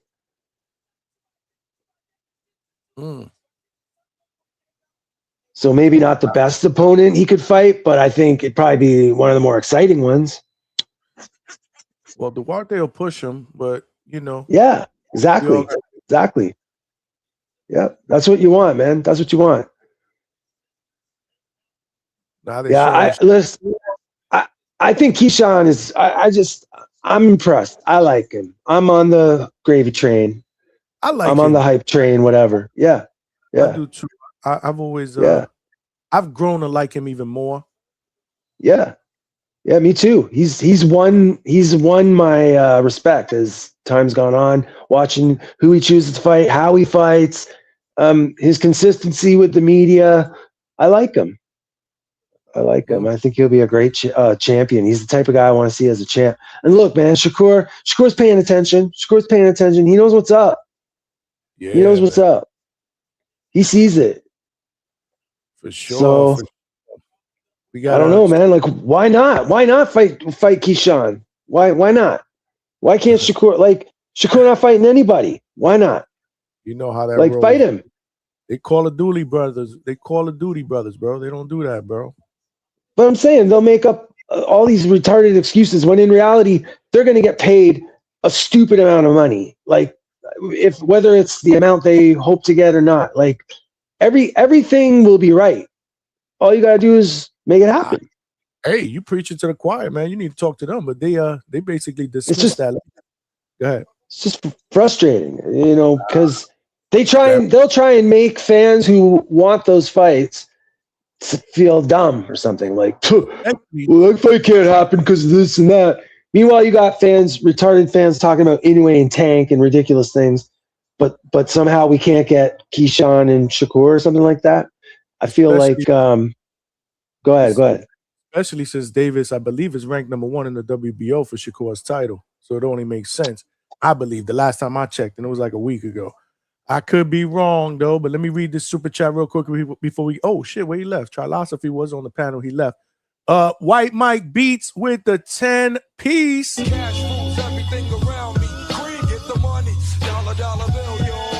Got to drop the bomb for you, brother.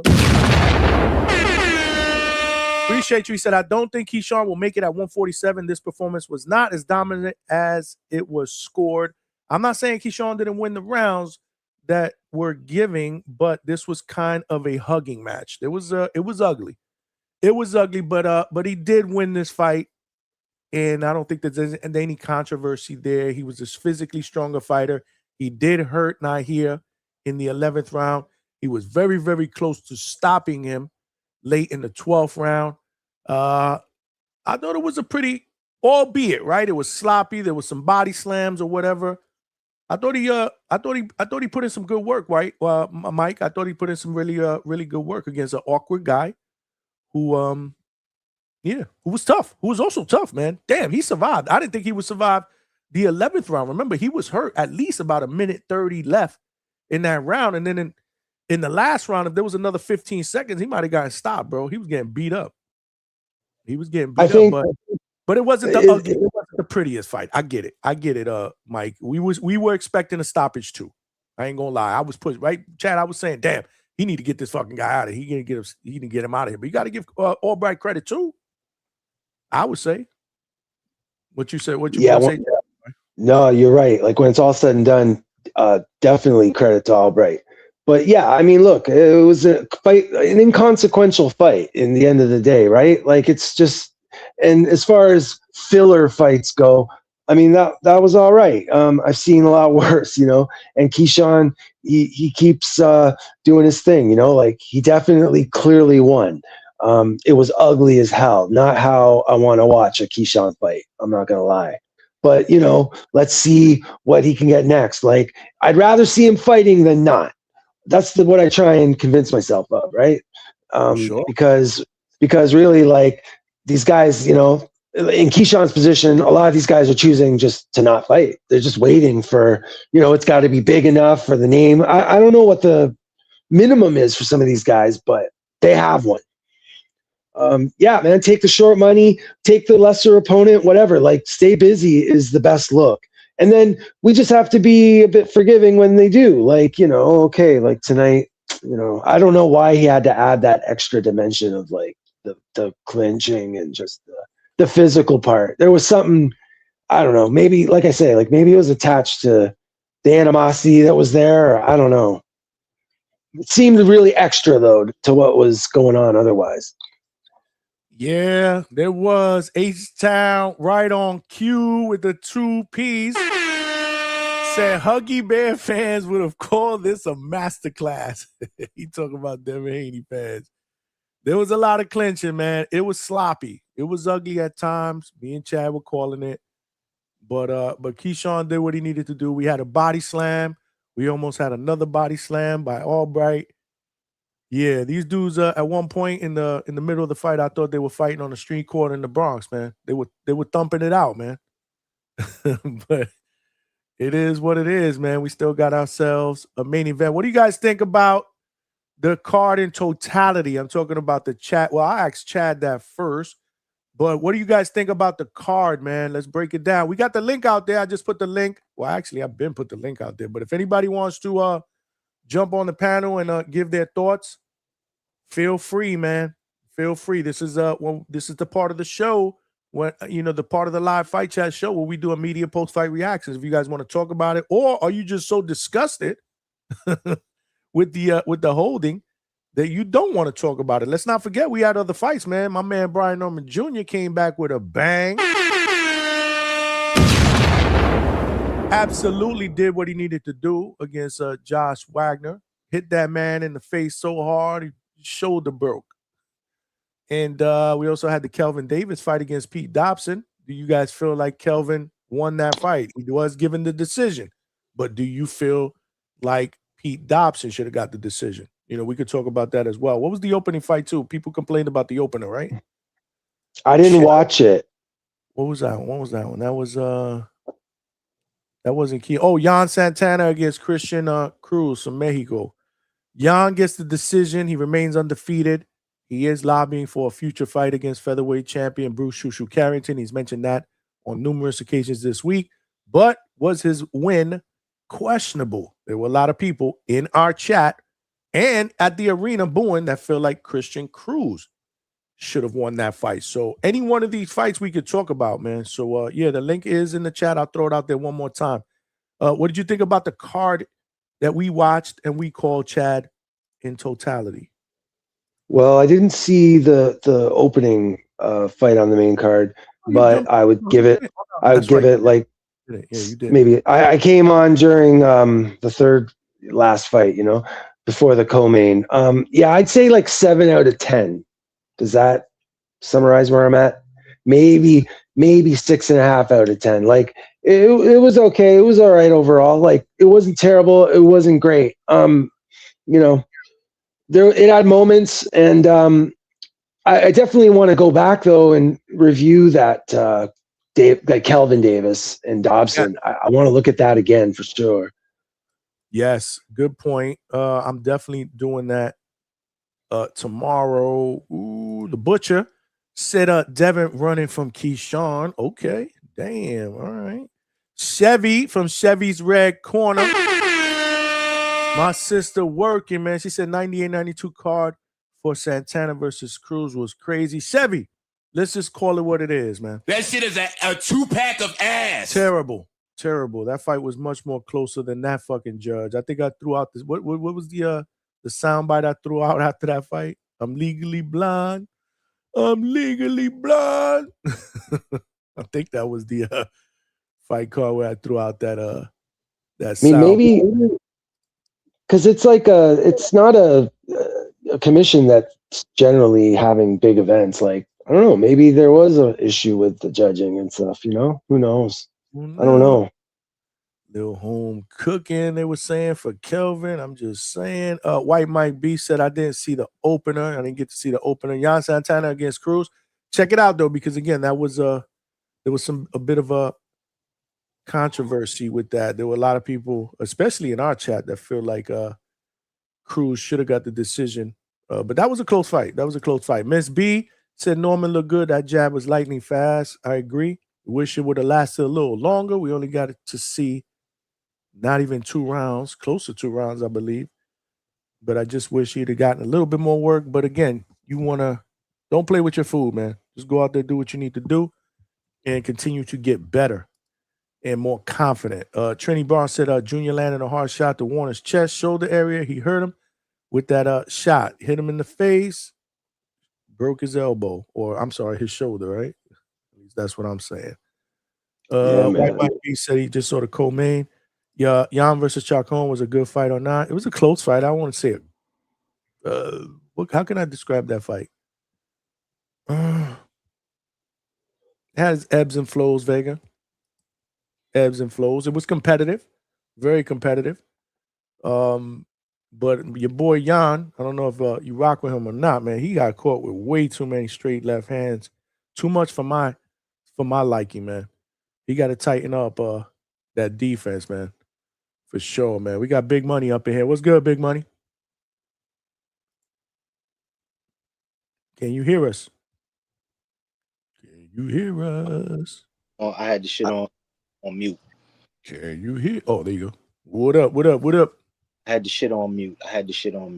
Mute. What's up, Money? Yo. What's good?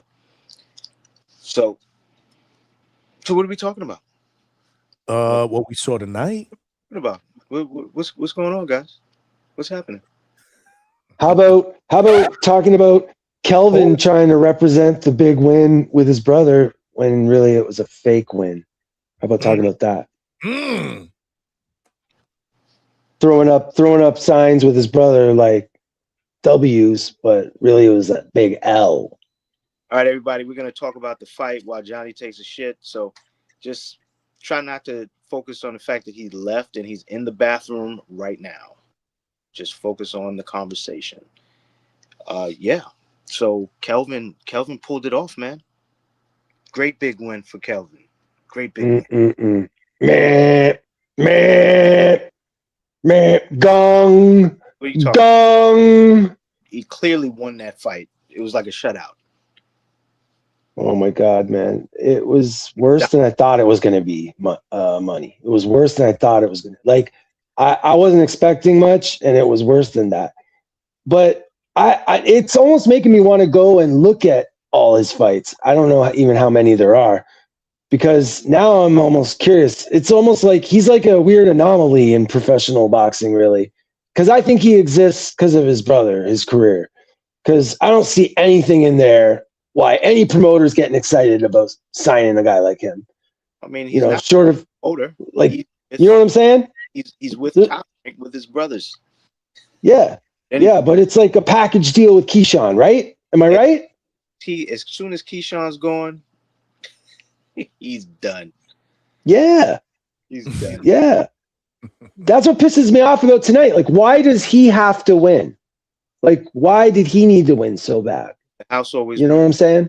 It's bullshit. Yeah. So to fit that narrative, to fit that image, yeah, you're right. No other reason really, because it doesn't benefit his career. His career he's going nowhere with that boxing, man. Nowhere. I'm telling you right now. And that guy loses. You can't have one of the three lose. So he had to win.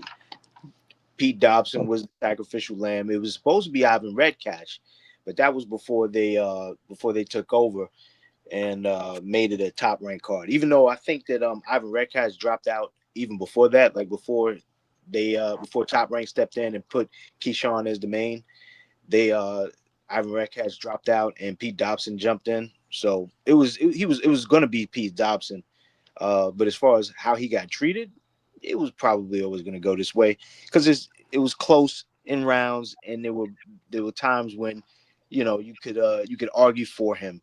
So this is what happens, you know. This is what happens, man. The house guy is gonna win.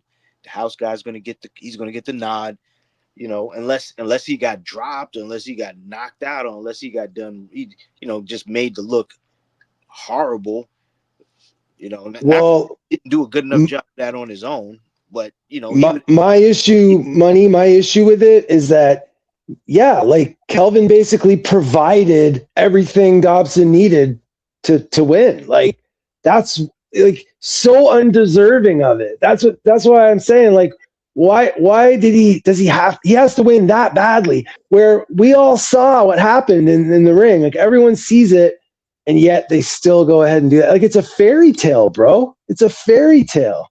Until he's dominated to such a degree where there's no questions at all, where because as long as there's going to be as long as there's anybody out there that says, yeah, he did win, no, it was close, but I gave it to him, that's where it's always gonna lay, in that gray area of he gets it over the other guy, especially if he's on a card with his brothers. If he's now if he's, you know, adventurous and he ends up going out on his own and having a fight on his own, which I think the only other the Keon brother, I think he could survive right on a card by himself, no DB3 representation. If it was just him on a fight card, he could survive. But Kelvin's going to probably get matched up tough, and he's going to get exposed. I mean, he's the brother. Tonight, what happened is exposing, man. I mean, Jesus. So he's the brother that had that lapse in caring about the game. You know, he that was self-admitted. He said that before in interviews that he kind of gave up on boxing. So maybe he's in it for the wrong reasons. I think, yeah. I mean, he should be a part of what's going on with his brother. There's no doubt, no question about that. But I just don't think that's, yeah, like, does it have to be like that? I mean, I don't know, man. Well, I mean, I don't know. Everybody's suited to be a trainer. Not everybody's suited to be in the corner. True. Kelvin probably is going to be best if he's not really in the ring. But as far as what they're trying to do, you can't sell DB3 and one of the brothers is in accounting. You know what I'm saying? No doubt. Can't sell it that. Yeah, I get it. I get that's a good point. Almost an opportunity. You have to get in the ring, climb in the ring, do as best as you can. If you look decent enough, we'll always give you the nod. People won't hate you that long because by then Keyshawn will have a win and Keon will do something great.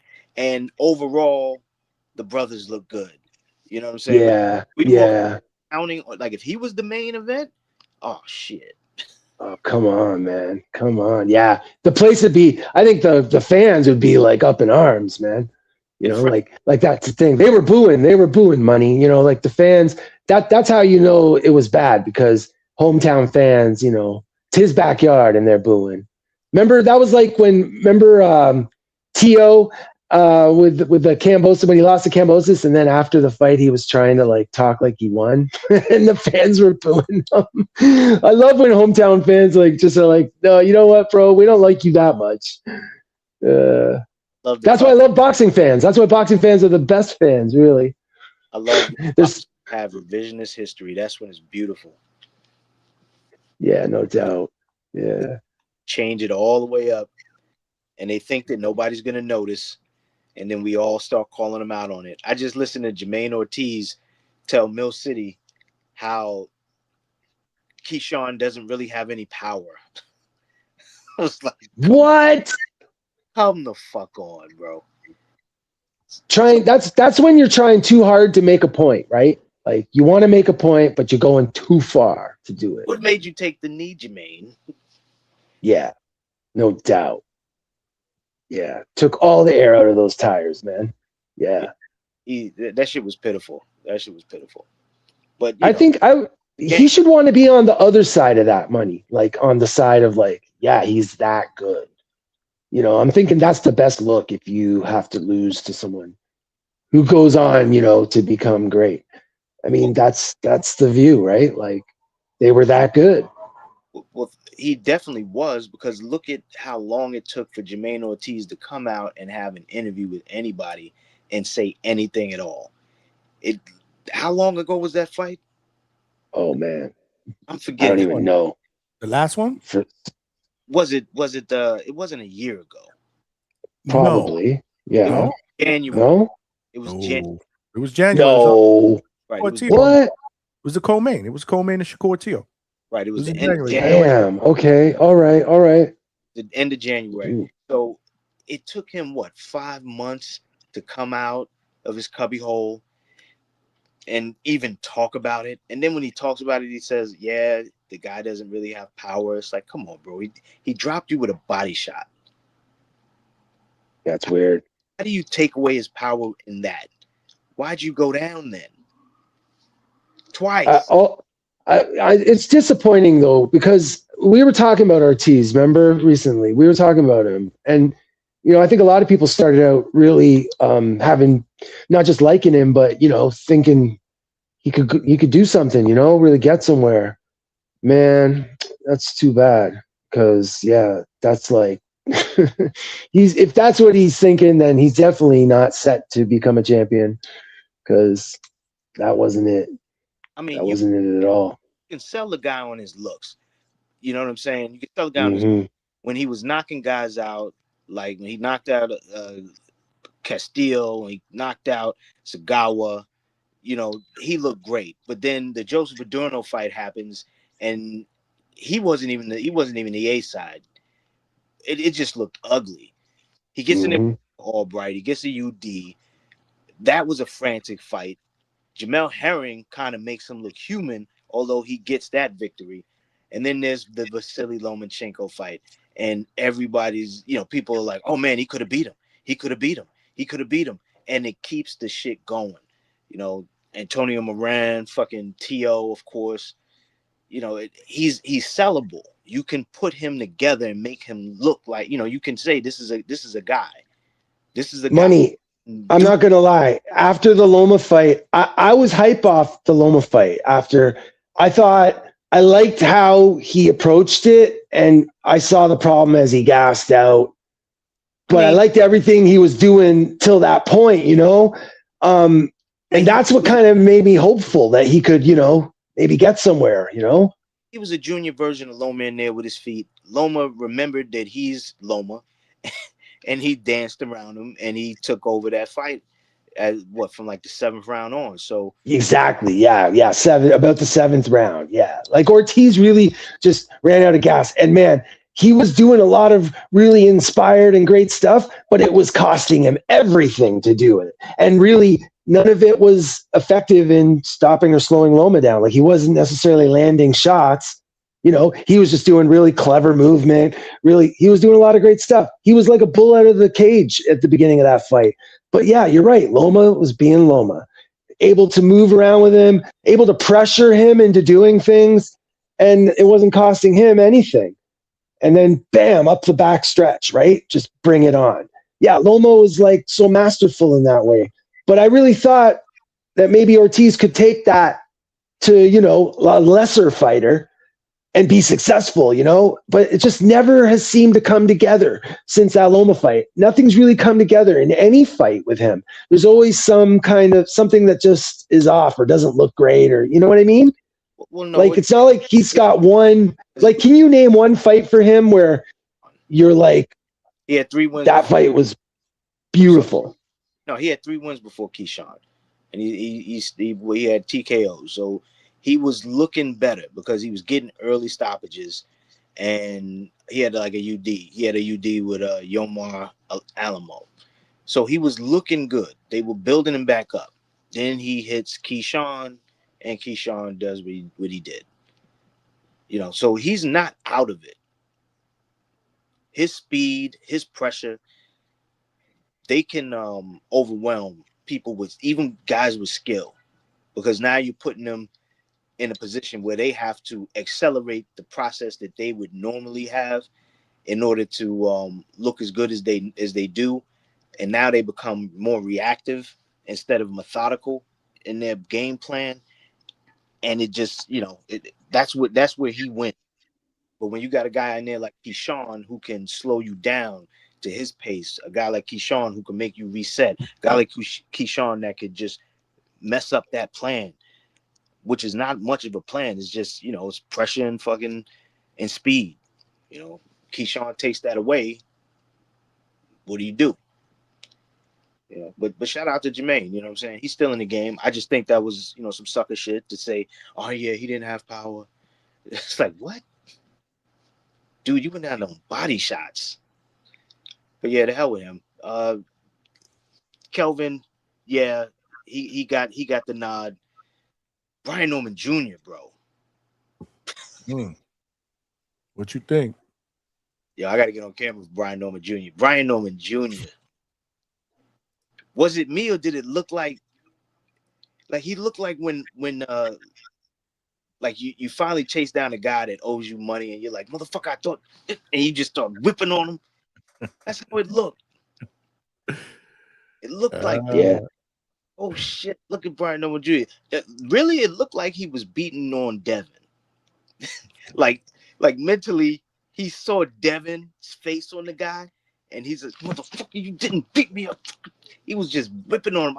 I said, that was what I was thinking while I'm looking at it. I said, yo, it looks like he's beating on Devin. It looks like he's whipping Devin's ass for what he did. Like he's picturing Devin's face on the guy, and he's just beating the shit out of him. That's what it looked like to me. Shout out to him. He took care of business. I already said Sorry, Money. Attention to the chat. I was trolling in there. I said I had to take up because remember Vega wasn't here, so I had to take up Vega's mantle. I don't know if you noticed, I'm his understudy. So when I'm in the chat, trolling, because Vega's understudy. Yes, because I'm Vega's understudy. When Vega's not here, I have to go in the chat and troll. But y'all didn't read it. You read Polo Buck shit right after what I said, but you didn't read mine. I was like, how the hell did he miss all that? But yeah, you guys are too serious, man. But I can't. I can't miss this, man. Hold on, Miss B with the 20 piece, man. Cash moves everything around me. Green, get the money. Dollar bill, yo. Appreciate you. She said, thank you. You are appreciated. You are appreciated as well. Thank you for the super chat donation. But Key needs to fight Gary Antoine Russell next. Hey, I don't sign me up. Love it. I wouldn't be opposed to it. The only reason why I put Devin Haney and Oscar Duarte in the poll is because that's who he said, based on what the chat said, because I didn't hear it. Yeah. Or the two guys that he wants to fight. So that's why I put those two in B. But I could have threw Gary Antoine. I could have thrown Tito Mercado, even though, I mean, I don't know what's going on with Tito, but that's another guy who's I could have thrown out a lot of different names, but I threw out those two because that's what he said. That's all. But Nick, sign me up, SB. I love it. Go ahead. On Tito to tell us where he's going to land. And remember, Tito told us 3 weeks ago he was going to tell us next week. So that would have been 2 weeks ago that we should have learned where Tito's going to land. And we still don't know where Tito's going. So you mean division? Are we talking about division wise?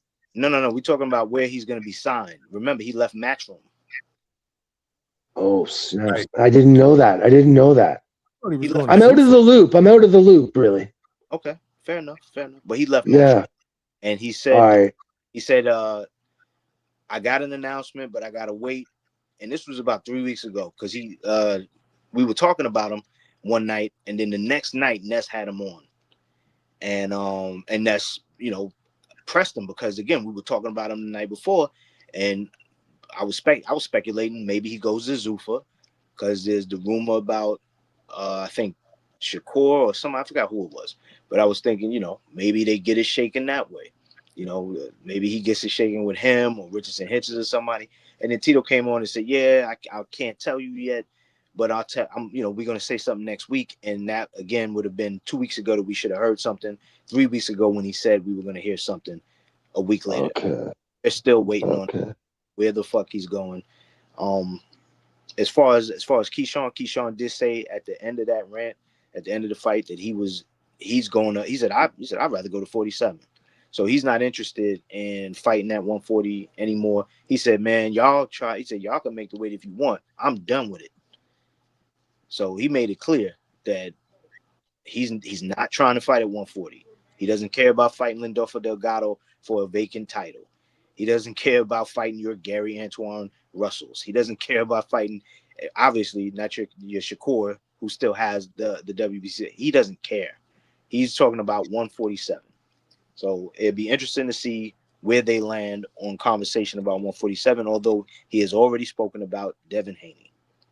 So we know. Well, I love the idea that Key would be stronger and, more vital on fight day, fighting at a more realistic weight, right? If 140's, if he's having to really push for 140, it'll probably only improve everything for him, which I think is awesome. So that makes the Haney fight more interesting, really.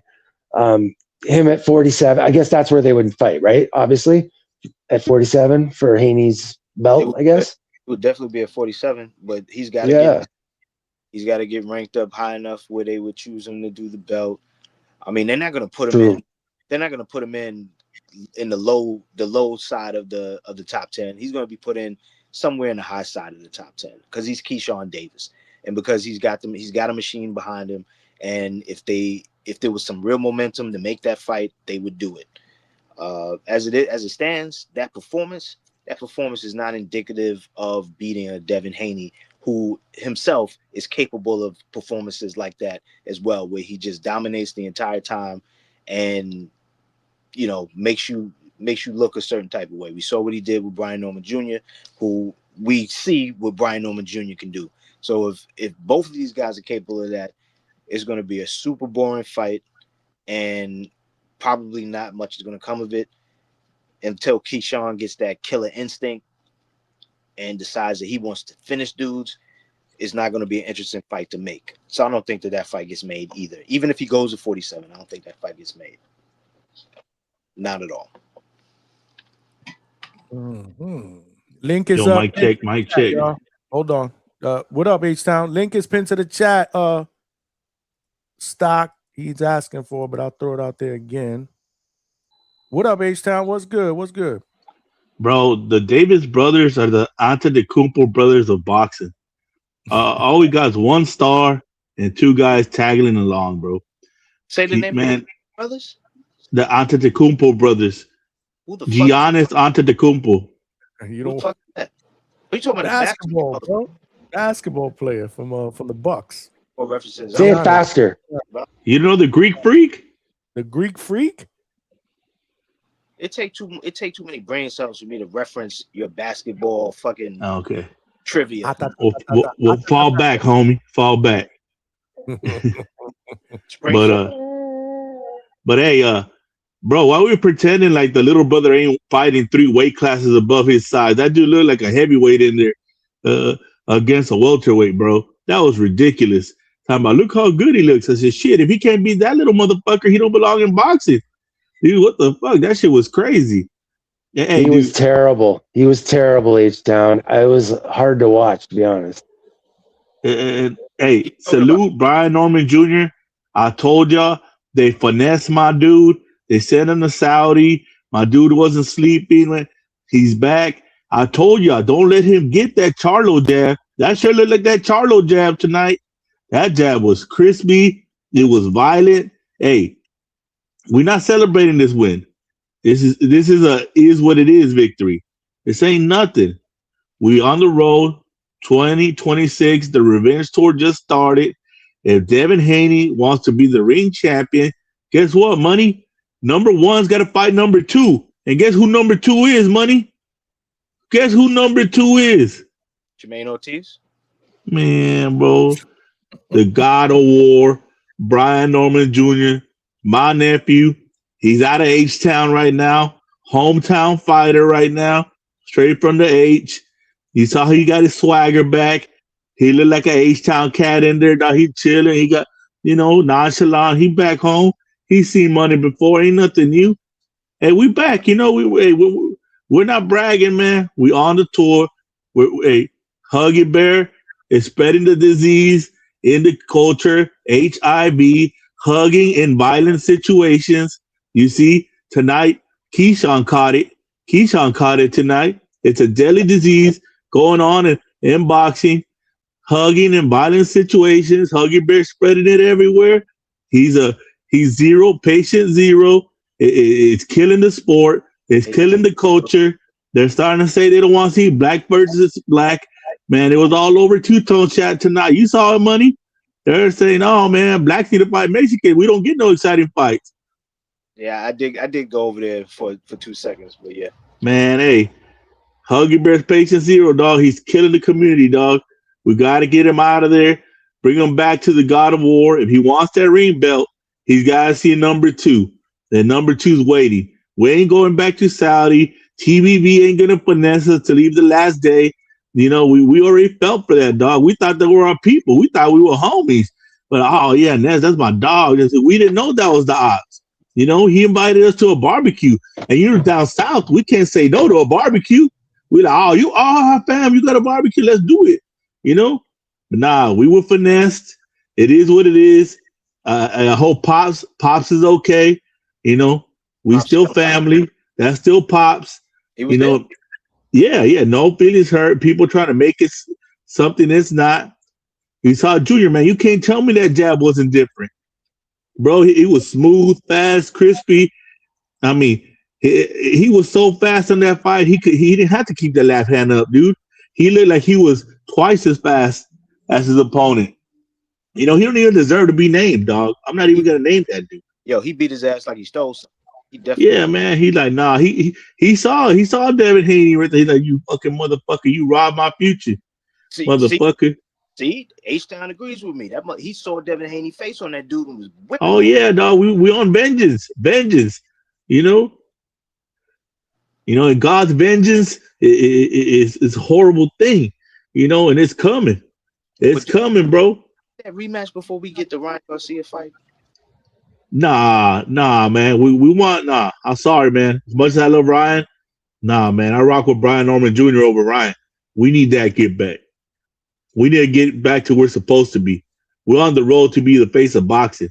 We're violent. But I'm saying, do we realistically get it? No, you already got the Haniacs making excuses. Oh, we already beat him. What I tell you, Money, as soon as he wins, Money, what they gonna say? Why aren't you bragging about this fight each time? Why are you pushing this fight? I go, why? As soon as he beats this dude, you're gonna say he was a nobody. Devin already beat him. He don't deserve the fight. He need to keep working. What's everybody saying, Money? Exactly what the fuck H-Town said. That's why we didn't push this fight. H-Town, you know what I want to hear? I want to hear how bad Keyshawn is because he went 24 rounds with Nahir Albright the same way. Hey, you know what? Hey, it was gonna happen, dog. Drake dropped 3 albums. Singing Ninjas is up. You know, he's up 12 rounds. Them 3 albums was playing nonstop. 24. You know? 24, because the first one was 10, this one was 12. So what's that? Bro, but it ain't his fault. You can't blame him, dog. He caught that HIV. That hugging and violent situations, dog. It was that one dude put in the community. It's spreading. There's victims. Hey, man, we need to get some. We need to get some medication for this. Get it out the culture because it's gonna kill the culture, dog. We don't need this. We don't need our American fighters labeled as huggers. You know, we don't need that money. You know, shit. You know, hey, Benavidez so bad trying to be a Mexican because he don't want to catch it because he's American. You know, he's like, nah, man, I'm Mexican. I can't catch that shit. But hey, salute to Brian Norman Jr. Him and J.O. Batai got something in common. They hit you in the face and your arms, your back breaks, your leg breaks, your spine breaks. You know, that's what we're talking about. But you know, it is what it is, Money. I don't want to seem like I'm celebrating because I'm not. Because I already knew this was gonna happen, and we're on that road. I'm just excited that we're on that road, and everything I said the Haniacs were gonna say, they're saying it already. The protection plan is on. You know, they're every time about fight Rohan Polanco. He needs to fight Polanco. Nah, bro. Somebody put that in the chat. Somebody put that in the chat after he won. Nah, Johnny. What did Devin Haney say on that stream? I want the ring title. How do you get the ring title? That's it. Don't bet. Gotta beat the man. That's right. You don't go back on what your man said. But see, this is that hive mentality that Haniak's got. The queen bee tells the worker bees what to do, and the worker bees start spreading the nonsense. You know, you're gonna get stock on here. The one of the head worker bees. He gonna be out here buzzing, buzz. Haney, buzz, don't do everything. I threw the link out there. He asked for it, but he ain't jumping on yet. I'm gonna buy me a drink. Yeah, no. He gotta ask his people if he could go outside first. You know. But yo, did y'all peep that Brian Norman Jr. did not stop to take? You know, normally they take the shout out picture at the end of the fight with everybody in it. Did you notice he didn't do that? He just left the ring. Hell no, business, baby. It's business. I thought that was dope. I thought that meant exactly what you said. That he's like, I'm focused, man. I don't care about, you know, all the bullshit. I'm not gonna celebrate. This wasn't nothing special. This was business, and I'm out. I told y'all, dog, the sacrificial lamb had been picked, bro. I already told y'all, dog. You know, man. Hey, I'm so happy, dog, that we get back on track just because, you know, everything I said happened already. We already started the ducking plans, you know? Nah, bro, we need that get back. Not in Saudi. Hey, what Francis Ngannou say, money? I felt like they poisoned me. I felt sleepy, sluggish. I didn't feel like I was myself. I don't know, man. I feel like they did something to me. COVID? Shit. You know? Hey, something about that Saudi, that the favorite fighters win over there, you know, in Saudi. Whoever he likes wins. And all of a sudden, their performance, their counterpart looks slow and sluggish. All like Canelo and Bud, they sure look slow and sluggish in there. I don't know, dog. They might have that little formula, that little, hey, drink this water. I wish he called somebody out, though. Anybody. You know? But I feel like he didn't, because this was like getting a monkey off his back. You know what I'm saying? Like, he needed to do this. Like, I need to get money. This again. Let me just win. He's not really. Yeah, but he don't need to call out money because Haney already called him out. He wants the ring belt. It's already in stone. You don't need no call out. We know what's next. You know, now let Huggy Bear get whatever fight he wants to get. Hopefully he don't get knocked out, because we need Brian Norman Jr. to put that, you know. Speaking of the devil, oh shit. Yo, what's number one worker bee? What's going on? What's good? Shout outs Johnny, shout outs Big Shmoney. Oh no, Big Manny, my bad. And shout outs H-Town, the hater. Yo, look, let me keep it 100, bro. Look, first and foremost, I want to give a shout out to Brian Norman Jr. handling business. But man, why we can't just call in, talk boxing, talk who struggled, who did solid, man, without hating, bro. So, like, look, bro, y'all know, I fucks with Dev, but listen, damn, Brian Norman Jr., he looked fast as fuck in there today, boy. He looked like he looked faster. I know that this dude wasn't like an opponent that we all gonna be like, we know what this was. It was a touch up, it was a tune up. Don't do it, Stock. Hold on, let me talk. But what it was is he packed them up like you're supposed to do. Now, what I'm trying to say is this: he looked faster than me. He was utilizing the jab. I liked it. But why do I need a slander, bro? Yo, H-Town, you can't call in without fucking slandering, bro, for one day. Hey, homie, it started in the chat, and you know, I seen the chat, dog. All I said, number one, got to go get number two, and the protection plan started in the chat. You know what you want me to do? No, but no, what I'm trying to say is that I could call in and be like, oh, there's a tune-up. I'm not doing none of that shit, because at the end of the day, bro, I don't need a slander, man. You can't just call in without slandering. Huggy Bear, Keyshawn Davis caught the virus. Let me tell you the virus that Keyshawn caught. Keyshawn is still undisciplined, bro, and until he don't get that shit in check, he's just not going to be elite as he could be. You got what I'm saying? He almost packed up Albright, but what I'm trying to say is that what he did, he power drived him, just wilding, bro. Like, and at times, bro, he could have lost the point for all the fucking what you call headbutts, because he was headbutting too on the low. He's a wild dude, bro. And look, Dev said, "Oh, Key's a nut." Listen, he's undisciplined, bro. When your corner had to be like, yo, they begged him. They said, yo, please, bro, don't do nothing else in there. Don't get us disqualified. Bro, like, you on national television, bro. Everybody watching, like, that's not a good look for a dude that's, you talking big, this, that, and the fourth. I mean, listen, I'm not gonna shit on Keyshawn's ability. He's a good fucking fighter, bro. But come on, man. Like, that undisciplined shit is gonna stop you from reaching the top. And that's all I've been saying, bro.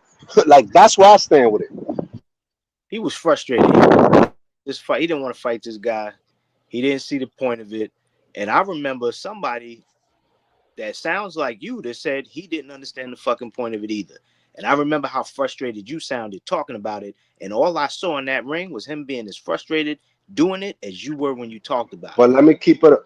But Big Money, at what point do we not condone it no more? We cannot keep condoning it, though. We still have to address it. It's not okay that he's doing it. We can't always look for excuses for this motherfucker to do shit like this. At what time is it okay for us to give him that feedback as fans?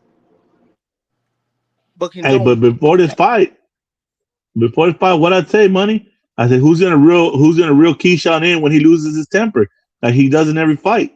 I told you, man. H-Town, you're right. It's every fight, bro. It's every fight. And bro, if you're gonna go in there hot-heading against Devin, hot-heading against some of these guys, bro, you're gonna get cooked, bro. Because there's dudes that just come in. Look, I have Frank Bay on the Discord. This motherfucker's sitting there. And if you listening, man, I ain't even trying to have you call in. I don't want to go back and forth with you, dog. At the end of the day, Frank Bay gonna tell me, oh, Xander asked for the boots fight, this, that, and the fourth. Brother, Xander has it together. Xander's a professional. Xander isn't missing weight. He ain't throwing fits in the ring. He ain't flipping dudes over. He's not dancing and prancing. Like, and I mean that like literally, like Xander's put together. So when he asks for a challenge like boots, Top Rank gonna give him that. They're gonna feed him that. It's fine. But Keyshawn ain't in that position for you, making it seem like Keyshawn could ask for death. How? When you still doing these dumb little, and it ain't even that I'm nitpicking, but bro, this shit matters when you're gonna go in the ring against somebody like Dev. Like, it matters, bro. Not only did you struggle to make weight, why are you dancing in the ring? Like, it's the antics is nasty to me, bro. And that shit is not gonna cut it against top two. Look, right now, I'm gonna keep it 100. I think Brian Norman Jr. right now gives Keyshawn fits in that ring, bro. I can't say Keyshawn beats Brian Norman Jr. at 147. I don't agree. I don't see it. I think fucking Norman Jr. give him hell right now, bro. Because Norman Jr., look at the difference. He gets in there. He's ready for war. He's focused. He's disciplined. But then you got this guy who, the antics, bro, that shit is not right. Bro, he lost 2 points, bro. 2 points against someone else, you lose in the fight. Who says he's getting big fights like that when he goes up to 47? I don't think he gets the Devin Haney fight. No, Big Money. Why are you still? I still feel like you deflecting or not understanding my point. Like, listen, why are we making excuses for the antics, bro? Like the point is, look, Xander's young. Xander's younger than this dude. Let's stop acting like Keyshawn is a fucking youngin'. This motherfucker's Devin's age, bro. We need to stop. Yeah, one thing about Xander, Abdullah, and Brian Norman Jr., they're 3 of the youngest, most disciplined kids in boxing. They're disciplined, man. They're going to keep it together, and they're going to do what they have to do, or at least try to do what they have to do. Keyshawn has been spoiled. He's been on Shakur's tail. He's been with Bud. He's been part of the Golden team. He's been pushed. I mean, he hasn't really been punished for anything he's done. You know, all he had to do was say, I quit weed, and everybody forgave him. You know, then he has multiple antics with him, which is sad because he is a talented fighter. But the bad thing about Keyshawn is, yeah, what's he gonna do when Devin's clinching him like crazy? And first of all, Devin, no, I'm not trying to be funny, Money. Like, Devin is more respected in boxing than Albright. If he body slams Devin, he's gonna get disqualified. You gotta understand that Devin is respected. You know, as much as people don't like his style, they respect him. H-Town, And listen, you basically say like Big Money. I understand what you're saying, but we also need to understand. This is the shit that gets me tight.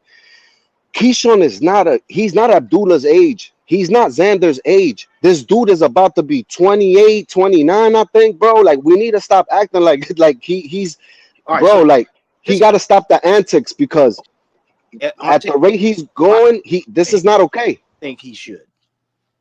That what? What are you saying? Have to behave the way you think he should. Oh no, what I'm saying is he could behave like that, and when he fights Devin or fights any of these other top tier guys, or in a close fight, and you lose 2 fucking points because you in there body slamming your opponent, you're gonna lose the fight, bro. You're gonna lose the fight. What? No, he's lucky he didn't get disqualified because he didn't show no remorse. Bro, he could was laughing, listen. dancing.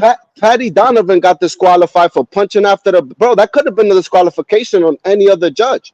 Like, let's not act like he body slammed them, bro. So what? Okay, you know what, Money?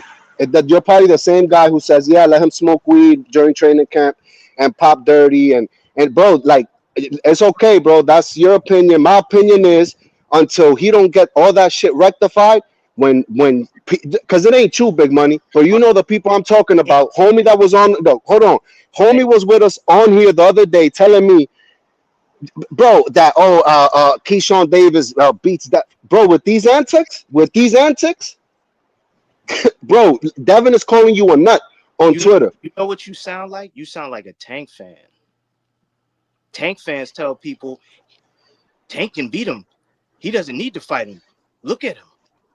I never said no. You're putting words in my mouth. I never said that. I never said that. What I'm saying is he's not. You're making no Big Money. You're making it okay for him to body slam, be dancing in the ring, be doing that dumb shit. What I'm saying is you're not gonna be. Did Crawford do that shit? Did Shakur do that dumb shit? No, the top tier guys don't do that shit. And y'all comparing no. Y'all compare him. Y'all talking about, oh, he's next up, face of boxing shit. With those antics, no, he's not. Johnny, before Stock Chasers got on here, what did I say about him getting a Devin Haney fight? It's not about Devin Haney, Big Money. It's any of the top guys. It's not Devin Haney, bro. I just told you, Brian Norman Jr. beats him right now. Brian Norman Jr. beats him right now. I think you said you got Devin. He's not ready for Devin Haney fight. That's exactly what I'm saying, though. That's exactly what I'm saying. No, what I'm saying is very simple. You're telling him how he needs to behave in order to have the fight. Money, you know who? No. Wait, H-Town, hold on. Let me address this. I'm not telling him that. If I'm not mistaken, we all watched the fight. His corner had to beg him to not get disqualified. Did that not happen? Okay. I don't know. I wasn't hearing. Okay. When y'all rewatch the fight, when you rewatch the fight, his fucking trainer had to beg him after he body slammed this dude. Yo, listen, next time you're gonna get disqualified. Don't do nothing stupid. Like, this seems like top tier level shit to you, Big Money. Then it is what it is. I don't know what to tell you, bro. I'm just trying to understand why I'm supposed to give a fuck. That's all. As it stands, if the fight happens, it happens. If it doesn't, because he's a dumbass, then it doesn't. I'm not talking about Devin Haney, brother. I'm telling you, any of the top level guys cook him, bro. Does he beat? Does Keyshawn go up there and beat Ryan Garcia? We can't say that. Okay. Does he beat Brian Norman Jr.? We can't say that. Does he beat Rohan Polanco? We can't say that because these guys have it together. They're not doing the dumb shit in the ring, bro. Okay, then if that's the case, then so what? Let them have the fight. He loses because he's undisciplined. Let him lose. Why do I give a fuck? That's all I'm asking. No, the point is no promoter's going to want to put their star in a guy that might slam one on his head and get him hurt. You know, promoters are not going to want to take that risk. Well, you know who he's acting like? He's acting like Montana Love. You know, don't forget Montana Love was doing all that stupid shit too. As soon as he got frustrated, he started body slamming people, trying to throw people out the ring. That, hey, man. Once again, like what's that going to be? That's going to be his fucking fault. No, you're right. It's his fault. But as a boxing fan, you want to see a talented guy progress. Wait, hold on. No. Because the argument isn't that. The situation is. Go ahead. Read it. Go ahead. Devin, super chat by Miss B with a $10. Straight cash, homie. Devin gets a no contest and he has to get it back in blood. But Ryan versus Rolly, Norman versus Dev, Ryan versus Tank, Theo versus Core. Tio versus Cambosis. No one else needs to get it back in blood. Damn shame. Shaking my head by Miss B. That's true. That's a lie. Everybody need to get it back in blood. Shout outs, Miss B. She cooking. No, that's a lie. No, she cooking, bro. That's she a Devin Haney cooking. apologist. Shout outs, Miss B. She cooking. Ryan needs to get it back in blood with Rolly. We already said that. That's been known. Well, he's not. He's fighting Conor Benn. What? Yeah, that's because Rolly and Devin were supposed to fight. Ryan Garcia is fighting Conor Benn. He announced he's fighting Conor Benn. That's already written in stone. On September, I'll pile on the Canelo card. That's not official. That's official? When bro, he just said it, bro. And he has another announcement on Monday in the Tonight Show. Today? So bro, he had a stream with 6ix9ine. Wait a minute. When? Today? Because I didn't see it. Salute. Yeah, I heard it on Two Tone Show. Right. Yo, go on X, man. Go on X. I know y'all been busy on the live, man. Go on X. I'm not about to be here spilling. Y'all go check it. I'll send it to you. Johnny. I got you, bro. There's a lot going on X with Ryan Garcia, bro. Is he gonna be in? I have not been on X all day. I've been out all day, and then I was doing the so live. Trini, fill us in. What you saw? Or what you saw? I think you hear me? Y'all hear me? Yeah, we hear you, brother. Ellie. Yeah, I think I finally got to see the junior fight. Yeah, young Jaguar look hungry, like he ready to eat, man. Hunting season has started. I like the jab. He looked sharp in there, man. That hook came out fast too, man. Homie blocked it, and he did manhandle a taller guy that outweighed him. So he looked like he about to start business, man. I think Keyshawn and them top rank. I think they were scouting him. I think but they learned quickly, like all that flashy shit, all that walking on stage with the jewels, like you already made it. That don't affect cats like B. Norman Jr. and Najee Lopez. Remember Najee Lopez was around Edgar Berlanga with all that flashy shit. None of that shit affect these two youngins' mentality. These are the real deals right here. And Stocky right about Keyshawn. He got to tighten up his mentality, especially if he's trying to go at it with Norman Jr. As far as the Dev rematch, that's got to be unification. Norman Jr. got to work his way up. I need him in there with somebody who's strong with the clinches, maybe a Rolly fight, get him ready for somebody like Devin. He needs to work in them clinches. To anybody needs to work in them clinches to have a shot against Dev. I would do a lot of tape on Hopkins. You know what I'm saying? But yeah, man, I see the rematch happening down the line as a unification. Yo, Trini, real quick. Did Brian Norman Jr., I don't know, but to me, I mean all of y'all on the panel, did he look faster? Because to me, he looked hella fast, bro. Like that's some shit that I saw right away. I was like, oh shit, no. Yeah, sharp jab. Not even that hook. Not when he threw the hook, he missed the hook, but it came out fast. You're right about that. I'm telling you, man. Y'all think I'm playing, man. Bill Haney told you. He was sleepy, out of it, not there. Bill Haney before to the side, fight. Bro.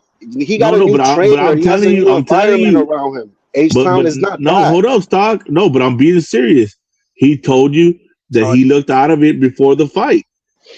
H-Town, he didn't look this fast against Santi John. He didn't look this fast against at any point. I'm talking about tonight. His punches were coming. I don't know what it was. I'm gonna have to rewatch it. But something changed in the way he's throwing them punches or his feet, because that motherfucker was swinging fast. And I seen him. I seen him. He got to stick with his trainer now, bro. I seen the little difference in 2 rounds. I wish he would have got more rounds under him, but I like what I saw, man. Hey, that jab was nasty, huh? The jab was crazy. Now I see what Stock is talking about. So who would you suggest is next, though, Johnny, for Norman Jr.? Who do you think is a good opponent for this next fight? Hold on, real quick. Yeah, he's supposed to be making an announcement Monday on Jimmy Fallon. That's what you said, Stock? Yeah, but he was on 6ix9ine's live today, and yeah, I heard he. But I think he said something about September, and it's kind of Ben. Conor Benn is his number one, bro. Like, it is what it is. We saw this coming, bro. You'd have to watch the screen because I just pulled up his Twitter or X or whatever, and it doesn't say. Listen, it don't even matter. I ain't gonna lie. I think for the Ryan rematch to happen, the Haney promotion got to put up the money. I don't think no big promotion is gonna put up the money for that fight. I still think if he gets in the ring with Ryan, he's gonna perfect the Ramirez blueprint, and it's not a fight that promoters want to pay for. That's just me. But listen, let's put the Devin fight to the side. Let's put Devin to the side. What I'm trying to say is Ryan Garcia is going to stop Conor Ben, bro, if they do fight, bro. Like he's gonna get fucking stopped. Because he's I want food Ryan for to Ryan stop Garcia. him, but what you just said, him being on the 6'9" stream, I might have to go for Ben for this fight. He lost some points for. He was on the 6'9" stream. You said that rapper dude.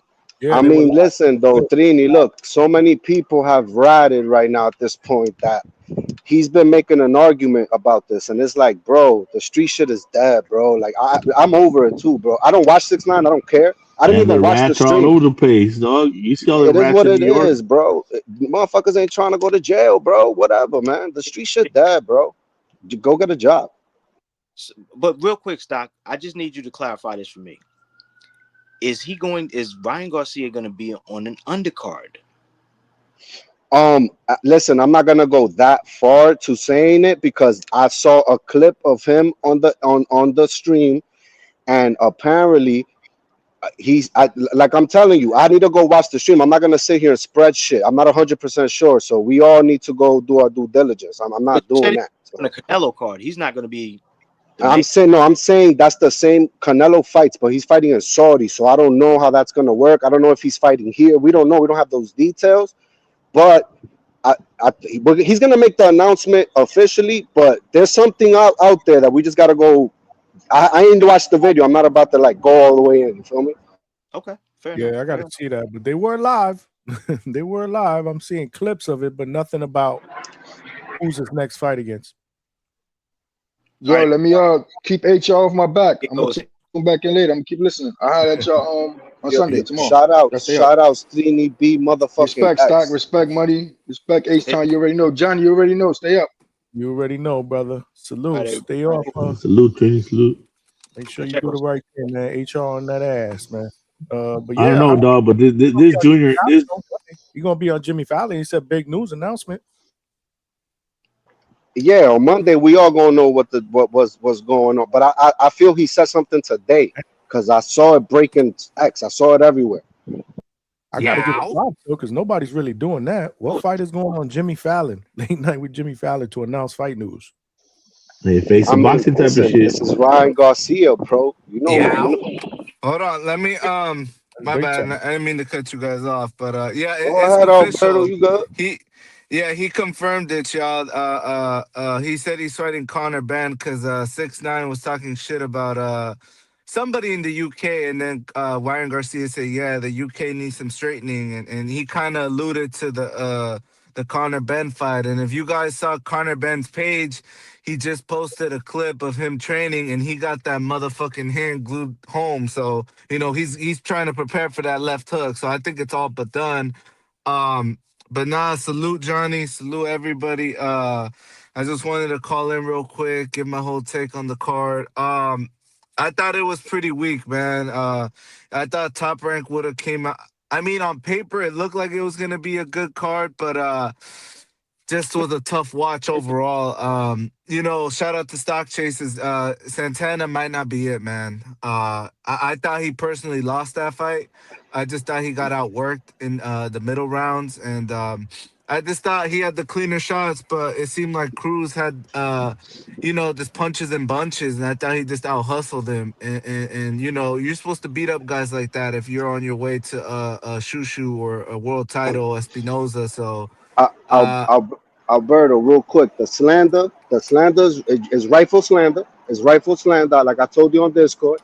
I think, bro, listen, I hold my fighters accountable. That fight was nasty. I think he's trying to be a pretty boy. He's not trying to get dirty. And bro, you fighting that way, you're not, bro. Shushu? Nah, he's not ready, bro. Not at all. No.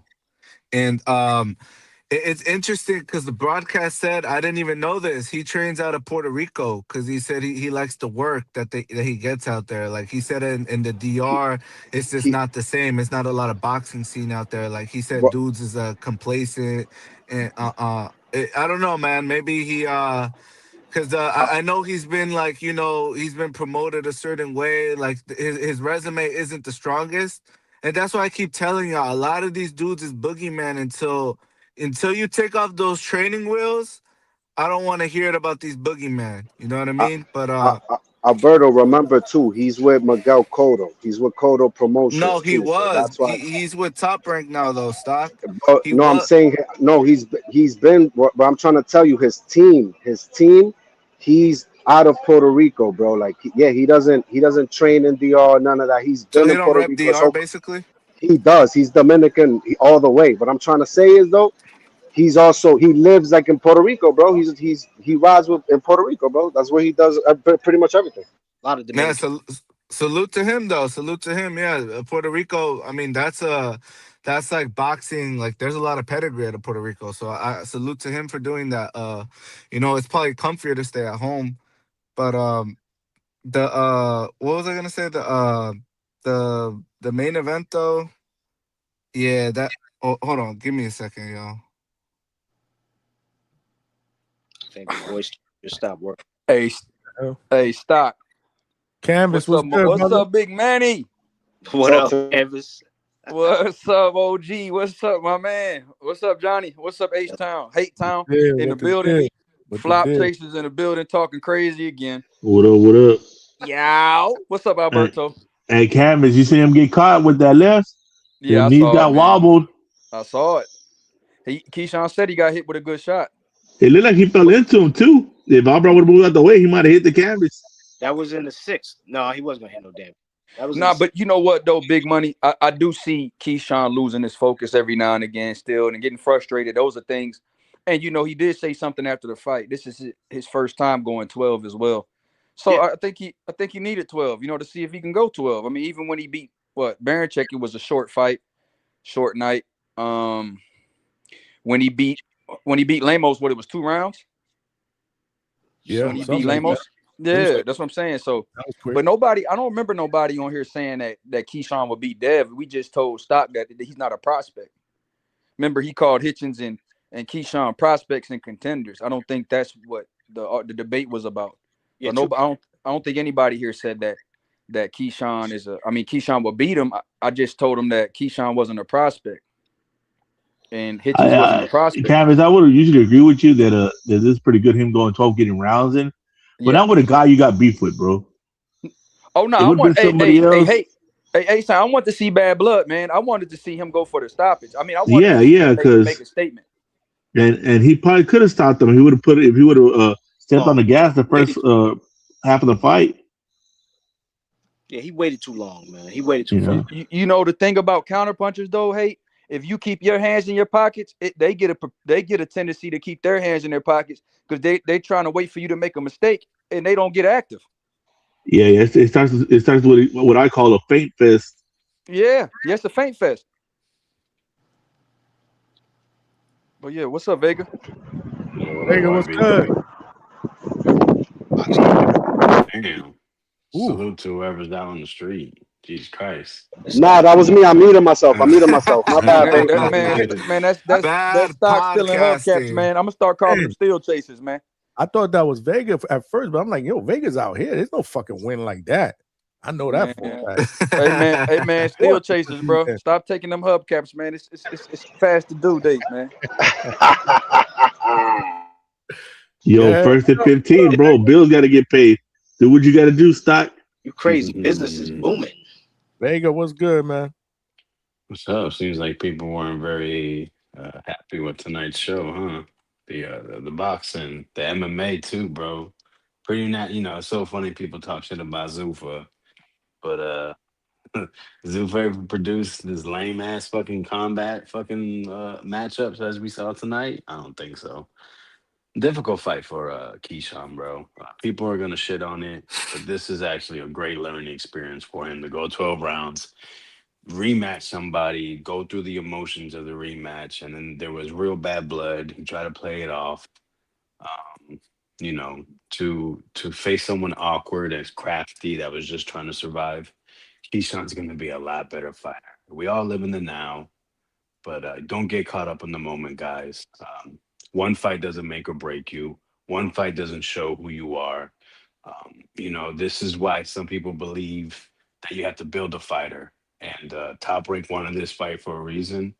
And I think even though he didn't get the stoppage, I wanted the stoppage. I think they're going to be pretty happy with him going through this, him experiencing it, him showing still he's immature, but him being able to hone it in, to dominate, and to almost knock that guy out. Which, remember, his last fight, he had to, you know, he progressed, knocked the dude out in the last round with seconds left. So he almost did it again. Keyshawn really is a complete package, and this is a fight everyone's gonna look back on. Probably, I'm gonna forecast this and say this is the fight that really helped him progress to the next level. So salute to him. But he needs to stop putting his brother on his shows. Top Rank needs to make sure we never see them again. I don't give a shit about him. Waste of time. There's plenty of fighters. You know, shout out to the Dominican Republic. They have plenty of fighters on the Top Rank. There's Puerto Rican people. There's American guys that deserve those time slots. And we don't need to be pushed and have to, what do you call it? Have to keep our eyes open to watch Kelvin Davis fight ever again on DAZN, ESPN, The Ring, Zoof, none of that. He can just fight on his home circuit, be a professional fighter. You know, so hang out with his brothers. You can do all that, but stop making me watch him on main cards, prelims, of anything to do with the top promoters, top whatever. I don't care to see him. But hey, there's one way we can handle this. I want to see Kelvin Davis versus Brian Norman Jr. so we can pack up Kelvin, get him out of here. Because I think Top Rank wants him beat. Top Rank wants him beat. So listen, Brian Norman, let him continue, get another training camp under Ronnie Shields. You see that boy don't play with his food. That boy don't play. Brian Norman Jr. get jumped. Hey, man. Hey, I got Brian Norman Jr. against all DB3. Fuck it. Yeah, they going to that locker room. Facts, Vega, facts. There's going to be some thunder. Hey, man, take the Davis brothers away and keep the sisters, man. At least they can sing. But no, I didn't hear that. How was that? How was that? No, they actually they can man. sing. They're fine. I didn't hear it. I saw it, but I couldn't hear it. Yeah, keep it sisters, man. They didn't ruin the show. Okay. But no, I agree with Vega. That's what I was saying before Vega got on. Like the 12 rounds is a learning experience for him. He hasn't really went 12. I was just thinking about all his major fights. You know, the last. I mean, he, like you said, and he fought two crafty guys in a row. Ortiz, Albright. You know, like Vega said, these guys are good. You know, crafty guys from the East Coast that that have pretty good fundamentals. Hard to knock out. You know what I mean? So the fact he stopped Jermaine Ortiz, the first person to do that, and then. You know, he was on, like, he pushed the pace in 11 and 12 to show he's a 12-round fighter going for the stoppage. You know what I mean? I think that's a learning experience for him, Vega. I agree. He's still only 15 fights in. So I do, I know we get ahead of ourselves sometimes. And that's why I said it wasn't as bad as people are saying. And I like Norman's jab tonight, even though, Josh Wagner may not have been the best opponent, but the jab to the body, changing levels. The explosiveness was there. I thought he looked pretty good. Norman. The power. The he power. punches his arm out. Yeah. Canvas. I asked you in Vegas since y'all Vega, okay what did with you think, Key. bro, about the Norman? I know we didn't see it long enough, but I liked his jab a little bit. I saw him using his jab more, trying to make an emphasis on using his jab. Yep. Yo, guys, if you don't mind, can I say something? Yeah. But how's the wind, though, You know Johnny? what? I don't know why the fuck the what? wind keep I hope blowing Coach like don't get this mad over at me. here. We don't hear the wind. I hope Just say Coach don't it get before mad the at me, wind babe. comes. I know Say- Demetrius boxing #1. Don't come for me, man. I don't want to be enemy #1. But that Rohan Polanco and Norman fight, I got to see it. Go ahead, We don't Stock. wanna He looked see like it. he ain't had no win. He looked like he ain't had no win. We got to take And I advantage. might go with the thunderstorm, but I'm gonna go on mute though. What else, Stock? Stock. Y'all got me? Y'all hear me? I sound good? Yes. Yeah, you're fine. Listen, before we move on to today, respectfully, I just want to give a shout out to Patty Donovan. Damn, I can't You hear him. feel Can y'all me? hear him? Yeah, jump we out, can hear jump him. back You're gonna have in. to It jump out happens and on jump back in, bro. StreamYard. Yes, Wait, who, me? Hey, man, I'm glad Coach ain't here tonight, man. But we can't. Hold on, I gotta jump out and jump back in. No, YB does. Canvas. You got to jump out and because jump he back can't in, hear you. Canvas. It's a StreamYard thing. There we go. Go ahead. Yeah, anyway, let me turn my mic on for this. So listen, shout outs to Patty Donovan, bro.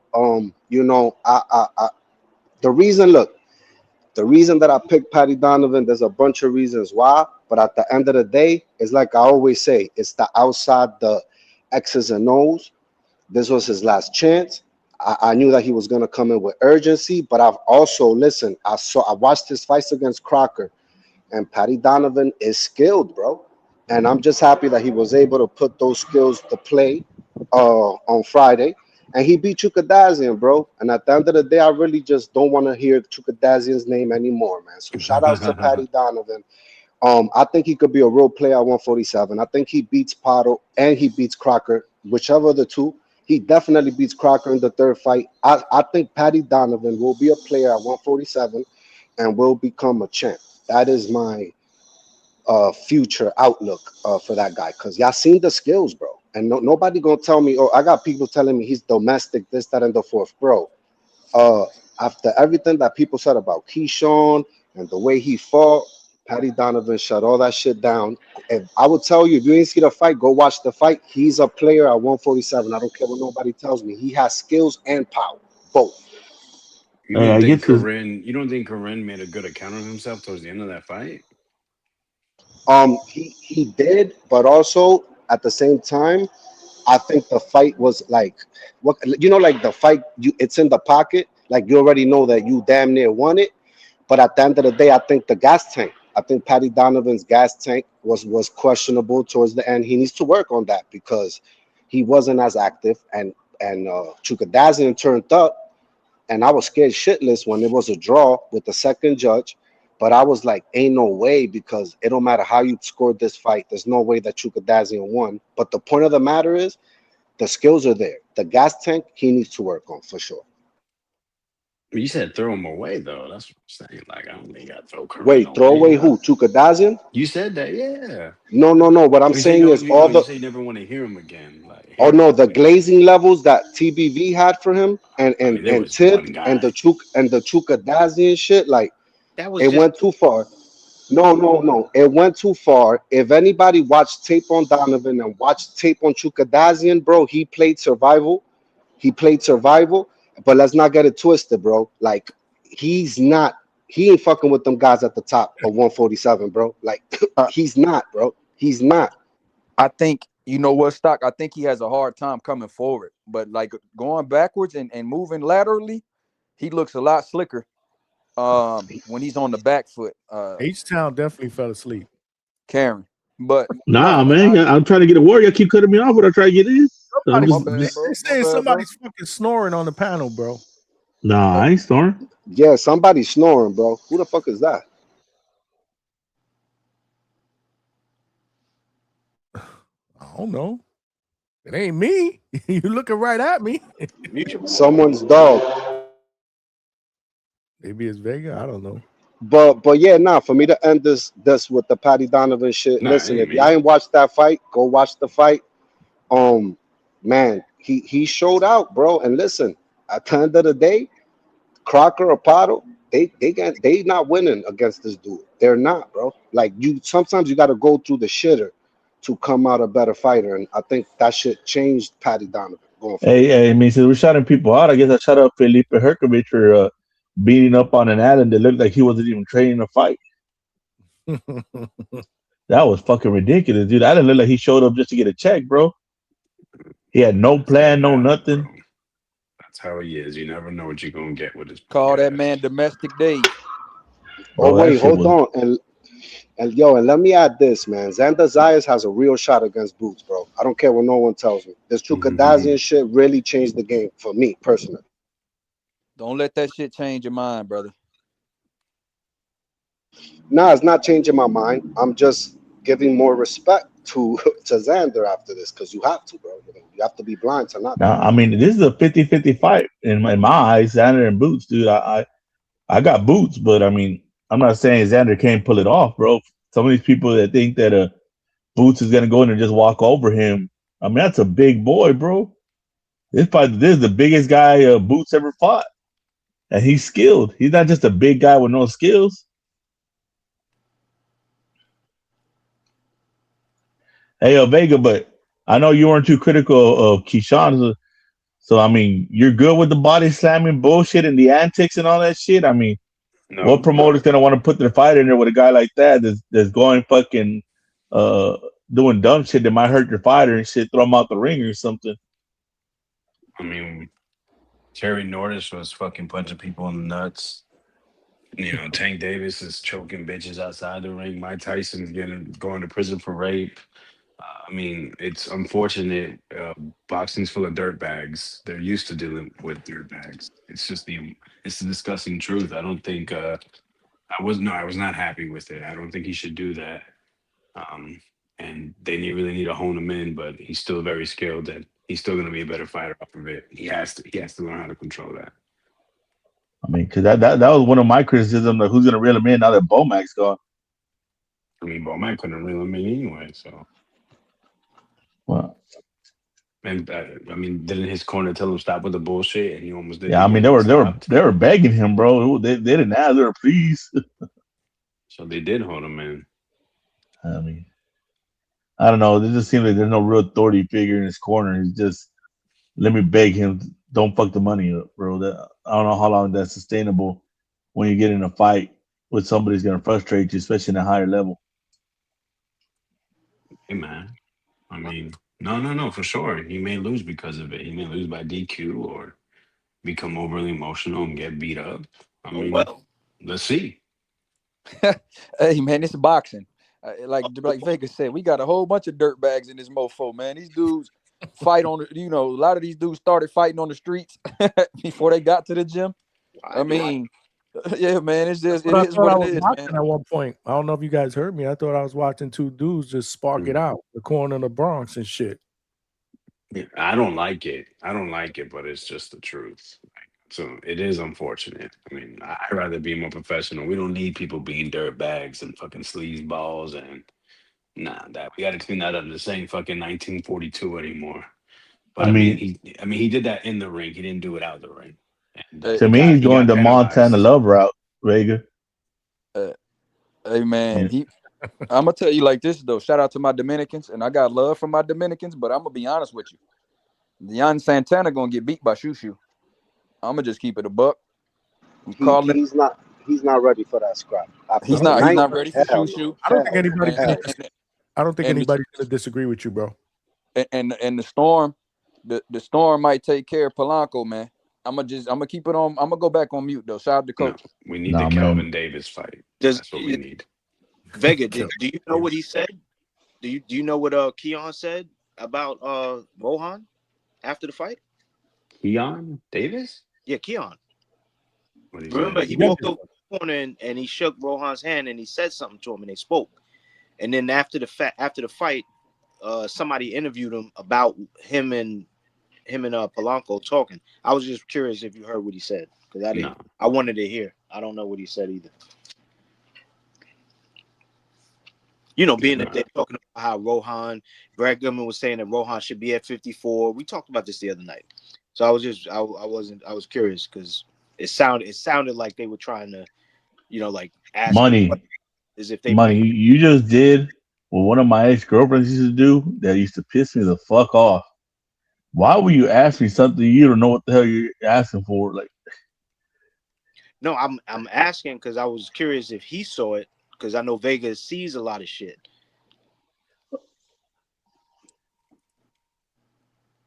Is that what your girlfriend used to do? Like, hey, do you know the square root of 57? Because then it sounds like she does. And I was like, no, what is it? No, I don't know either. It's just asking. Vegas is a very knowledgeable fucking guy. Ooh. I haven't watched any content, man. I've been on a video game lately.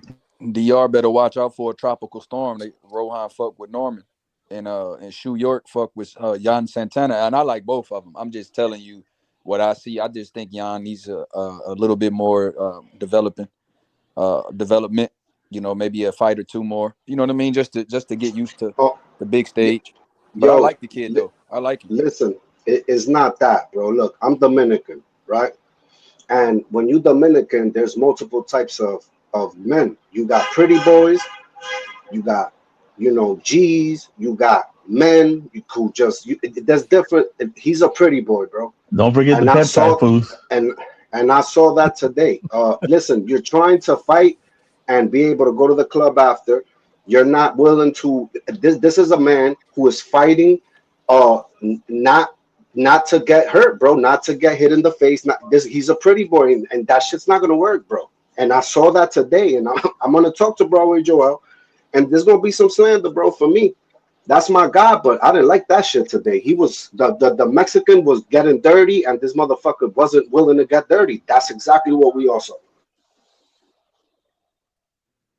I agree, bro. And you know what though? I'm gonna be honest, man. I think I want to see Keon again, but Kelvin, we need to get him out. I think Kelvin's gonna be like a journeyman, a stepping stone for fighters. I got the fight, man. Bro, Norman Jr. Keon too, dog. I ain't impressed with Keon. That guy looked like he was 3 weight classes above his opponent, bro. Like, it's just crazy. Ring development, man.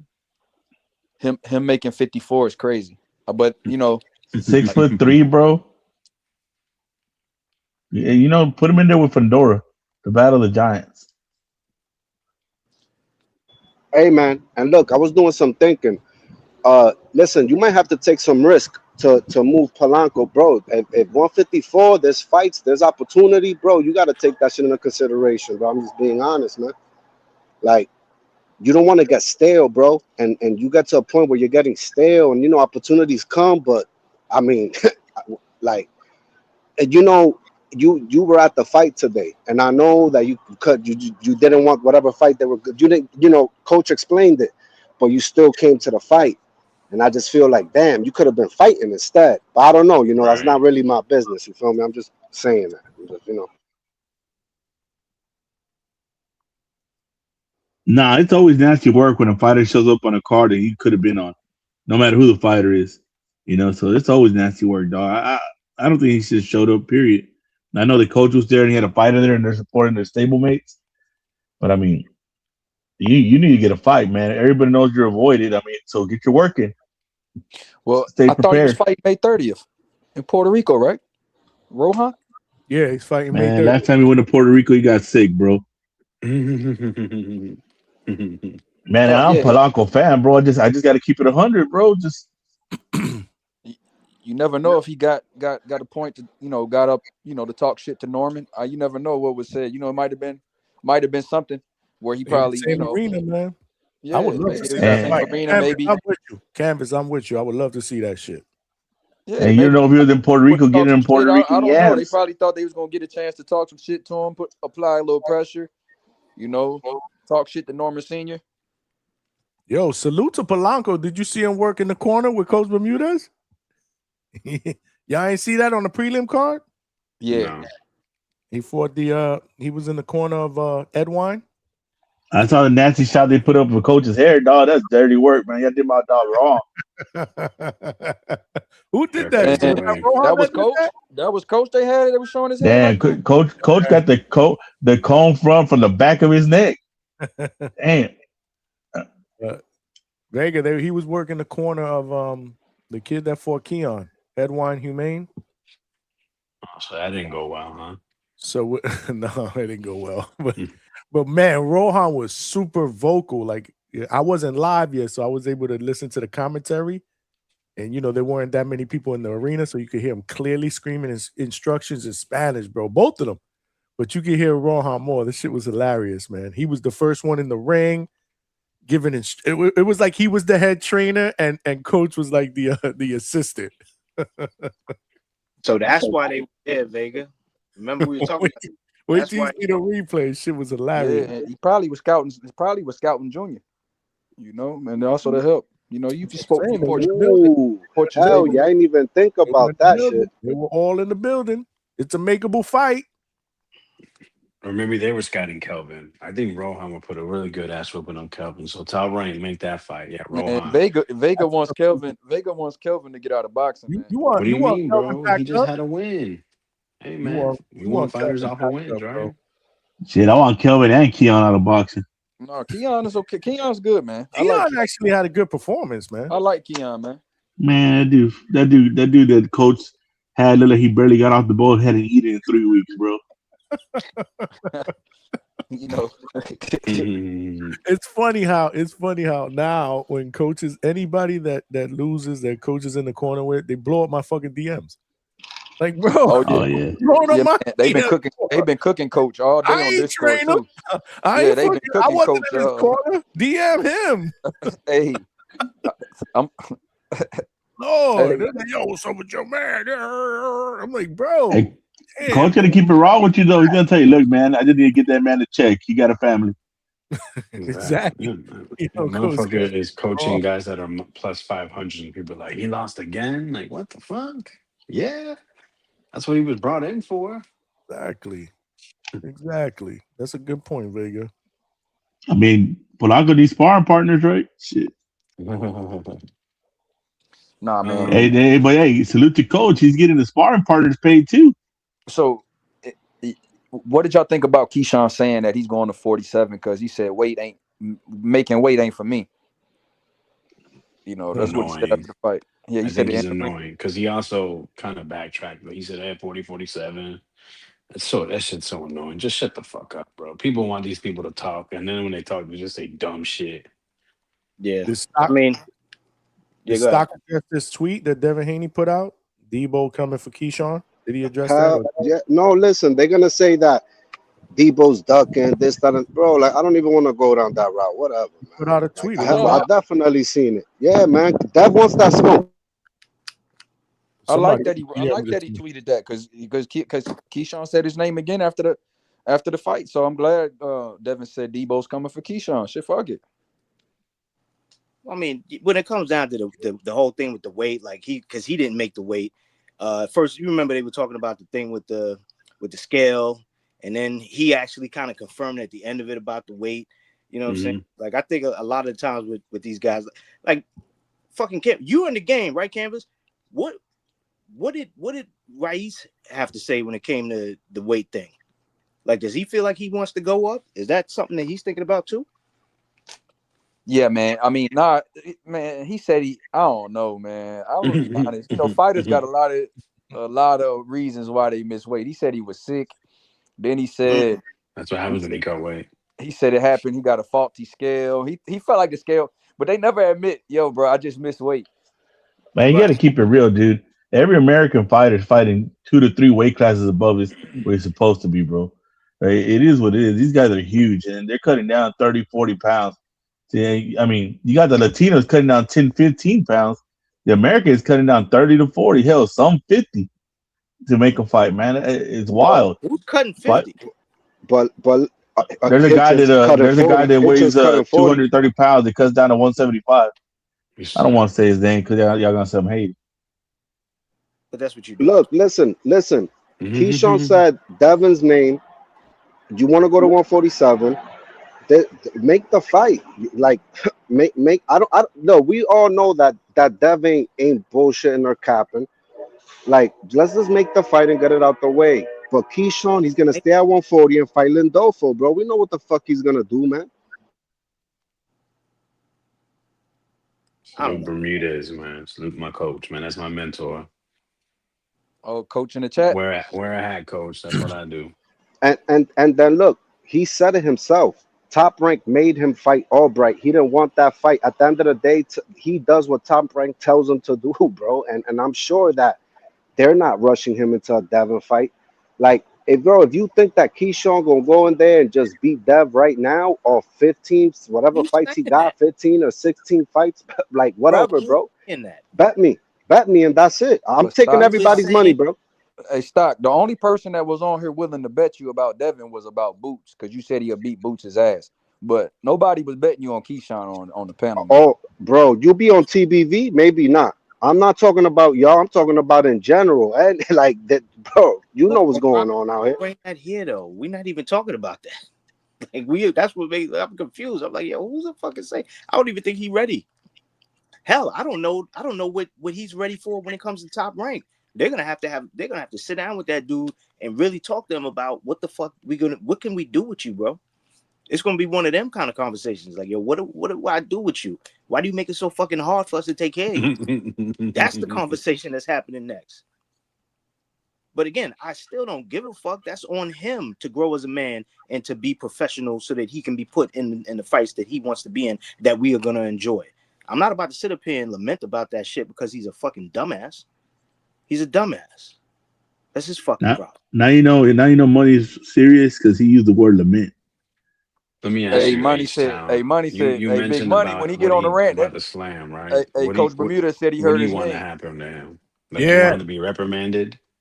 Like Something, man. Something's got to be done, bro. Because I mean, we had the jumping of a guy. You know, in the last 3 fights, we had the jumping of a guy. Now we got you slamming somebody, and you could say you only acted good your last fight because you were already in trouble. Somebody So you heard reeled their it in. name, bro. Somebody heard their name. They want to jump up on here, man. But he Shout out did to get Coach, 2 man. points. Yeah, you heard your They name, Coach, took man. 2 points We away. said people were slandering you, man, over some shit, man. Coach? Nah, just in the hell Discord, happened man. to You him? know, anybody that Coach associated with it, they have a bad day. You know, they take shots at Coach, man. They come with the territory, though, Where Coach. you at? You there? Bad signal area. His Wi-Fi is bad. Pack him up. Get him out of box. Pack him up. But H-Town, they took 2 points from him, so he was penalized. But like, Yeah, I know, man. But I mean, he didn't show no remorse over it, Vega. He's still there clowning still. Like, you know, he's just like, fuck it. Like, I'm gonna win anyways. Fuck it. Hey, but you know what? You know what I thought though. The way he got slammed. Like, what did you really want him to do? No, that slam was excessive as fuck.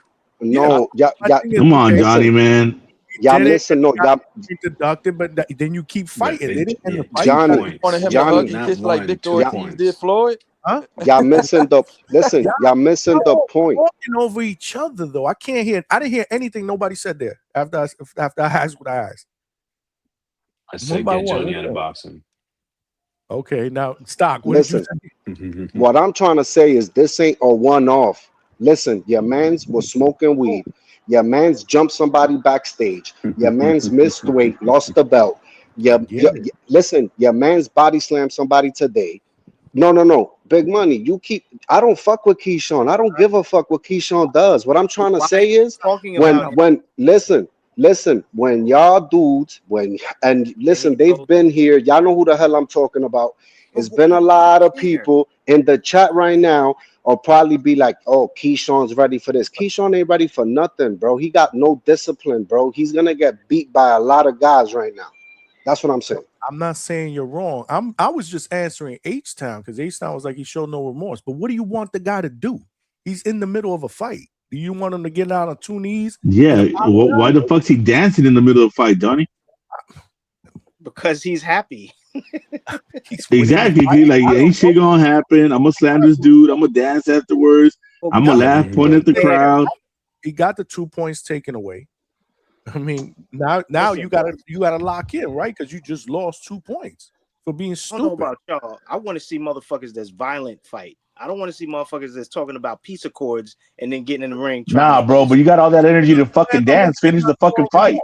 You know, you got all that energy. You got all that energy for the bullshit, but you ain't got that energy to finish your opponent. Nah, man, fuck that. Y'all giving him a pass on bullshit. Who gave him a pass?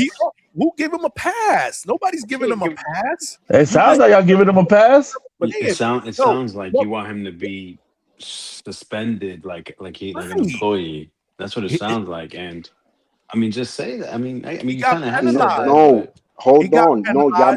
It happened in the 6th round. He still got the second half of the fight. Y'all missing the point.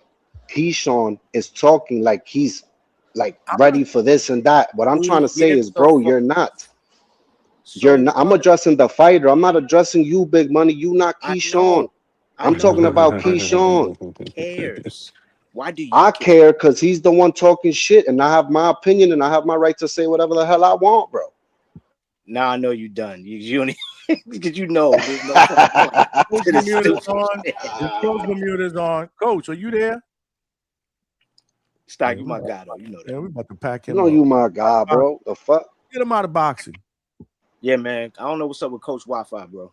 It's good. He's in the hotel, so his Wi-Fi is a 2-pack of ass. No, listen, I'm gonna tell you because I'm about to jump off, but I'm gonna tell you what Coach needs to understand, man. Listen, Rohan Polanco, there's questions being asked. I don't know what the fuck going on after this fight, bro. listen, we got to shut motherfuckers up. We got to get a real scrap. Brian Norman Jr., he's hot. They saying, oh, he could beat Rohan. Man, let's try to get that fucking fight. Let's do everything possible. Like, this is the shit that I'm saying. We got to quiet these critics, bro. Hey, and Johnny, Coach ain't in the hotel room. They're on a fucking budget. They're in the car on the way back right now. He wasted that $150 for one more night. They driving back right now. I saw the background. It looks like he in the hotel room. Yo, Rohan is diabolical. Y'all saw what I put in the Discord? He was taking pictures of Coach's scalp and the gorilla, the silverback gorilla scalp, talking about their hairlines.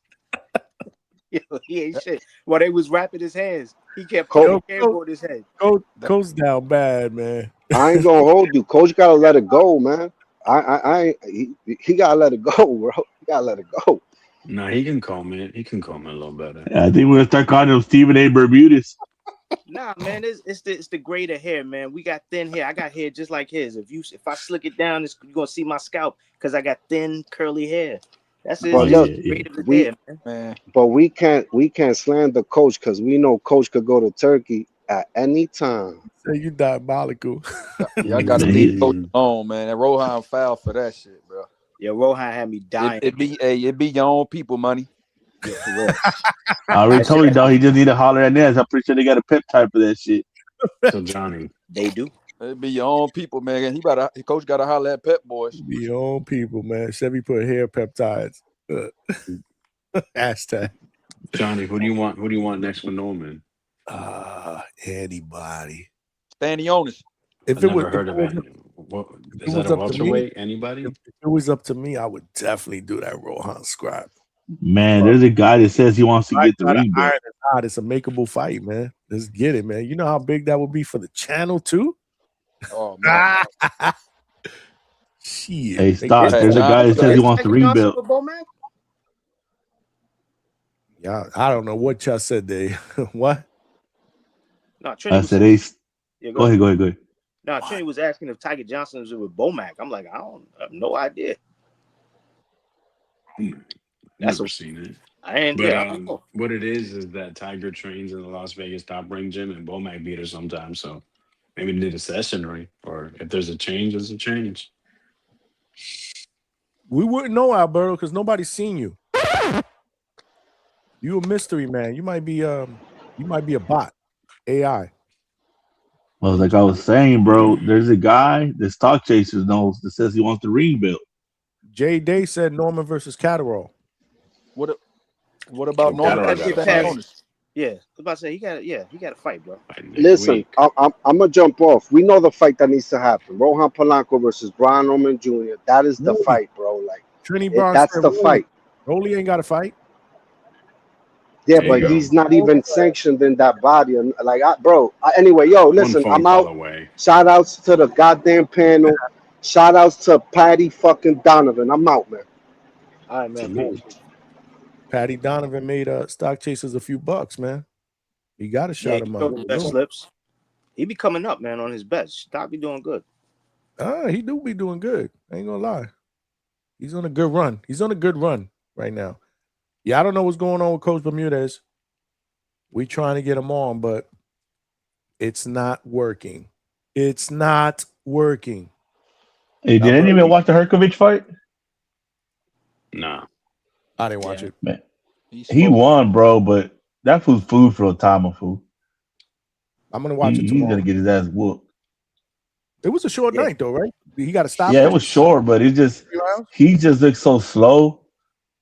And the timer looks so fast. It's just it's gonna be a devastating knockout. Tree said Brian Norman versus Abel Ramos should be the fight. What? You want to move him slowly? Like I'm just reading the chat. No, I know that. Out of all the names, Abel Ramos, like that's what you want to see. Not that if you're okay with, that's what you want. Like he's gonna say build my fighter. I have one choice out of everybody at welterweight. I want Abel Ramos. Like, bro, come on, be serious. What about Stanionis? Give him Mario Barrios. No, I want Abel Ramos. I want to see him against John Molina out of retirement. That's a great name. He fought AB. Casual Jerry said Brian Norman versus Ryan. Ryan's about to announce a counter fight. That ain't happening. September. Fuck I'm me, telling you, man. the fight Damn it. the fight that you can make is against Rohan, bro. They're both on the top rank. Just make it fucking happen. Let Rohan handle business on May 30th versus whoever the fuck he's fighting. I don't even know who is Rohan fighting. He probably doesn't know who he's fighting. Rohan is fighting January 30th. Whoever the hell Rohan fights in Puerto Rico, he should be able to walk all over. And let's make it happen in September or something like that, or October, whatever. I think that works. It's a makeable fight. Rohan don't care about like Coach says. He just wants the opportunity, right? I don't know. I heard they turned down 2 fights, so I guess they do care. Wow. Yeah, we That's still what I'm saying. And the next fight's in Puerto Rico. He doesn't have to fight to get ranked. He can literally make a phone call and say, "Hey, your next meeting may be ranked in the WBA." They say, "Okay," boom. That's how sanctioning bodies work. You just have to say, "Hey, I like you. Do you like me?" And they say yes. That's literally how it works. Check. That's why they're a fucking joke. Check. They going in on Rohan in the chat, bro. What's wrong with y'all, man? You know, Coach is out there. Rohan tired Wait, of fighting. what's wrong with Rohan? What fight didn't they like from him? No, they said, isn't he tired of fighting bums? I don't think that's necessarily all of Rohan's fault, though, man. Like Coach says, there's a lot of people He's that not don't want fighting to fight him. bums. There's people that don't want to fight him, though. What are you supposed to do? You can't make somebody get in the ring with you. And he's not fighting bums. So what are they talking about? Yeah, that's I'm reading the he's chat. not fighting names. You should say. I know that. I'm saying he's not fighting bums. What are they talking about? I'm I'm not saying you're saying he's a bum, that he's fighting bums. I just saw a box rec, man, and Rohan doesn't have a fight on box rec. I don't know if that's indicative that he doesn't have a fight coming up next, but yeah, I don't know. I have to ask Coach. Well, according to Johnny, he's got a great future in coaching. Who has a great future? Oh, you talking about Rohan. Rohan was I'm telling you, motivational. rewatch that. He was Rewatch that, and you tell me if you didn't think that was Rohan and you didn't know who Coach was. You tell me who you would have thought was the head trainer. That's all I'm asking. Just do that. Yo, he let him shake out. That was the right fight. He let him play. He let him burn. I ain't gonna lie. He let him burn. That's what's up. That was the right fight for that. You know what I'm saying? It was super inconsequential. Doesn't really hurt the silverback gorilla. Oh shit, Trace. They done criticize your matchmaking. You coming to defend that bullshit? Yo. First off, that's not bullshit. You understand me? That Abel Ramos fight is a good fight for a motherfucker like Brian. If y'all telling me that he can fight motherfuckers like Blair Cobbs and shit like that, hey, put some respect on Blair Cobbs, bro. Who the fuck said Blair Cobbs? Hey, I've heard motherfuckers ask for the Blair Cobbs fight when they want. Exactly. We want Brian Norman to come back to Atlanta and fight a Blair Cobbs. If he can fight Blair Cobbs, he can fight Abel fucking Ramos. So if someone says Blair Cobbs, they're obviously a moron because he's been in legal battles for a while. So if I tell you that I'm a millionaire, does that make it fucking? You talking about legal battles? You talking about legal battles? I don't give a fuck. He's been on 2 fight posters in the last 4 months. He's only hearing the shit on all those other channels where he's moonlighting at. You know what, guys? Hey, shout out to Blair Cobbs and people ruining his career, bro. Ain't nobody say Blair Cobbs over here. Motherfuckers been asking for Blair Cobbs. I've definitely heard a motherfucker ask for Blair Cobbs. Yeah, and they're all idiots. I heard Stock Chasers had asked for that shit. He definitely asked for Blair Cobbs. That's idiotic because he's been pulled out of 2 cards with legal battles. He was supposed to fight on DMG card with that. Listen, man, I don't know nothing about. And I'm he's not supposed the to fight on nigga the lawyer. UK card, and he got pulled 2 days before again. I'm not the nigga's lawyer. Blair Cobbs. Don't I'm say not his the name. nigga's. Listen, you talking about legal shit, and I'm telling you, motherfucker. I'm telling you, no, not even that legal motherfucker shit, Abel Ramos reality. is a good fight for the man. The man. No, what the is fuck that is the wrong best with fight Abel that you Ramos? want to see? No. That's the fight. But you gotta tell me why. You gotta Abel tell me why Ramos. it's a bad fight. You can't just talk. I never shit. Tell said me it why was a it's bad fight. I said out of everybody. So why you talking shit? would Why he you be number complaining? 1? Because why would that be the fight you want? Why the fuck shouldn't it be? Tell me why it shouldn't it be? No, tell me why it should be. Like, it because doesn't make any Abel Ramos sense. has he has the WBA interim belt, motherfucker. He would be in No, line he does for not. That's a lie. Kick what this the guy fuck? off. He just beat when he does beat not have an Tamir interim Smalls. That belt. shit was for a belt He to does get in not. line No, for Rolly. he's lying. We don't like liars. He does not have an interim belt. Try What again. does he have then? When he beat Tamir Smalls, what belt was it that he won? That's not an interim belt. What belt was that? What belt was that? It was some stupid regional belt. It was So don't regionals put you in line for the major title? Again, he doesn't have to fight anyone. You doing that shit again? Vega, answer the question. Don't regionals put you in line for the major title? They do. Oh, all right. That's all I'm fucking saying. If you beat that man, you get in line for a motherfucking Rolly fight. He can just make a call. Nah, it don't work that way. I ain't never Brian seen Norman Jr. is bigger than a fucking regional title, bro. Are you crazy? Listen, you thinking small. I'm trying to get my nigga in line for the Rolly fight. You can't just make a call and get a Rolly fight. Trees, man. All jokes aside, if your friends jumped off the roof, would you jump off with them? Maybe. If I love him, I'm trying to catch him, motherfucker. Maybe. Fuck you, man. Maybe. Everyone's gonna die.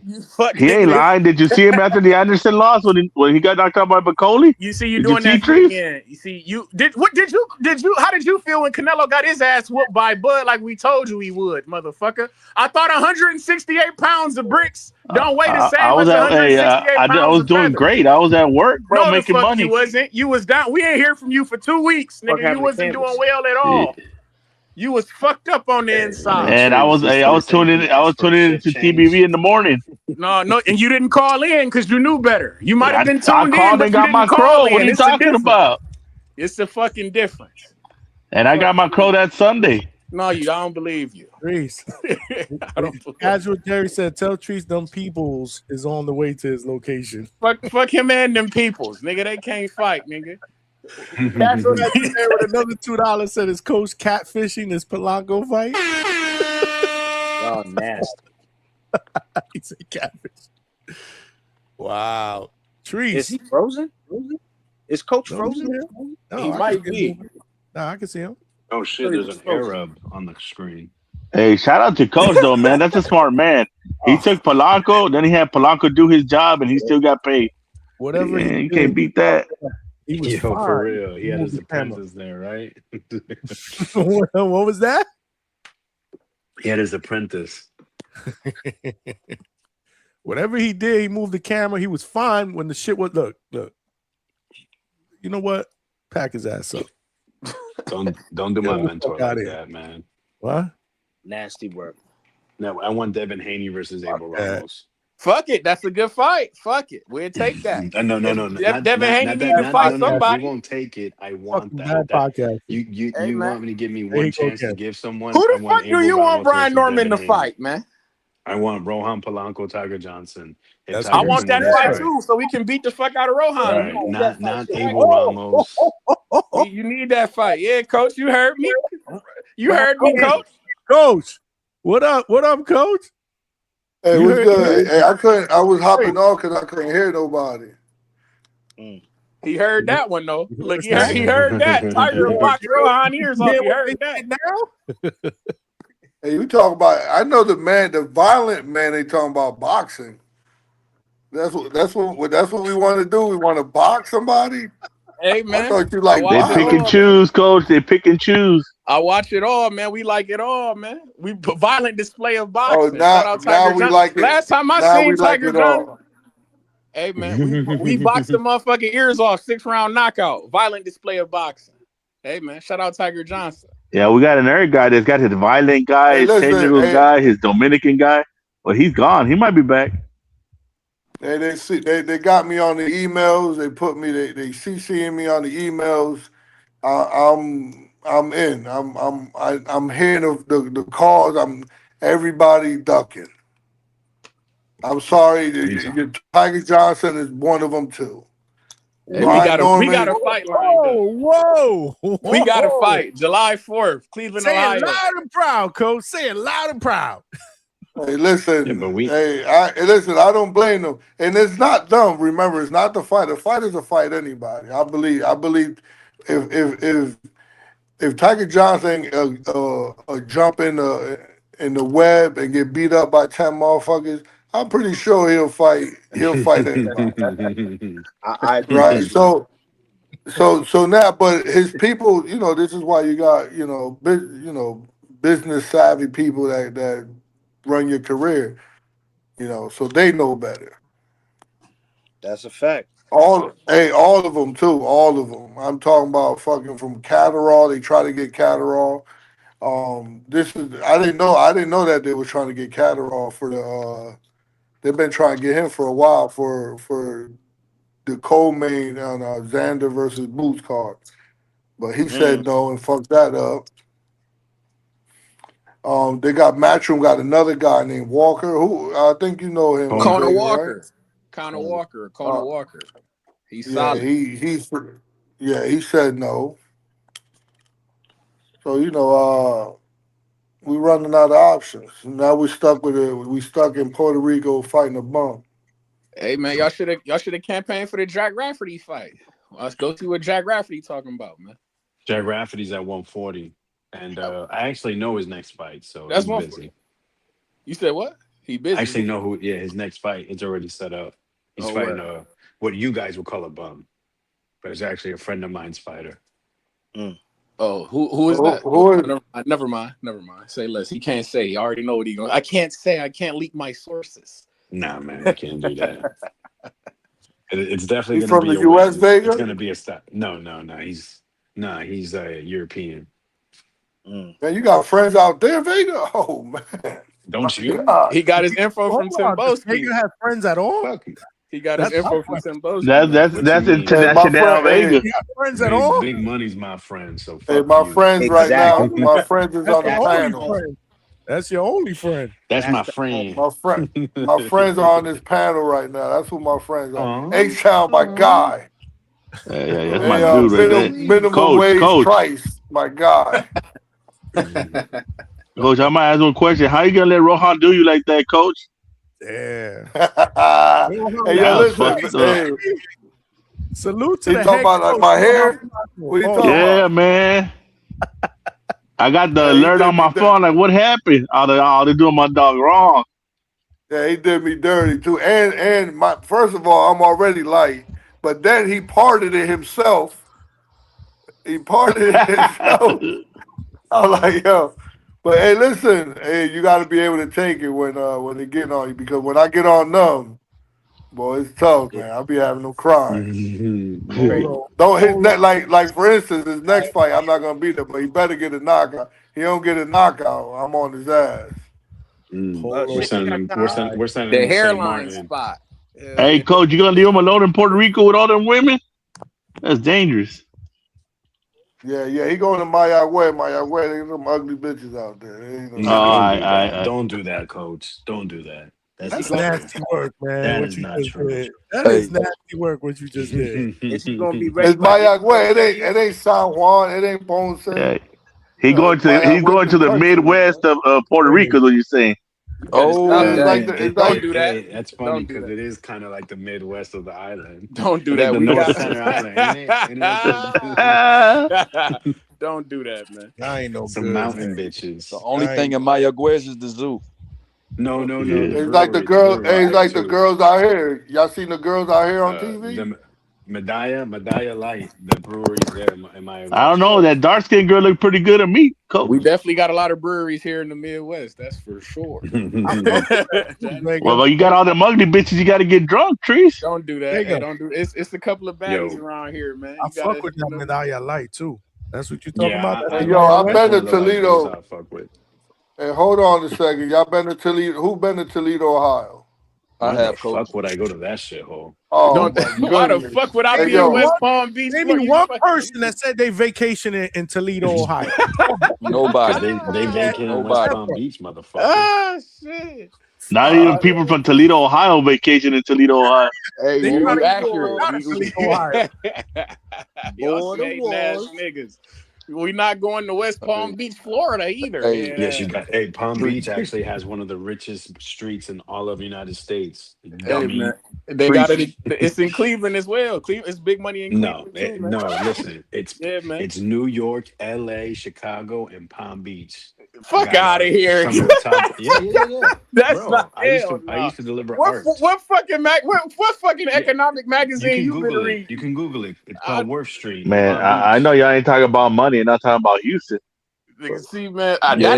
that I could believe. That shit he talk about West Palm. I'm not going. Google it. Google Worth Avenue. Motherfucker, it's got worse than just because it's got worse than the name don't mean that it's worth shit. What are you doing? I mean, bro, just look it up yourself. I'm looking it up as we speak. I don't know what economic magazine you be reading, but we about to find the fuck out.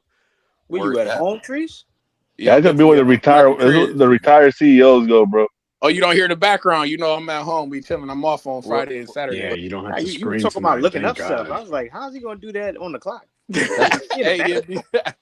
Hey, money. HR ain't sent nothing in today, so he must be at home. Facts. You know what I mean? HR ain't sent the super chat or nothing. Facts, Canvas. Hey, Be so safe, Canvas. I see Austin called the Rodeo Drive of the East. It spans 4 blocks from Intercoastal Waterway to the Atlantic Ocean. Featuring 200 high-end boutiques, art galleries, and enchanting European-style courtyards. But I don't see, Rodeo Drive of the East, huh? Man, Trees, this ain't the reading spot, man. Hey, man, Cut it- don't be cut it mad out, that bro. don't be mad that we can read, unlike motherfuckers like you from who was that dude you were working with, Coach? I'm telling you, bro, they ain't got no bitches. They gotta have hobbies. Practice is reading everything. He ain't distracted at all. That's what a slow motherfucker would say, practicing You know? reading, because you can't read, you need to practice. That's fucked up. You know? What you gotta do, bro. I don't know, homeboy. I'm bilingual, cuz. I gotta get to some super chats because y'all don't shut up. I can't get a fucking second over here. Damn, my bad.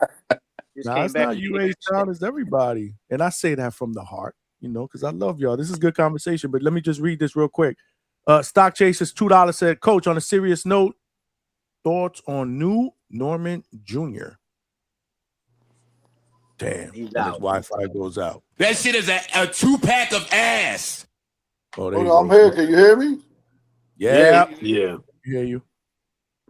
I can't get back to the am I frozen? No, we can hear you. We can hear you. You're gonna have to X out. We see you and hear you. And I'm moving. Yes. Moving. Grooving. Moving. Grooving. Rolling down. You black like this. His Wi-Fi ass. He cooked. He might as well just get off the Wi-Fi and just use his cell phone plan. Where he at? Where do you guys think he's at? In the Hilton Garden or no, that's the DAZN. That's the DAZN, Red Roof. Man, that motherfucker's in La Quinta, way. Hey man, you seen that low budget ass car tonight, Johnny? They probably in the Motel 6, Johnny. That was a low budget ass car. Red tonight. Roof in, bro. They Red Super Roof. 8. They got him at the The Red Palace Roof. in, man. The Red Palace Roof in, the Red Roof, or something, Johnny, man. That shit was low budget, man. That shit is classic. The Ramada. They say he in the Ramada or the Quinta. Wherever he at, don't got a pool at that motherfucker. This ain't no pool. And if it is a pool, that shit go up to 4 feet in that motherfucker. He is not. Wow. He is nowhere luxurious. He's struggling. He's struggling with that Wi-Fi. They don't have an interest in the exit. It's one way in, one way out, like the projects, man. Wherever he at, coach. Stock They got Chasers, some low budget shit, coach. you're gonna have to wait for your response, Stock Chasers, because he packed up. Hold on, we got Link all the way in Australia, $7.99. Need to watch back the show. Who the panel picking in a potential Haney versus Keyshawn matchup? We really didn't get into the nuance of that. Really, I mean, they talking about they want that fight. You know who the fuck I got? I think money. You touched on it when you first jumped on. I don't know what's going on. Bermuda's look. He's spinning. He's spinning. Hey man, the lobby has a automatic door. You know you in the bad hotel when that shit don't have automatic sliding doors. Yeah. You gotta know what hotel you in, coach. Everybody is spinning now. Big money spinning. Oh shit, we got a virus. Yo, the shit kicked me off. All I heard was Johnny say, "We're going back, back, back." I was like, "What the fuck?" I'm telling you, dog, is that huggy bear virus affecting everybody? Everybody hugging. Bermudez put the whammy on all of y'all. Look, now he's not in the lobby anymore. He finally figured out jump out and jump back in. Maybe that'll help, or maybe just need to turn the Wi-Fi off. Check out of the Red Roof Inn and go somewhere else. Yeah. Maybe that might work. Maybe just go to sleep. Lodge, coach. He's waiting for the lot lizards to knock on the door. The Wi-Fi in the lobby don't is do my definitely coach. strong. Don't do my dog like that. He don't fuck with no lot lizards. Like, coach got high standards, all right? Coach, go to IHOP or Denny's. Shit. hey, Waffle House probably connected to the motherfucker. He walked into the nearest Starbucks. Shit, McDonald's got stronger Wi-Fi for real. McDonald's got that free Wi-Fi. Definitely. McDonald's, they definitely do got better Wi-Fi. We're gonna give this another shot. Hold on. We're gonna give this. Shit, I might hit a Waffle House tomorrow morning for breakfast. Fuck you. Are you back, Mr. Bermudez? Yeah, you can hear me? Your Wi-Fi is ass. He's still glitching. We hear you. You back. You got That's that just camera angle that's up. just fucking terrible podcasting by you. You know that, right? It ain't my fault, man. No, because of you, I just lost 20 viewers, man. It happens. Oh man, no, not because of me. It got to be me. I mean, it got to be Toledo Trice. Damn. Hey, man. Low budget trees. Hey man. Yeah, minimum wage trees. Hey man. Doc had a question for you. He had a question for you. Did you hear it, or do you need me to repeat it? Who got a question? Stock Chasers is sending the super chat. Said, Coach, on a serious note, thoughts on the new Norman Jr. tonight? Yeah, listen. First of all, don't ever start off a question on a serious note. No one takes you serious. That's first and foremost. Like that question started off disrespectful. That's like saying, what do people say? What do people say before they dish you with the shit? No offense. No offense. No disrespect. With all due respect. With all due respect. No disrespect. Right. But go ahead, Coach. Floor is yours. Yeah. No. First of all, I wanted to finish my thought on the Toledo, my Toledo experience. Hey, this is for H-Town. H-Town gonna love this story. H-Town still on here? Yeah. Oh, he gone. Damn, the eyes don't we work. here. He fell asleep Nah, earlier. this shit mad small. I'm on my phone, but listen, I met a news reporter in Toledo once, right? And she was on me. You know those H-Town. You know those Toledo girls, especially those hood rat girls. They love Spanish brothers. So she jumped all over me. She wanted to take me around town. So I did a cardinal sin. I went with her because usually I'm careful with that. But I said, fuck it. She's a news reporter. How dangerous could this be? She takes me to a restaurant. I go in the restaurant, in the middle of the restaurant, motherfuckers playing dominoes, and they was looking at me like, who the fuck is this dude? And I knew the vibe, so I'm like, yo, I think we should get up out of here. And she was like, all right. So that was one ghetto spot. Then she take me to a pool hall. I walk in. The first thing I walked in on was a motherfucking drug sale. And I was like, this ain't the spot, right? So, and yo, to the next spot, we hit all kind of potholes and everything, right? This girl, she pulls over and she jumps on me. I'm in the passenger side. She jumps on me and she was aggressive. She bit me in my face and she slapped me. Boy. So I'm like, hold on. Just take me back to my hotel. So now I'm in Toledo. Hey, Trice, you know who Bronco McCart is? Yeah, man. Yeah, man. What is so that? my guy was fighting Bronco McCart, right? Oh. So I get back to the hotel. My guy that just fought Bronco McCart was in the lobby. I walk in with my motherfucking eye swollen and my lip bitten, and I look worse than him. That's my experience. That's my experience with Toledo girls. Terrible. Coach, you should The have felt shit right is at a big. home, man. Should have felt right at And home. They were playing dominoes and making drug sales. I'm Coach, come telling on. you, man, it was terrible. Yo, Toledo is trash. Yo. Yeah, I did not know Chevy Red was a news reporter.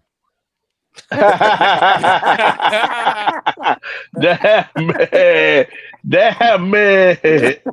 Hey, Coach, you still got your phone, huh? She ain't steal it from you, did she? She ain't steal the phone, did she? Hey, yo, y'all diabolical with it. Y'all crazy. Right, Polo, but did you crack? Emphatically not. Hey, Coach, were you staying at a worse hotel in Toledo than you are where you at right now? Hey, this is this is the brokest, most ghettoest Marriott I ever been in. This shit is crazy. Show us. This is a Marriott hotel. You should see the pool don't even got water in it. I went to the pool. We said that, Coach. Does the doors, are the doors sliding, or you got to pull the door open yourself? Yeah, in the lobby is a rotary door, right? But shit. But if the shit is broke, you gotta like really push the motherfucker to get around. If you claustrophobic, you done. Claustrophobic. I never heard that one. Wow, that's fucked up. Top Rank put you up in that? Yeah, Top you know Rank- we on the B side, and you know they should have did me better than that, yo, because they needed me to do the cuts and wrap hands. Top Rank said if you go to 154 with Rohan, we'll get you a better hotel, man. You already. Yeah, because they don't want us to fight. They don't want us to fight Tiger Johnson. We got to fight, man. July. Hey, listen, this is what I tell my people. I tell my people in the chat. This is I keep y'all updated. I ain't gonna never lie to y'all. I'm telling you, all these motherfuckers are ducking. And they said this is a layup they giving us in Puerto Rico. And the next fight, this is from the higher ups, the exact word is the next fight, we're gonna put you in position where they can't say no to you. I don't know what that means. So.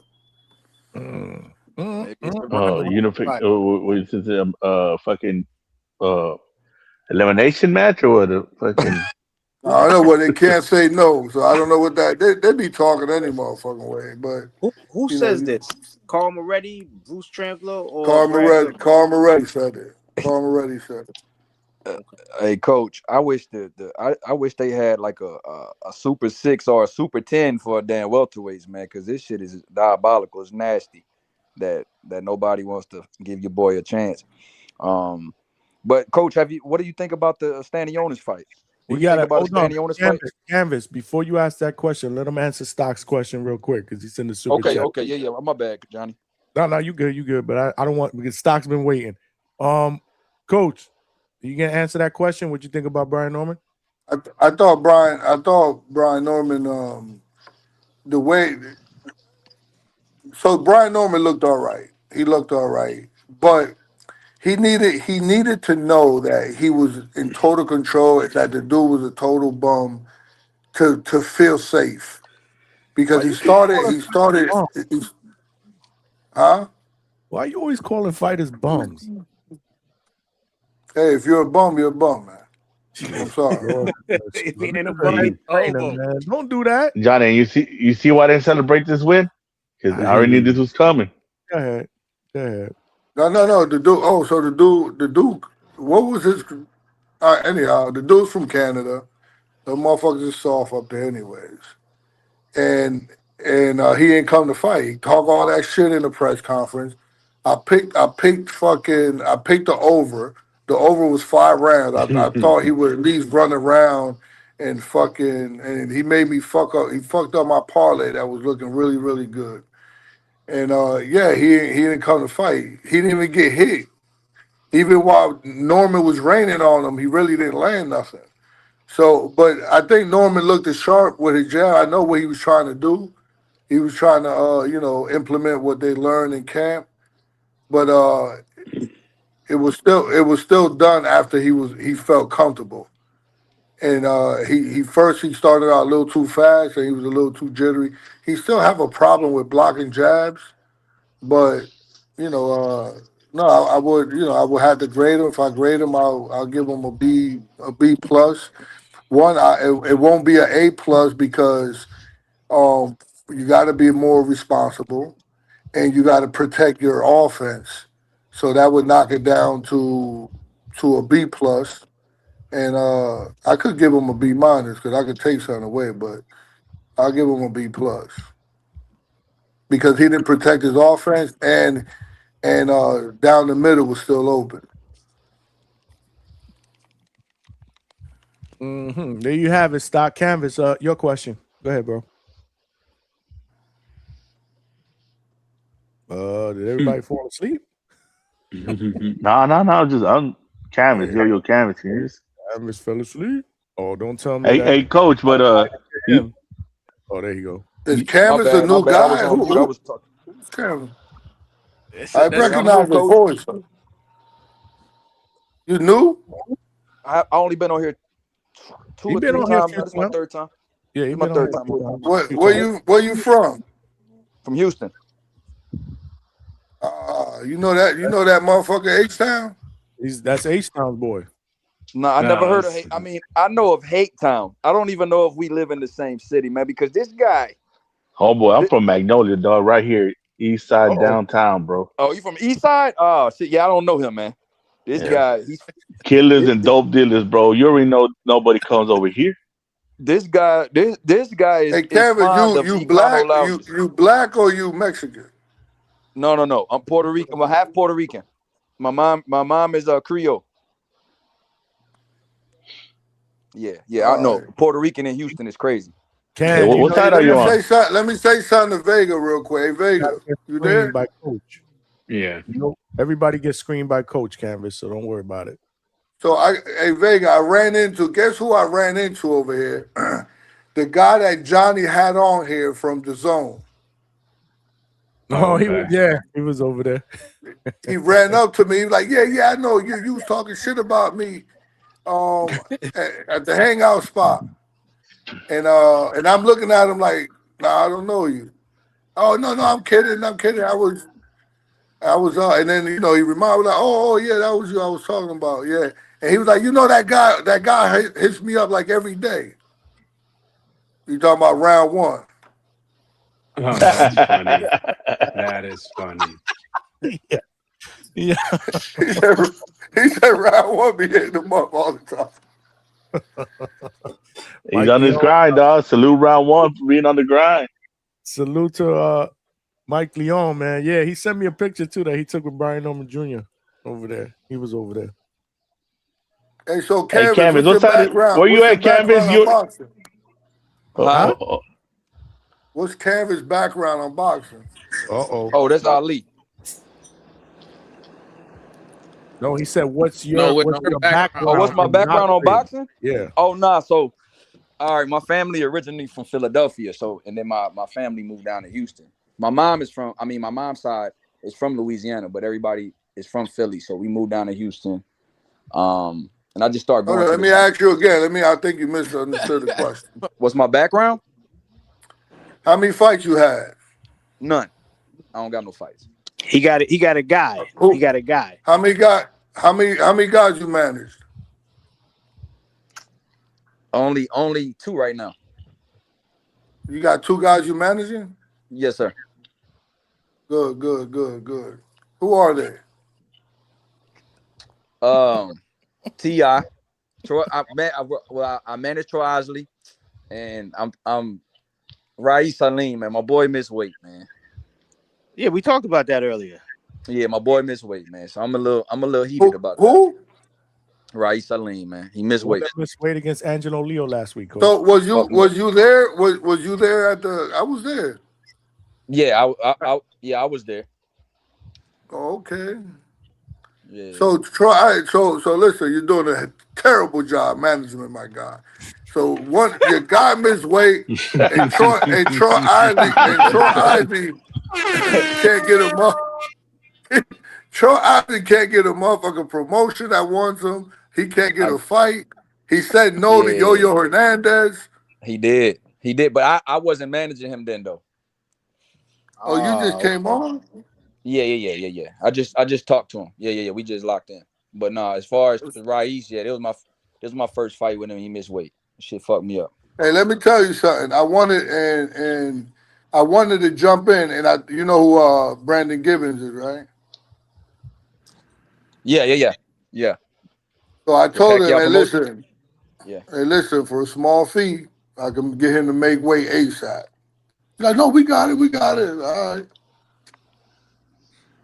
Nah, coach. And he came back, and he only lost, and he only lost 0.8 when he came back. He would have lost. He was only 2.5 over.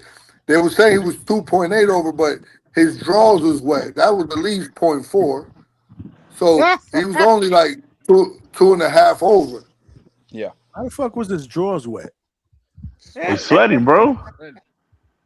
Damn, wet like that though? Yeah, Johnny would. No, but Come on, Johnny. just them alone is 0.2 to 0.3. But I'm saying it was probably a little wet because he was sweating. So that was 0.4. So I could have took 2 pounds off him and saved the show. Man, I wish you would have, coach. I don't know why Brendan told you that. Yeah, because he had it, and listen, man, I've dragged motherfuckers to that scale before. He walked to the scale the way he was moving around. I was like, nah, he gonna make it. He got energy. They just didn't have the right protocol. Nah.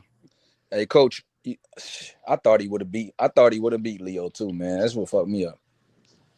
Yeah, I think so too. Leo's is for the taking, man. He would have, and you know that actually, man, that hurts, man, because I could see his climb back. I see he had a little downfall down in Australia, and then he climbed back, and he put himself in position, and then to go out like that, you got to check on him, man. Motherfucking fighters take that shit hard, man. You got to check on him. Yeah.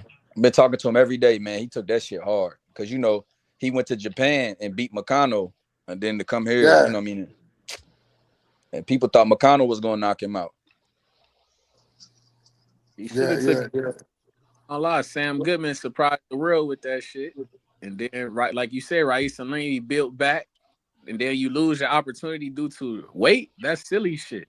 Wait, ain't Troy Isley from Toledo? Nah, he's not. He's from Virginia too, coach. Where you at in that Ramada Inn, man? Oh, He around the corner, man. Y'all stirring the pot.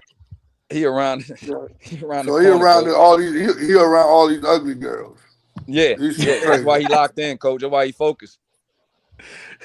Hey yo, no bullshit. That Don't bring him to Houston, dog. You just focus real quick down here. He's nice though. He's nice. He's nice. We're gonna see what you gonna do with him, man. Yeah, man. No. He signed with Salida, man. It's not something that that's groundbreaking, but he signed with Salida, and I know Tito Mercado signed with Salida. And Atif Overton signed with Salida, of course. So I mean, they trying to build a little roster over there. Exactly. He just glazed over that. Tito's with Salida for real. Tito's with Salida? Oh shit, y'all. My bad. Did I put that? My fault. I thought. Dad, hold on. Take that back, kid. I'm gonna go back on mute, man. I'm gonna go back on mute. No. You can't put the toothpaste back in the tooth. Nah, man. I caught that shit. Tito Mercado, he was Salida. Troy is with Salida. Yeah, he was in the ring. Overton. Yeah. Let him talk. Let him talk. Say that again, Kevin. So Tito Mercado is with Salida, man. Yeah, man. Shout out to Salida. Yeah, we were just talking about that earlier, Big Money. We were just talking about that earlier. That's why we was honed in on this shit. You can't put the toothpaste back in the tube. I said, whoop. Salida's making some moves. Don't sleep on him, though. He's making some moves. Mercado's my dude, man. That's what I'm saying. I heard that shit. I'm like, what? Where? Yeah. He was in the ring. He was in the ring when that day. And I see him with Wilder. It was him, Wilder, and some other fighters. Who? Coach Tito? Tito? Yeah.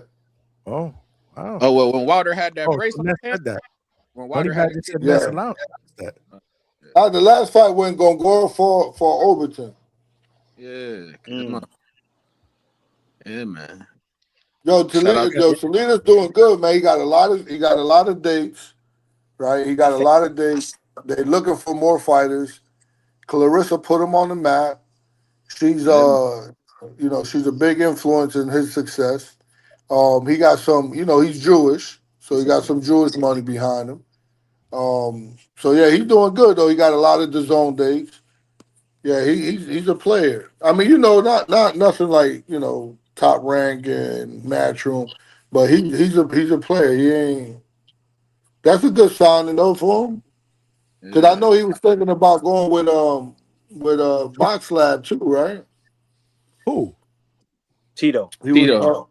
No, not Tito. No. Say. Who, Troy? Yeah, Troy. Where my man? He left? Where you go? StreamYard has been fucking up. It kicks people off. Yeah, it just throws me up too. Yeah, the StreamYard hasn't been good. But yeah, that his other guy, like a week ago. he signed. He was gonna sign with Box Lab. Rais Salim. That's his other. No, Troy Isley. You talking about Troy Isley? Troy Isley. Okay, yeah. Troy Isley ain't stupid though. He's smart. He got out to that yo-yo fight. He got that smoke.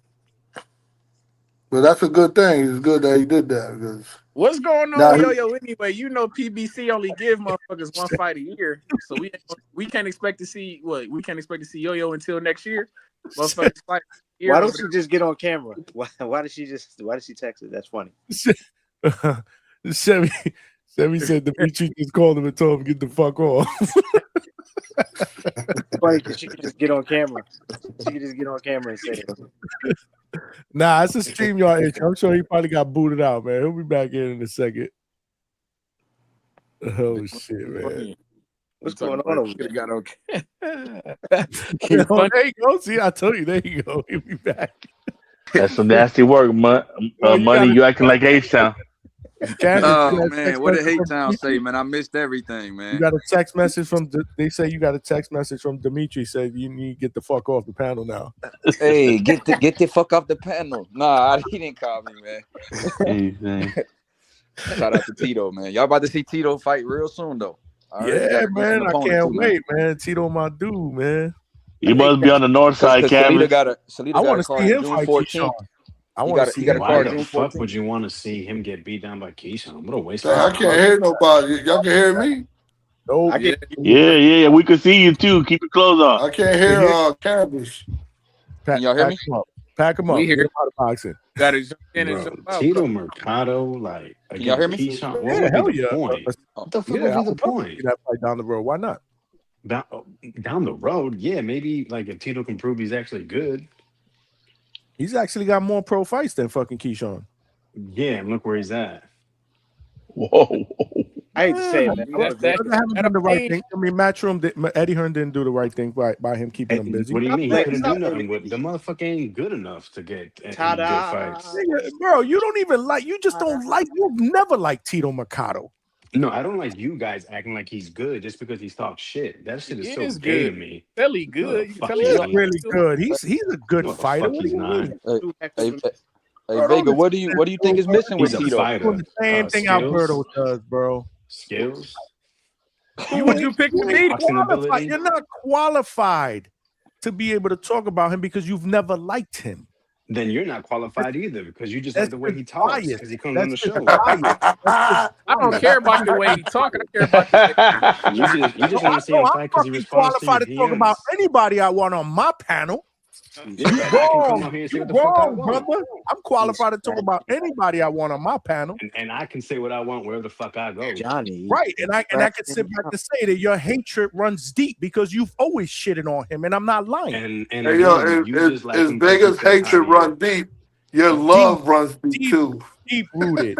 They're teaming up on you now, Johnny. It's not just me because there's a lot of other people that said the same thing. That they like his words. Y'all motherfuckers get panties It wet ain't over nobody's words. words. The man can box, There man. are He very look few people that agree No, with he can, him. no, he likes There to are more fight, but people he that can't agree with box you for than shit. agree with look him. good. He look fast. He look strong. He Well, of young. You course, feel Big me? Money, you're I gonna wouldn't agree with mind seeing Vega. him We there all know with. you're gonna I agree don't know with Vega. about Keyshawn, but I would like to see him in there with somebody who got a name. I think he can fight though. I mean, I like to see him prove it, but motherfuckers just want to make him. Oh, I like to see him against Keyshawn. Then he had to change But his I don't know about opinion that but Keyshawn. later here's down the the road. retarded shit. But here's the retarded shit. I never said he would beat him. I said I want to see them fight. I never said I What's the would point of pick watching beat him against a punchy bag? What's They the would just point of shit on watching him. What's the point of watching the guys that we saw today fight each other? This is boxing. What do you mean, Nahir? What do you mean? Him and Nahir already We fought. didn't And need it to was a see that fight. majority decision. Did we need to that see they that took fight? back. We didn't need to see that fight, cuz. Like, this is crazy. So Hey, No, that you're dude's limited Mr. though, Storyline. Johnny. You like all the that's your bullshit, so I'm opinion. That's surprised you your weren't fucking opinion, jumping and I up for have my joy. opinion. You always like all the bullshit. So I'm surprised you wasn't fucking kicking and screaming for this fight. Which fight? This rematch, because you like all the pushing and the shoving. You always say you like that kind of stuff. But they didn't push and shove each other during this They whole did. thing. What you mean? When he fought Kelvin, they pushed each other in the back. He talking Go to sleep, bro. Go take your ass to sleep, bro. This dude's cranky. Take your ass to sleep. And no one cranky. I'm just saying, man. You talking about I want to see him versus Tito.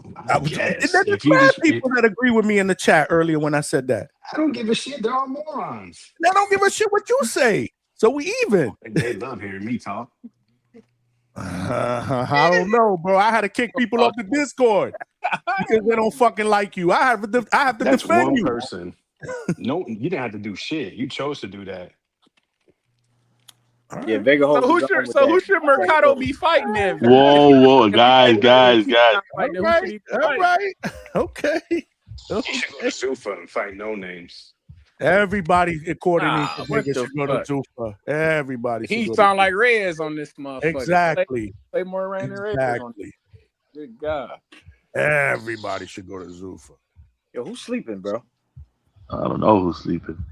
I heard that shit. Sound like somebody. That's Coach breathing hard, man. Come on, man. I want to see Tito Mercado versus Canelo. Hey man, my man Coach, see the roach on that ceiling. He hyperventilating over there. How Man. the fuck he got two screens on here too? One say Hector Bermudez and Black. What the fuck is going on? Twice the man that you are, motherfucker. That's Hey, Treese, he make double what you make, man. Minimum wage. I see. You gotta be in two places at one time, man. Fuck going on around here. I ain't even. Hey man, hey Treese. Yo, somebody over there looking for stock, stealing hubcaps and shit, man. He's on his shift. I can't hear nobody now. You can hear me? Oh my Yeah. We can see you too. Keep your clothes on. Talk about kicking people. This old man. Just give it up, bro. Just fucking give it up, man. Oh shit. Hey Johnny. What Shout out to stock at the end of the death. Maybe that's what the fuck it was when he had two up. screens up. One was for the audio, one was for the video. Man, I think this might be worse than the fucking hotel in College Park. StreamYard has been acting up tonight. I ain't gonna lie. Maybe Tito Mercado can fight the winner of Manny Pacquiao and Floyd Mayweather. Maybe. I absolutely agree. This motherfucker Vega just and you still he just don't let shit go. He's like a chick. He's like a fucking female, bro. That's what they do. That's stock is my boy, man. You be He'll be cheerleading talking like a about this female. for the next fucking. He'll be talking about. He'll be bringing this up for the next month. He'll be bringing this up for the next fucking month, bro. Guaranteed. I bet you were fucking sweating during that Brian Norman fight. I hope he can do it. Whoa. That was fucking corny as fuck. That was corny as fuck. He had to bring Brian Norman into this shit. Corny as fuck. You know it's true. You probably broke a pencil, didn't you? Hey, coach. You're not funny. He's You're gone. not funny. Big Money's the only dude that thinks you're funny. You're not funny. That was not funny. It don't need to be funny. The truth don't need to be funny. Yeah, I think he's funny looking probably, but that wasn't funny. That definitely wasn't funny. Try again. You know what's funny? When you say you're 5'10", that shit's hilarious to me. You bringing up what was that? When you say you're 5'10", that shit's hilarious. Now you throwing personal jabs at me. Okay. All right. That's where you going with this? That's where you going with this? Let's go, Short King. I never said I was 5'10". You did actually a couple shows ago, bro. Now you're being stupid. I'm now an you idiot because no, that was idiotic to lie about. That was weird. You see, I'm like when you talking about baseball. You say I'm like 5'9", 5'10". That's because he got on cleats in baseball. Guys, change the subject. This is a fucking clown, dumbass. Hey, He said, hey, I'm gonna tell you one thing though, Johnny. Now I'm talking about. I said I was 5'10". Agreed. Lying about your height is clown shit. Guys, go ahead, man. Keep on, man. I'm just gonna. Hey, man. I'm gonna pull the Johnny, man. I need the mafia music. We family. You heard? We family. And families do have some infighting sometimes. Not all families are fully functional. Ain't no one fighting. You I'm heard? done because you said that. Hey, now man. you heard. We family. Hey, I'm only 3 apples high. I ain't got shit to say. Next up, please. Hey, okay. Boxing, okay. bro. Well, Johnny, I need an intervention. I'm gonna talk to Coach in person, man. Coach in Massachusetts, right? That's where his gym is at. Yep. Yeah, okay, man. Well, I'm gonna have to go to the firehouse because we need to get him an A-side fight so that they stop putting Coach in these whack ass, these econo lodges, these palace inns, one way in, one way out, no revolving door. You got to pull your own door. You know what I mean? It's in the lobby. We got to get Coach his own. You know what I'm saying? Hey man, Coach, we got to get you out the B side, man. They B side. Yeah, at least a La Quinta, bro. There's a La Quinta, the goddamn Ramada, hey man, Coach. Hilton Express, something. We got to do something, bro. We got to get you a hotel with Wi-Fi with standards. You heard that? With standards, Coach. He want to be B-side. He like being the underdog. We need to get Coach. We need Yoenli to beat some ass, and we need Rohan to turn into the A side, man. We need him to knock somebody the fuck out, Coach. But he got to have a hotel that let him have animals stay with him. Here we go again. Look, Coach, don't talk about Chevy like that. Chevy is not no animal. Chevy is a creature of booting them out and bringing them back in. Hey man, hey Buck, he got a revolving door in the bathroom. You need a new AI joint for Coach, man. This is bad podcasting and bad hoteling, man. This is bad lodging. Coach better off just off the Wi-Fi. Travel agent. Use the cell phone data at this point. God damn, Coach. Hey, Coach. Hey, can you go down there and get ice? Does your ice machine even work, Coach? Nope. He could have just lied and said he was at a Airbnb. Shit. We'll I wouldn't want to eat that fucking ice. You can tell that's a hotel. The ceiling in that motherfucker look. I don't even know if he could try to get back in. Nobody hears the fucking snoring? Bro, we've been hearing it the whole time. Yo, you can hear a motherfucker snoring. It's probably Polanco in the background. Maybe it's a machine. Does someone have a machine on? No. Hey, no, that's Josh Wagner. That shit crazy. There's a fan on in the background, but that's probably maybe my ceiling fan or something. That's probably what it is. That's what it is. But now you can hear my dog. Yeah.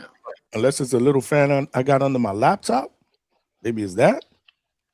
But you guys never heard it before. I've always had it on. Hey, Trini BX, musty energy. We said that's H-Town's breathing. You're right. I got musty energy, Trini BX. I thought it was Coach's breathing. Now it's H-Town's breathing.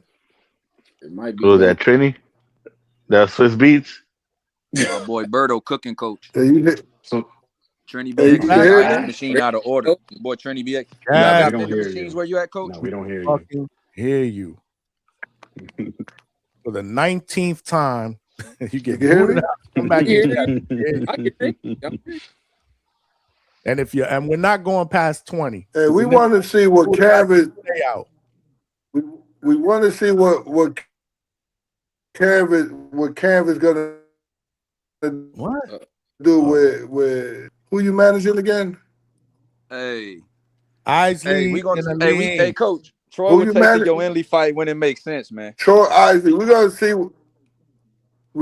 what you're gonna do with Troy Isley. What kind of moves you're gonna make? All right. Give me a chance. I'm Give me a actually chance. happy you on here too. You give me a chance. Oh, cause he ducked Get Yo him. Inley. Get him. You got him any sponsors?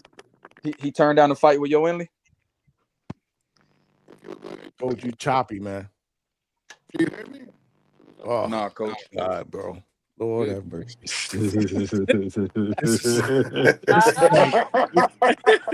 I'm about to throw something against the wall right now, for real, man. Like this shit got me stressed out. Hey, Coach, my man, coaching 3G, man. Literally, I'm about to take this mixer and just fucking toss it right there on the wall. What the mixer do? Yo, my phone overheated probably. I don't know. Man, It's Coach, they getting don't got no cell man. phone towers where you at, Coach. They don't got no towers. He in the boonies. Golly. So, I John, don't know. who do you want to see Keyshawn? You can hear me, Johnny?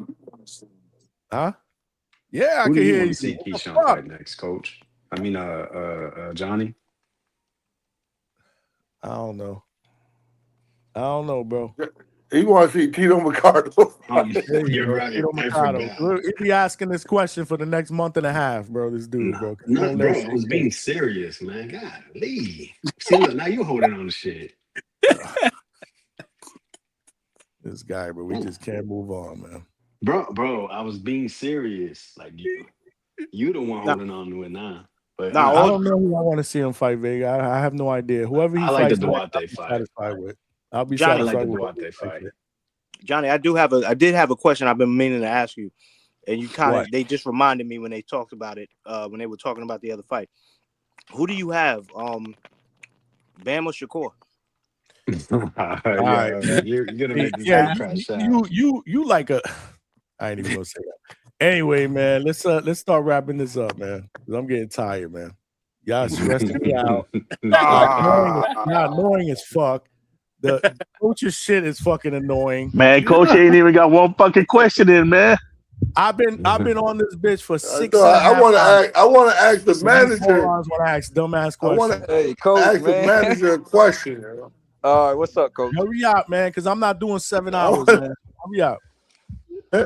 Hey, I just want to know what is he gonna do with Troy Isaac? What's the trajectory? Gonna get a belt, man. Hey, but nah, he gonna fight 2 or 3 times this year. June 14th in Grand Rapids. Depending on how he comes out of that fight, most likely September, and then we want one in December. Just trying to get him back active. Is he still ranked? Yeah, but the WBO dropped him from 4. You know, he was 4 before in the WBO. So yeah, we're gonna get him back ranked. Because of inactivity, they dropped him. And he top rank. Once you get out with top rank, it's kind of the WBO. You know how it go, Coach. Whatever. WBO on some shit. So who you planning to fight in his third fight? What is looking like? Who you going after? You want me to say Yo Inley, huh? No. If you're a good manager, you won't say no. Nah, I couldn't hear you, Coach. No shit. I said if you have a little management sense, you would keep him away from Yo Inley. Oh, hey, Yo Inley's a beast, Coach. I respect Yo Inley. They're gonna try to get him a Jahai But Tucker if fight. they offered the fight to him, So I'm gonna tell you, Coach, I'm gonna talk to you, off the air, man. I'm gonna ask Johnny. I'm gonna get your number, Coach. Talk to you if that's cool.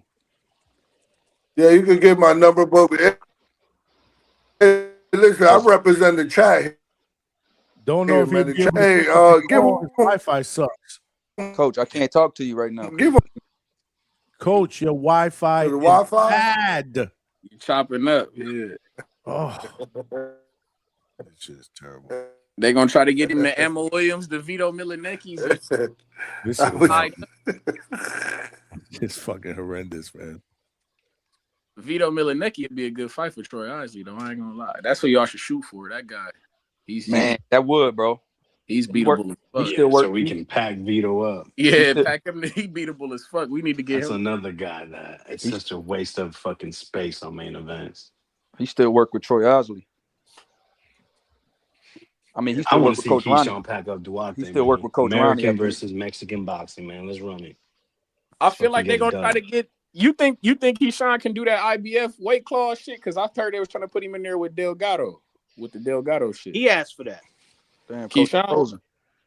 Yeah, he said he could see himself doing it, but then he changed his mind at the end and said, "Yo, I want to go to 47." So that's what. And then he'll say something different in 2 weeks. Exactly. Look at Coach's screen. Yeah, he over there. Johnny, and you know, Coach was talking shit too. While that smile on his face. That smile on his face. Bro, you know, Coach had that man. dubious, devious smile on his face. He like, yeah, Oh, keep him away shit. from Yo Wendley. He was trying Coach to set was up you to up. something, man. He was definitely trying to set you up. He was trying to bait you in, man. Don't fall for the okie doke. Let me build my fighter. Let me build my fighter, Coach. to Why beat you? What's you up in, with bro. you and Yo Wendley, man? Y'all trying to bully the block, Coach. Coming on here pressing. What's your background in boxing? That's what he does, bro. He had to screen you, man. Coach screening me like Scam Likely, man. Mm-hmm. Hey, what side of Houston you on, Cam? I'm in this. Right now, I'm really from the north, but I'm on the southwest side right now. Oh, okay. How far southwest? Sugarland? No. A-Leaf area. All right. Oh, you barely Houston. Nah, I used to be in Aldine area, man. I used to be That's Aldine, barely Houston Greenspoint. too, bro. Nah, man. Oh, Greenspoint. Yeah. Yeah, that's Houston. But yeah. But no, man. We definitely gonna lock something in, man. Coach trying to bully Yo Wendley. See how he did the Norman Senior with the Rohan.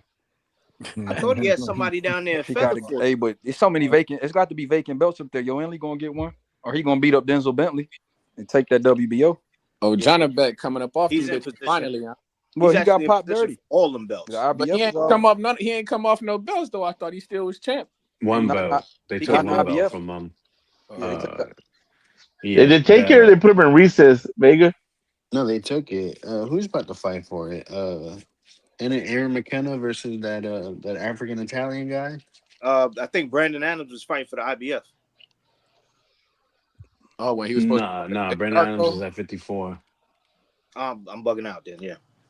Yeah. It's some African dude that fights out of Italy, and Aaron McKenna. Aaron McKenna's a good fighter. Nah, yeah, Aaron McKenna's nice. He's sharp. That's the one that beat up Beefy in the UK. Yeah. I like that. And he Look at beat, Coach, he man. beat I do Giovanni Estella too. Hey, man, Coach, they got to offer a little bit more than they offered, though. I heard the offer. Yo Wendley is worth more than that. That's you know what I'm talking about, Coach. They got to throw more than that. Man, Coach is paying his fighters in plátanos and peanuts, bro. Yeah, man. Yeah, Rega. They live. Yeah. Hey, you live at the firehouse, man. Cashews and coins. Man. Coach got them at the firehouse on the meal plan and shit. Roman Third world country over there, bro. They don't got no Wi-Fi. That's the little DR over there, man. Don't Coach got somebody them boys for you? I think Coach got somebody at feather for you. Yeah, man. Oh, no. Blumenfeld is at he said they playing them in platanos and peanuts. He's at 130. He didn't want him at 130. He keeps taking fights at 140, 135. Yeah, he too heavy. He too heavy. They doing Rohan dirty, talking about he need to move up to 54 though. That's not cool. Yeah, Brad Goodman. Brad Goodman shouldn't have said that. Yeah. Why not? Fuck it, nigga. If that's where to work at for you, nigga, take your ass. Yeah, up. but you say that for the work bro. at. You don't they go have on work TV for him and right say there that at shit, 47. Man, go get that Fundora work. He told. I mean, I'm sure that he didn't say it to him. I would hope that the Goodman told his camp told that to Bermudez before he said that shit on TV. I'm sure that they TVV. I mean, shit. Hey, it's public pressure. You got to negotiate in public sometimes. Shit. Said the guy who likes kick fighters fighting real boxers. Hey man, it's fight week, baby. Fuck you mean? It's fight week. Oh man, we back. Rico Verhoeven, Usyk. I can't wait for Johnny. When we get the show, Johnny. When we get that show, man. Previews and predictions. I can't wait. Hey, the movie. Tree said this is a good fight with Rico and Usyk, bro. Tree, you need to win. Hey, no. All jokes aside, dog. Rico Verhoeven is like the Michael Jordan of kickboxing, bro. He ain't no regular ass fighter. And what happened when Michael Jordan went to go play baseball? Hey man, he's a better kickboxer than Francis Ngannou was MMA fighter, and y'all niggas put Ngannou in there with Fury, man. That's that bullshit. Give my nigga Rico his respect. He ain't man. answered though. But he ain't answered. Yeah. What you mean? What you mean? Michael Jordan went to play base. Shout out to the Birmingham Barons, but that's because Rico's the nigga was also so a vicious good. puncher, bro. Let's not pretend that shit was a train wreck, bro. Stop the shit. Hey man, it wasn't a train. The man was so good at basketball. He said, "I need new challenges." That's what the fuck Rico Verhoeven doing. Again, how did that work out? How did that work out? Did he make a major league roster? Hey did he man, play a major league game? Trees. Did he even play a triple? Did he even play a AAA game? Hey man, it's like him going to an HBCU to get him publicity, man. No, it ain't the same, man. It's like Travis Hunter when he was playing for Jackson State. This man just said that this guy was a legend in kickboxing. They're not kickboxing. But he throw punches for a living. That's just like how y'all disrespected Ngannou and he put that motherfucker on his pockets. These niggas throw punches for a living, Johnny. Who in his pockets? Hey, Trees. Ngannou put Fury on his pockets. Y'all was disrespecting Francis Ngannou, telling he don't got it. That was an untrained fucking Fury. Fury didn't. I don't want to hear that shit. He got in the ring. What happened right after that? Hey man. Hey, he had Anthony Joshua had tape on him. See, this is the first fight for me. Unmotivated Fury, bro. Hey man, I can't help that y'all champion is unmotivated. This is real combat shit. He's not disciplined like I can't help that. So do you think that Usyk will come in untrained and unmotivated? Might. I've been seeing Usyk when I just watched the interview today. He been doing other shit. He been helping Anthony Joshua train for bullshit. He been training little kids in grappling. This is the most media press I done seen Usyk do ever. Who knows? He might be doing other shit. He might come in looking a little different because he thinking that this is not a real fighter and all that other shit. And man, listen, man. Rico Verhoeven is a big motherfucker. This is heavyweight boxing, like y'all tell me. It only takes one punch. Shout out to Rico Verhoeven, money. We got a shot. I don't want to hear that shit. And it's a decent card too. We got Frank Sanchez and Richard Torres. I got Giasov and Jack Catterall. I got some shit on here, man. That's a good card. Those are good fights. It's a good card. Those are good fights. We're gonna do a show. No, we'll do a show. Shout out to Rachel Donaire in the chat too. What's up, sis? Rachel Donaire. Being the chat. Hey, Trees, what's homeboy? Paulie Malinagi's co-host. Homeboy was a kickboxer first too, and he did pretty good in boxing. Caleb Plant was a kickboxer. You talking about Chris Darrell Miller was a kickboxer. Yeah. Dillian White was too. Yeah, man. Yeah. What wasn't fucking this dude hasn't boxed for 12 years. Hey man, Algieri left kickboxing to become a full-time boxer because it made more money. That's all. It ain't like he wasn't good at kickboxing. He didn't Caleb Plant was good at kickboxing. Yeah, I think Carl Frost was a kickboxer too. But this man had one sanctioned boxing match, and it was God knows how many years ago. But did he win it, Johnny? Did he win it? See, hey, they don't want. He leave that part out though. That he won that motherfucker. He won it in boxing. And against who? Do you remember? Hey, that's not the. Who was Boots' first fight against? Who was Xander's first fight against? Let's pull up this guy's record. I tell you what, if Rico Verhoeven comes in and knocks out Usyk, this is the weakest heavyweight division in the history of boxing. It's a teeny bopper fight. Hey man, the real teeny bopper shit was T.O. and Shakur. That was teeny bopper. That's teeny bopper between two boxers, but a boxer versus a kickboxer ain't teeny bopper. This is real combat right here. That doesn't make any sense. This is real combat shit right here. Real danger. Muhammad Ali against the Japanese wrestler. What was his name? Antonio Inoki. Yeah, Inoki. It's been happening all throughout the years of boxing, but niggas want to discredit my nigga Rico Verhoeven. See, this is that bullshit. I'm not discrediting it. If they want to do that for money, do it. But I'm not gonna sit here and tell you that I'm gonna be like, oh shit, man, that's a real fight, man. And I'm like it's must-watch TV or something. It's must-watch TV. It's in front of the pyramids. This is must-watch TV, man. Tune the fight fucking. is in. It's more man. We watch Jake Paul versus AJ, bro. We don't watch this. We for the shit. Thank you. I'm probably not gonna watch it. Fuck you, man. You gotta watch it. You gotta tune in, Vega. You have to. This is paper. You This know is he's gonna pay-per-view. watch. You just know he's gonna watch it. If you can watch Tiafimo and Shakur that bullshit fight, you can watch this fight. What? No, that's a real boxing match. No, it wasn't. Nobody thought Tiafimo was gonna win that fucking fight. There was too many people that thought that actually. That's I don't know who. I needed him to win the fight. There was plenty of people. Yo, there was a dude that bet hundreds of dollars with multiple people. If they want to throw money in the Hey, air, when Low knows boxing, that's what his money's his business, Vega. Malcolm, the referee. Yeah, then you got Lowe's No Boxing. Like, bro, there was multiple people that thought that shit. They did that shit because they don't like Shakur like myself, nigga. I needed I didn't think he was gonna win. I needed the motherfucker to win because I knew Shakur was gonna hold up 3 fucking divisions like he's doing currently. Like David Benavidez might do. Dude, we already told you 144, but your boy don't want to do 144. He already did it one time for a can, but he can't do it for Shakur. He can go up there to fight motherfucking Conor Ben, but he can't go up there to fight Devin Haney. See, this is the bullshit. I mean, you want to say it's semantics, bro, but hey, we can play that game. Fuckery. But hey, man, we got real fighting this Saturday, man. Usyk and Verhoeven, real boxing, real combat shit. And then we all, hey, Johnny, you still getting Jamel Herring on? You know his bare knuckle fight this weekend too on Friday. We got that bare knuckle. What happened to Paulie, bro? I heard Paulie got packed up over there. On BKB, I think I'm about to go back and watch that. I heard he got folded, bro, like a deck of cards. Damn it, man. I got that lined up to watch too. Dude, like 45. Hey, it's fucking dangerous over there, Johnny. People think it's a game. That's just dangerous. I don't advise him to do that again, man. He needs to retire, man. That was for a belt too. That was for the champion. Motherfucker was mad that he was getting that championship fight in the bare knuckle shit. They ain't like to see that for Paulie. They like, man, he how the fuck is he jumping the line when his last fight he won, but it didn't look like he won and shit. They was mad about that over there. Man, Paulie's a fucking star, dog. Fuck them guys. Hey, I'm just telling you what they were saying. The bare knuckle fight, they wasn't appreciative of that shit, man. They felt that I'm hearing motherfuckers mad that Jamel Herring getting the title shot for BKFC. They don't like that shit. But I thought he was a champ. No. This is for the championship right here. Jamel Herring fight. Is Austin Trotter still a champion? Yeah, Wasn't he a champion? Yeah, he's still a champ. Yeah. He got a title defense coming up later this year. You know, we got our eyes on all this shit. Shout out to the real combat. Bare knuckle boxing is the essence of boxing, bro. So I mean, you can't hate on it. I don't hate on it.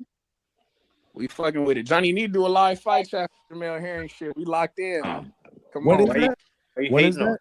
It's Friday, May 22nd, Friday on DAZN. Yeah. Tap in.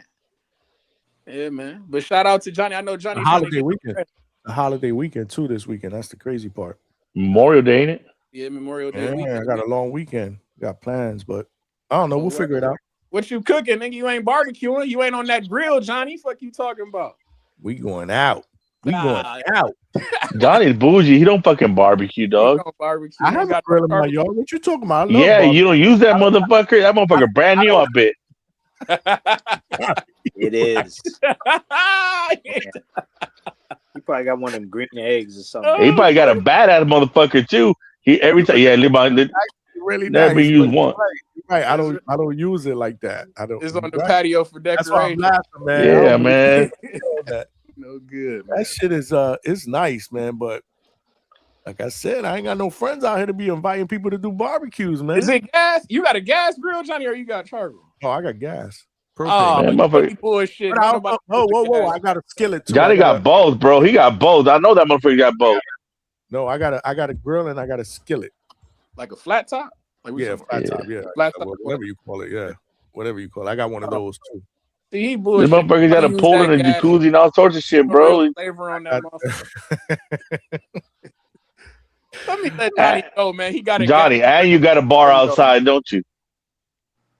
No, not over here. No, I don't have a bar. So I got a bar in the garage. A small little bar in the garage. Y'all be cool, man. Johnny, get you a fucking charcoal grill, man. That gas shit ain't the way to go. It's too much of a mess, man. I'm a neat freak. You right. It's how he bougie. I'm a neat freak. I'm a neat freak, man. Oh, y'all be cool. Running the party. She heard that Verhoeven shit. She heard that Rico Verhoeven in the Usyk. She ain't like calling about that dumb shit. That's the best fight going. No, I actually was gonna just brag on the fact that Omega Boxing is where Rolando Dai had trained to beat Paulie Malignaggi. He's one of our guys here over in Cebu. Hell yeah. He fought that shit. in the fight. Rachel. He packed Paulie What? up, man.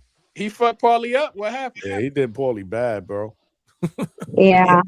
Drop I mean, BKFC is no joke. That shit's crazy. That shit is crazy. Who's gonna do it next? Tiny ass ring. Shaped like a Yeah. Dorito.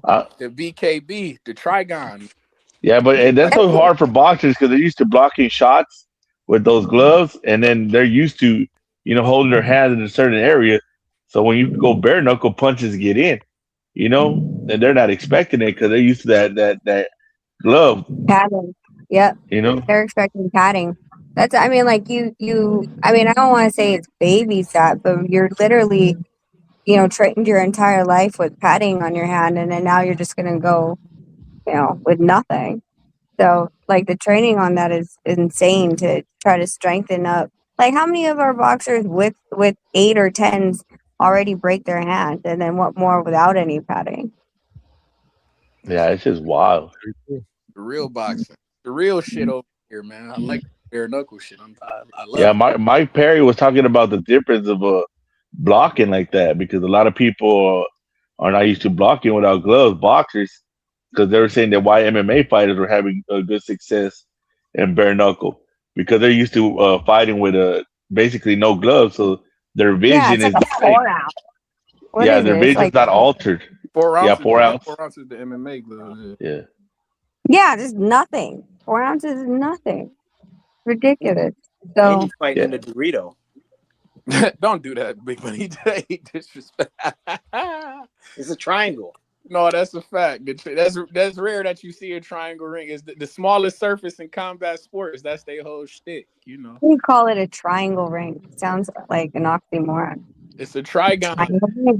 The trigon. Hey, Dorito. Was it the square circle?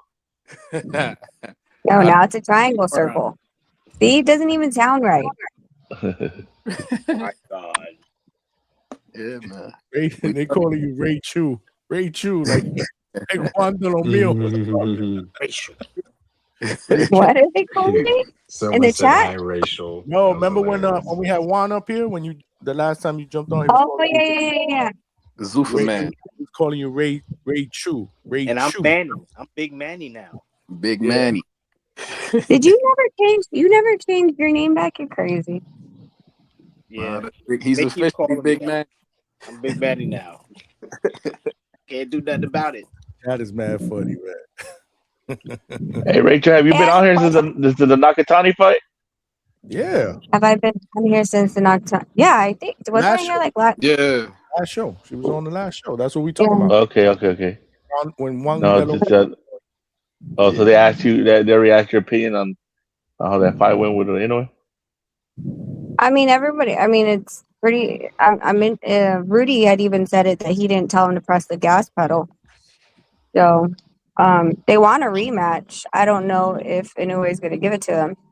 He shouldn't. He's not getting that shit. It's over with for Nakatani. It's over with. And Bam, I don't think Bam getting an Inoue fight either. I think he gonna fight Inoue his little brother Takuma. I think they'll give it to him.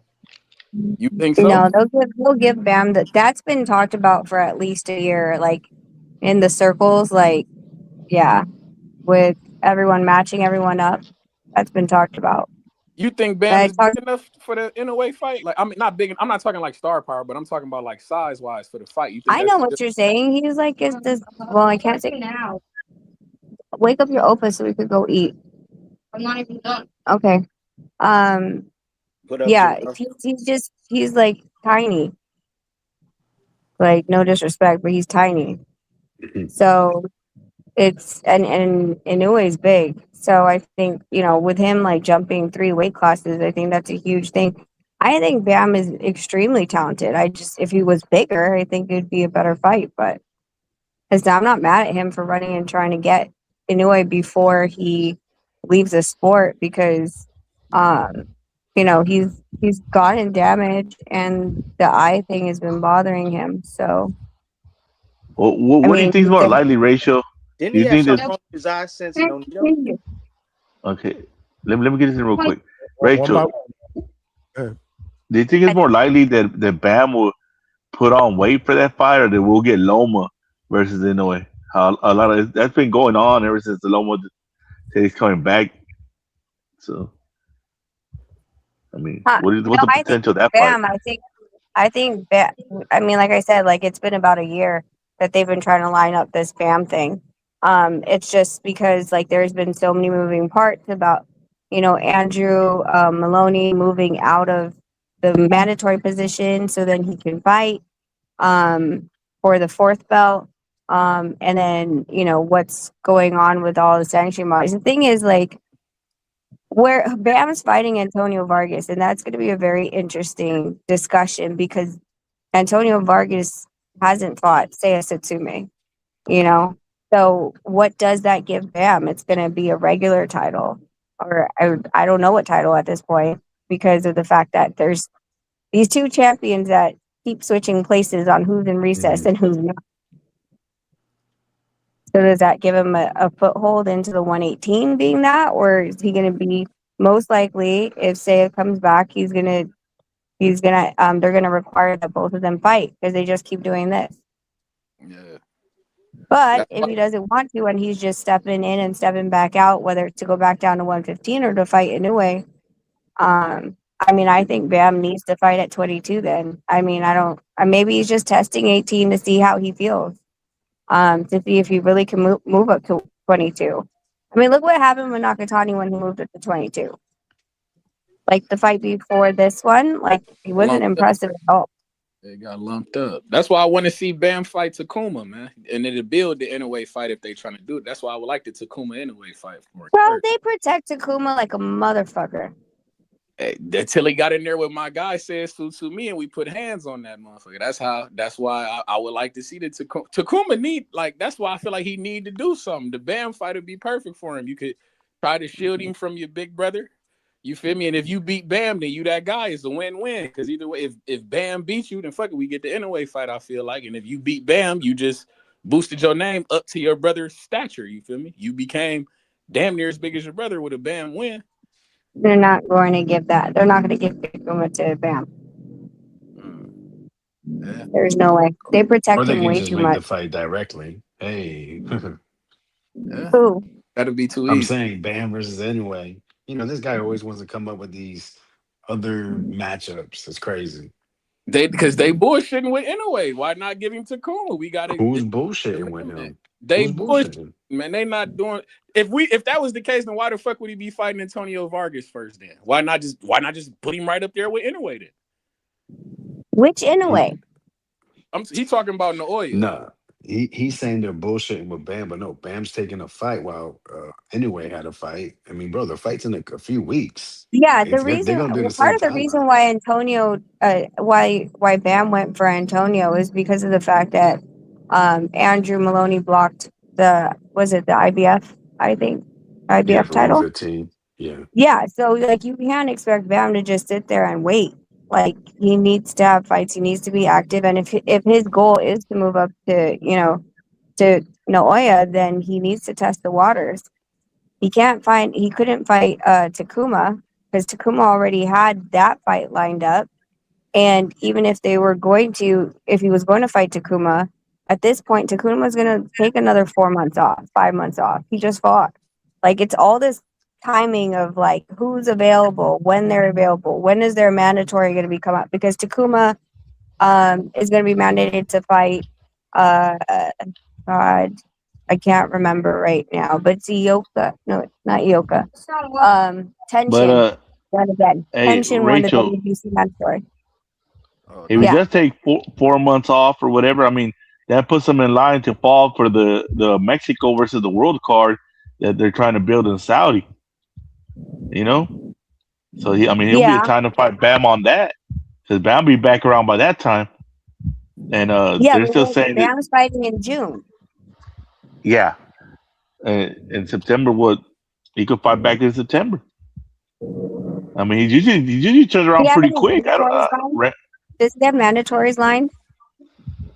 I don't know, but that Riyadh money supersedes all. Till you get stripped. You guys say that a lot, but Bam's been trying to get the fourth belt. His goal is undisputed. He's going to do everything in his power to try to get that done. So if he has a mandatory in line, the thing is if he has his back up against wall, he's gonna have to make a decision. Drop the belt and only take 2, which means now you have to figure out how you're gonna get both those belts back. Or you drop all 3 of the belts in 15 and you move up to 18 or 22. So like that's the thing is like he's gonna end up being put in a position where he has to make a decision, and it's up to him because of the fact that he was worked so hard to get those 3 belts and be so close to getting the 4th one to be undisputed, and then for what? For money? Yeah, I mean that sounds great, but listen, like at the end of the 15 day, million is. Yeah. listen, until one of you guys actually show me the checks. Hey, I ain't heard nobody complain about it. That's all I'm saying. We ain't hear nobody complaining about no turkey bags. Sound like they getting Listen, no one should complain if they're making over $1 million, but guess what? These motherfuckers still do. Rachel, we got a super Yeah. chat for you from Coach A Hector bad Bermudez. one or a good one? Oh. From Coach Hector Bermudez. Uh-huh. First of all, he said, Ray Chu looks too comfortable. She needs to go cook for the goat or massage his feet or fan him while Oh, he's he ain't poolside. even here. He's in Manila.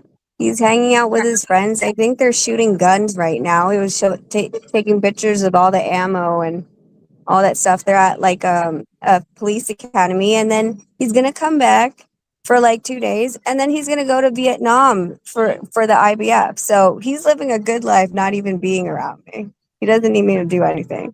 Just needs me to keep these 2 alive, the little children that are not little anymore. Here, you want to know comfortable? Here, let me show you comfortable, bro. Front face, back facing. Always got it. Oh my Lord. Don't jump. Don't jump. Look at that. What time is it out there, Rachel? 3:04. Oh wow. In the Wow, afternoon. was ahead of us. In the afternoon. It's tomorrow over there. Johnny, you did it. 7 hours. Hey, you guys have been on for a minute. 3 o'clock. We pushing over 7 hours right now. Hey, We Rachel, I gotta just ask you. hit 7 hours. We just I hit gotta 7 ask hours. Yeah, I've had you on ever since I started cleaning. On Sundays, I deep clean the house and, mop and vacuum and everything. And you guys were on when I started, and I'm done already. Did you watch the Ronda Rousey fight, Rachel? That Netflix card? What did you think of the card, the MMA card on Netflix, out of curiosity? I only woke up for, I think Mike Perry and Nate Diaz is when I turned it on. And then I watched the Ronda Rousey and Gina. Like, I knew that was going to happen that way. I was surprised that, knowing how Ronda is so quick to try to take you down and shoot, the fact that Gina's first thought was, let me go on one leg so she could catch it. Facts. Like, once she took her to the ground, like, I was like, oh, here we go. And it was seconds, right? But like, you're talking about someone who she's amazing at what she does. She's a complete professional at what she does. It's not like that the ground game's a game for her. She's proven time and time again that if she gets you on the ground, you're done. So, I don't know what Gina was thinking doing that. Do you think Netflix will be excited to do another MVP MMA card out of curiosity? Because I think that this shit didn't go too well. The place looked a little empty, and then the fights was a little lackluster. What you think? Your question. Wasn't there? Who was the one who fell out? Somebody's opponent was supposed to be someone else, right? I think it was Francis Ngannou who was supposed to fight somebody else. But Okay, so that's why he knocked that guy out real quick. Yeah. I didn't get to watch that one, but like, the thing is that when it comes to how they did the flair of the fight, like all their antics and things like that, like, I thought it was a different look. I don't know. This might just be a little test of Jake to see how do you have to run an MMA event compared to a boxing event? Like, what kinds of things work and what doesn't, because these are all, older fighters and ones that you didn't think they would ever come back into the ring. But I think that if he gets his feet wet and understands like how MMA events are run versus boxing, and gets younger fighters that are from, that he builds, I think that he actually could stand a chance in MMA. Right. I agree. I like what I saw. I ain't gonna lie, I was having a little nostalgic moment seeing Junior Dos Santos get his shit packed up. He was back. He got beat the fuck out of, unfortunately. But yeah, Francis Ngannou was back. It was cool just to see the older fighters back. I came up with.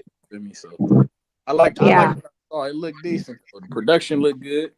Netflix always got good production. That shit look decent though. I don't know how. I'm just wondering how Netflix feels about the night. Like if that shit was. I mean, I think their gamble on MVP and Jake Paul, the brand, has turned money for them. Like, listen, when Jake Paul came into boxing as a boxer, everyone laughed. When he said he was going to become a promoter, everyone laughed. And he found a way to make himself a huge statement in boxing, with Netflix and with the women's boxing card. So I don't see why he wouldn't want to try to do the same for MMA.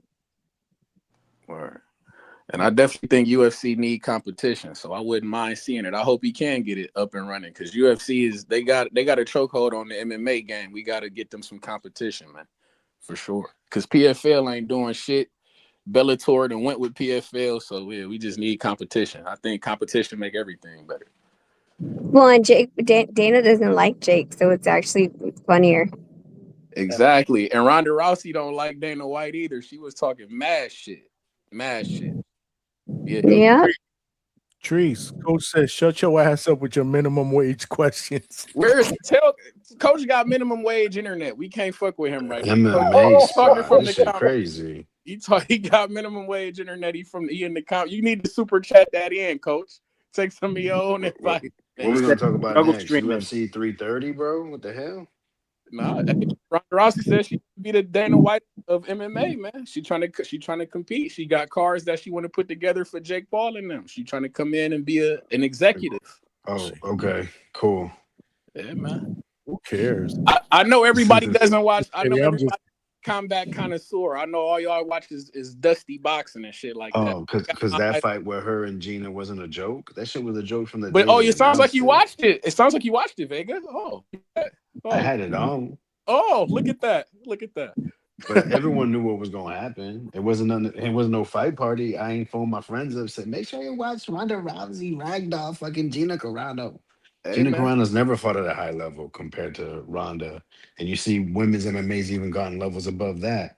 I mean, this shit it is what it is, bro. It's just an event. It's a scam. Spectacle. They just know people, know their names, and will help produce money for the event handlers. Boxing that we had over the week. That's all I'm saying.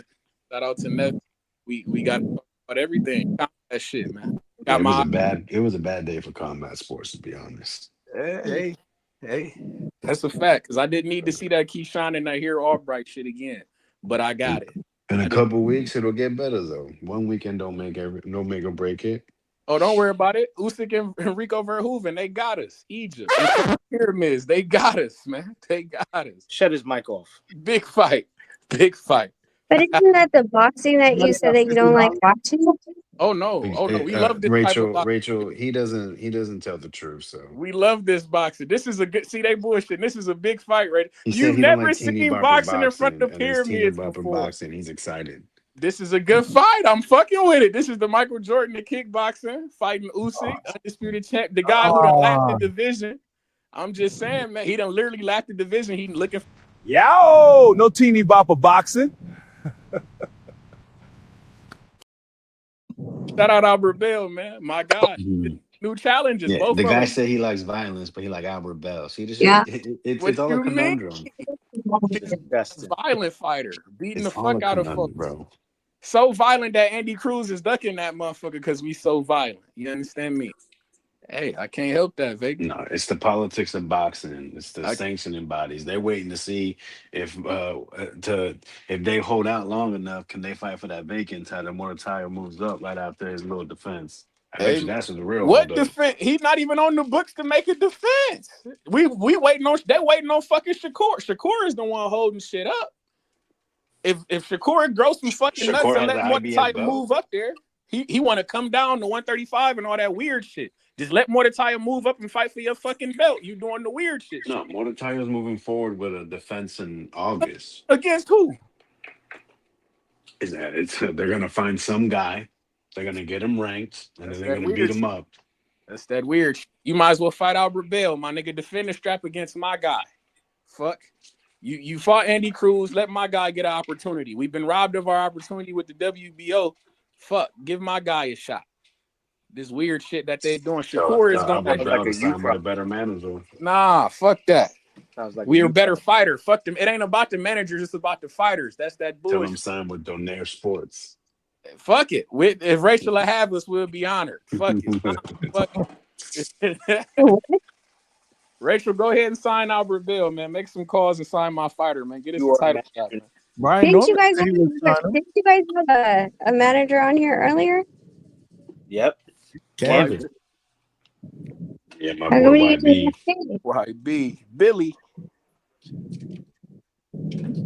What'd you say, Rachel? Yeah.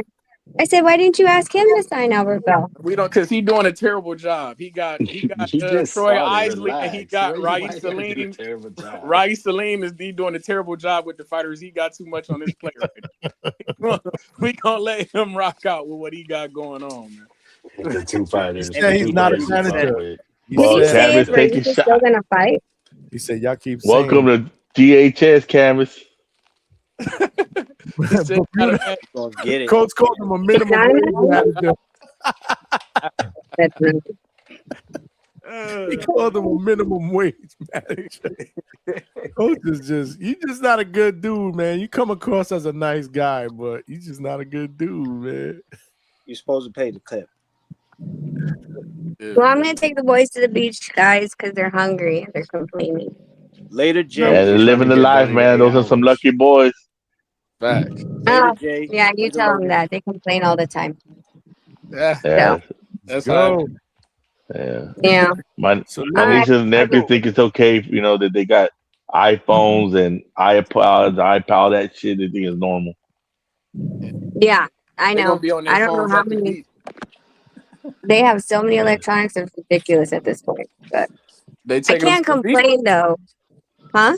They taking the electronics to the beach? No. They take their Kindle so they could read their books. Because there's no library here. It's weird. So I had to buy them Kindle so then they could read. Oh, damn. That's crazy. But that's the only thing. I let them take their phone if I stay up here and they go down to the beach. And then they'll call me or whatever. Or, yeah. If I need them or something like that, then I'll call them to come back up from the beach. Because sometimes they stay there till like 7, 8 p.m. I'm like, dude, come back up. Dark already. Word. Shout out to them. Living the life. Yeah, wake up, Opa. Let's go. All right. I'll see you guys later. Bye. All right, Rachel. Yeah, Rachel. They say salute, Rachel. Coach said, y'all keep asking her questions. Just let her know. I know he not talking. That's the fucking interrogator of the motherfucking interview. He's a silly coach. You a silly Those are better goose, questions. Your question. You know how Coach feels about the females that they make you sandwiches. You don't want them around. Questions that are more engaged than anything boxing related. This shit is shitty this week. We not going for that. Shout out to Netflix. Kickboxer questions were trash. Shout out to Rico Verhoeven. Usyk, we on your ass, man. But hey, man. You know what's crazy? We actually got to do a show on that though, because there is an undercard. Can't wait. An actual boxing undercard. Can't wait. It's all right. It's all boxing. Can't wait. Wednesday or Thursday, we'll do that show. Probably Thursday. You know what's crazy though, Johnny? You know what's crazy, Johnny? I haven't seen one Rico whatever highlight of him kickboxing ever since the fight's been announced. Like anywhere. Because they don't got the rights to it. They don't got the rights to it. Excuse me. Yeah, Glory's got the right. Glory and K1. They don't I'm have the talking rights to about Glory on Kickboxing. YouTube. Thank you. I'm They don't talking have the about rights. on YouTube, on X, on What the fuck? You Facebook. ain't never seen a Usyk fucking highlight on X or fucking YouTube. Seen Cut that plenty. shit out. What is he talking to? Cut that shit out. What are you talking about? Great point. Rico, because Rico Verhoeven, they don't have the rights to Glory, so they can't show his shit. You feel me? Bro, what are you talking about? I'm talking about They social media. What the fuck? What you mean? You ain't What do you ain't looking hard enough because I'm definitely getting highlights of Rico Verhoeven on my shit. No. Your I don't algorithm, believe because your you. algorithm is not for combat sports, it's for bullshit boxing. That's What the you mean, problem. bro? I watch MMA. You don't watch you talking MMA, I'm talking kickboxing and K1. That's the problem. You don't watch everything. I'm saying, if this guy Rico is such a big deal, how come he's never popped up my timeline? Because Even you with his don't watch announced boxing fights. everything. That's what I'm telling you. He's not a big deal, but I He's a get a big bunch of deal. random other things. He's a But big Rico's deal. never touched my timeline. If you Ever got touched- bullshit, if you got club level fighters popping up on your shit, I can't help. That's because you watch bullshit boxing. I got I've seen judo Meg fights Thee popping Stallion up on my twerking, but I ain't seen no motherfucking Rico because Van you like Houten. whores. You like whores and you don't like kickboxing. I The can't help chat that. conversation better than this conversation. I ain't gonna hold you. The chat's been cooking for the last fucking 45 minutes. Yo, the chat conversation is wild. Oof, the I said, y'all don't know Rico or y'all don't know Ernesto Verhoeven? Oh man. Come on, man. They don't know shit. What shit? You know what's funny? I bet you I do that show and neither one of these dudes call in. Neither one. Neither one. I guarantee you, neither one of them call in, and that'll be a fucking 2-hour show. For what show? When we preview that card. The best card of the weekend, man. Fuck you, mean Johnny. Put some respect on it. We have to do a show on that because there is actually an undercard there. The heavy it's basically the whole heavyweight division's on a move. Exactly. The best card of the weekend. You need to say that. You got to preface it with that, Johnny. The best card. Come on, man. The best card we done got in weeks, man. Put some respect The only on card of the weekend, probably. This is a spectacle. This is a I mean, spectacle. Tonight we saw a boxer versus a wrestler and we weren't complaining. That's good. It is a spectacle. Actually pretty good. I was entertained. Yeah, man. I'm getting my ass whooped on this MLB game right now. It's crazy. Now, if my nigga Rico I Verhoeven play pull a MLB. Nick Ball and kick this motherfucker in the ring, then what? See, now fuck it. What has to be done has to be done. Shout out to Nick Ball. If he can kick, motherfucker, my fighter can kick. Come on, Rico. Let's get it done, man. That's nasty. But we will be. You fucking better call in that show. You know he ain't gonna call in. He's at work. No, your DHS card will be revoked. Guaranteed. Guaranteed. Your shit. Don't even try to jump on the panel anymore. If you go for that. That's all I'm saying. Hey, man. I'm gonna be everywhere when anybody who talk about this card, I'm popping out the woodwork on all channels and every channel talk about this fight. This is the best fight of the year. Fuck you, man. This is really fucked up. We got still. This week's show is gonna be tight because we ain't got shit going on next weekend in boxing. The damn shame. You got to stop that. We got the biggest fight going on this year, man. A real spectacle. Shout out to, man. I'm telling you, man. I'm excited. My blood is pumping, man. My juices are flowing. I'm pumped up for this. Whoa, bro. Let's get it, man. See, H-Town, you're doing that shit again. Going too fucking far. You're doing that shit again, man. But shout out to y'all, man. I'm about to go ahead and go. Let Johnny man, get I'm about to wrap this up, man. I got to go to bed, man. Y'all be cool. I was like, how drunk is this guy? We pushing 7.5 hours, almost a shift, an entire work shift here, almost Get 8 your juices hours. flowing, guys. Get your No juices. lunch. No breaks. No lunch. Yeah. 15 minutes. No lunch. Yeah, man. Nah, good stuff, man. Good stuff, man. But I gotta wrap it up, y'all. I'm tired, man.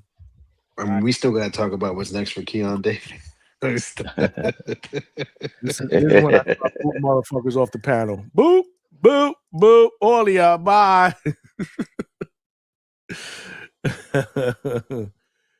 Oh man, great show, man. Damn, man.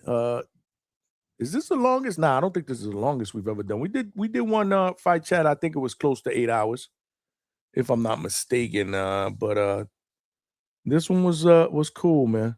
It was cool. Bermuda said the closing. Your Wi-Fi is ass, bro. That shit is a 2-pack of ass. No clothes tonight, man. No clothes tonight. We, like I said, we pushing almost 7.5 hours. I'm not gonna say 8 hours, but yeah. But salute to all of y'all, man. Like I said, good live fight chat party, man. We had fights tonight, man. We were able to call them, and then after the fights were over, which is crazy, the fights were all over before midnight. Which is that doesn't happen very often, man. Usually when we do live fight chats, especially for pay-per-view cards, the last fight is usually fucking ending like at 1:30 in the morning. And then we go another couple of hours, man, to do immediate post-fight reactions. But nah, tonight was dope, man. Tonight was dope. We had a little bit of everything, man. Like I said, man, might not been the most what can I say about this card? It was aight. It was aight. Nothing to brag about, but nonetheless, man, listen, I'm going to be corny and say anytime that I do a live fight chat here, man, with the DHS family, I have a great time. Honestly, man, regardless of the substance of the fight, I have an absolute blast, man, because like I said, doing these live fight chats, man, it brings me back to the days, man, when I used to invite my boys up, man, and we used to just watch these fights in my mom's crib and just kick it, man, and have a good time. And make a night out of it, man. And this is this channel, you know, this family, man. It gives me the same feel, man, when we come up here and we do our thing, man. Yeah, man. Salute to my little bro, man. We be going in, man. Over 7 hours, we be going in. We be going in, man. This is work, man. This is absolutely work, man. You know, for us, man. But on to the next one, man. On to the next one tonight. Usually we do a Sunday night show, but I'm not sure we're gonna do one again. I gotta see what's going on. I may have to chill with Mom Dukes. Not sure. But you know, Mama DHS is in town. So we had a great time with her on Friday. We may swing by on Sunday to chill. But yeah, man. So if we don't do one tonight, because we done close to 8 hours, we'll definitely be back on Monday probably. Usually our normal schedule is Sundays and then Tuesday, Wednesdays, and Thursdays. But if not, we'll flip it over, man. But tonight was amazing, man. Salute to all of y'all that participated, man, that jumped in the chat, man. We had over, how much the viewership has been crazy today, man. So salute to all of y'all, man. Salute. I see y'all cooking in the chat. Make sure you guys smash the like button on the way out. And subscribe to the channel, man. Tell a friend to subscribe. This is what we do, man. On fight nights, we do what we do, man. We watch the fights, we call the fights. And man, I want to shout out my man Chad from Canada, man. Drop the bomb for Chad, man, because I was up here by myself, man, and he jumped on, man.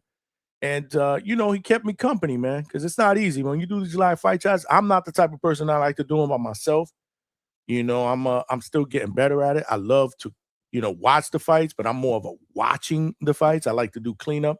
But I did what I did today, man. Hopefully you guys enjoyed it. But Chad was here, man. Chad was here kicking it with me from Canada. Salute to him. Low Nose Boxing jumped on for a little while. And then obviously after the fights were over, we opened up the panel. We talked that boxing shit, man. The only way that we know how to do that shit, DHS style, man. The Hangout spot is second to none, man. We are the late night spot for the second shift and third shift overnight workers, man. We killing it, man. And we only getting bigger and better. And that's a testament to you guys that are rocking out every single night we go live. You know, sharing the show, hyping the show. Salute to my family on X and on millions.co. For real, salute to Coach Bermudez, who was at the fights, man, putting in that work. But then after that, man, gets to the hotel, even though his Wi-Fi. That shit is a 2-pack of ass. Still found some time to jump on and contribute, man. And, you know, give us his expert insight, man. A lot of good things tonight, man. Salute to my guy, Brian Norman Jr., for doing his thing as well. On to the next one. But, yeah, man, I just want to shout out all of y'all, man. And salute to my little bro who's actually playing the show on his channel as well, man. Salute to you, little bro. I appreciate that, man. Smash the like button on the way out. Subscribe, man. And, yeah, we on to the next one, man. As always, man, it's your boy Johnny signing out from the Hangout Spot Live, and I'll talk to all of y'all on the next one. Let's get it, y'all. Peace.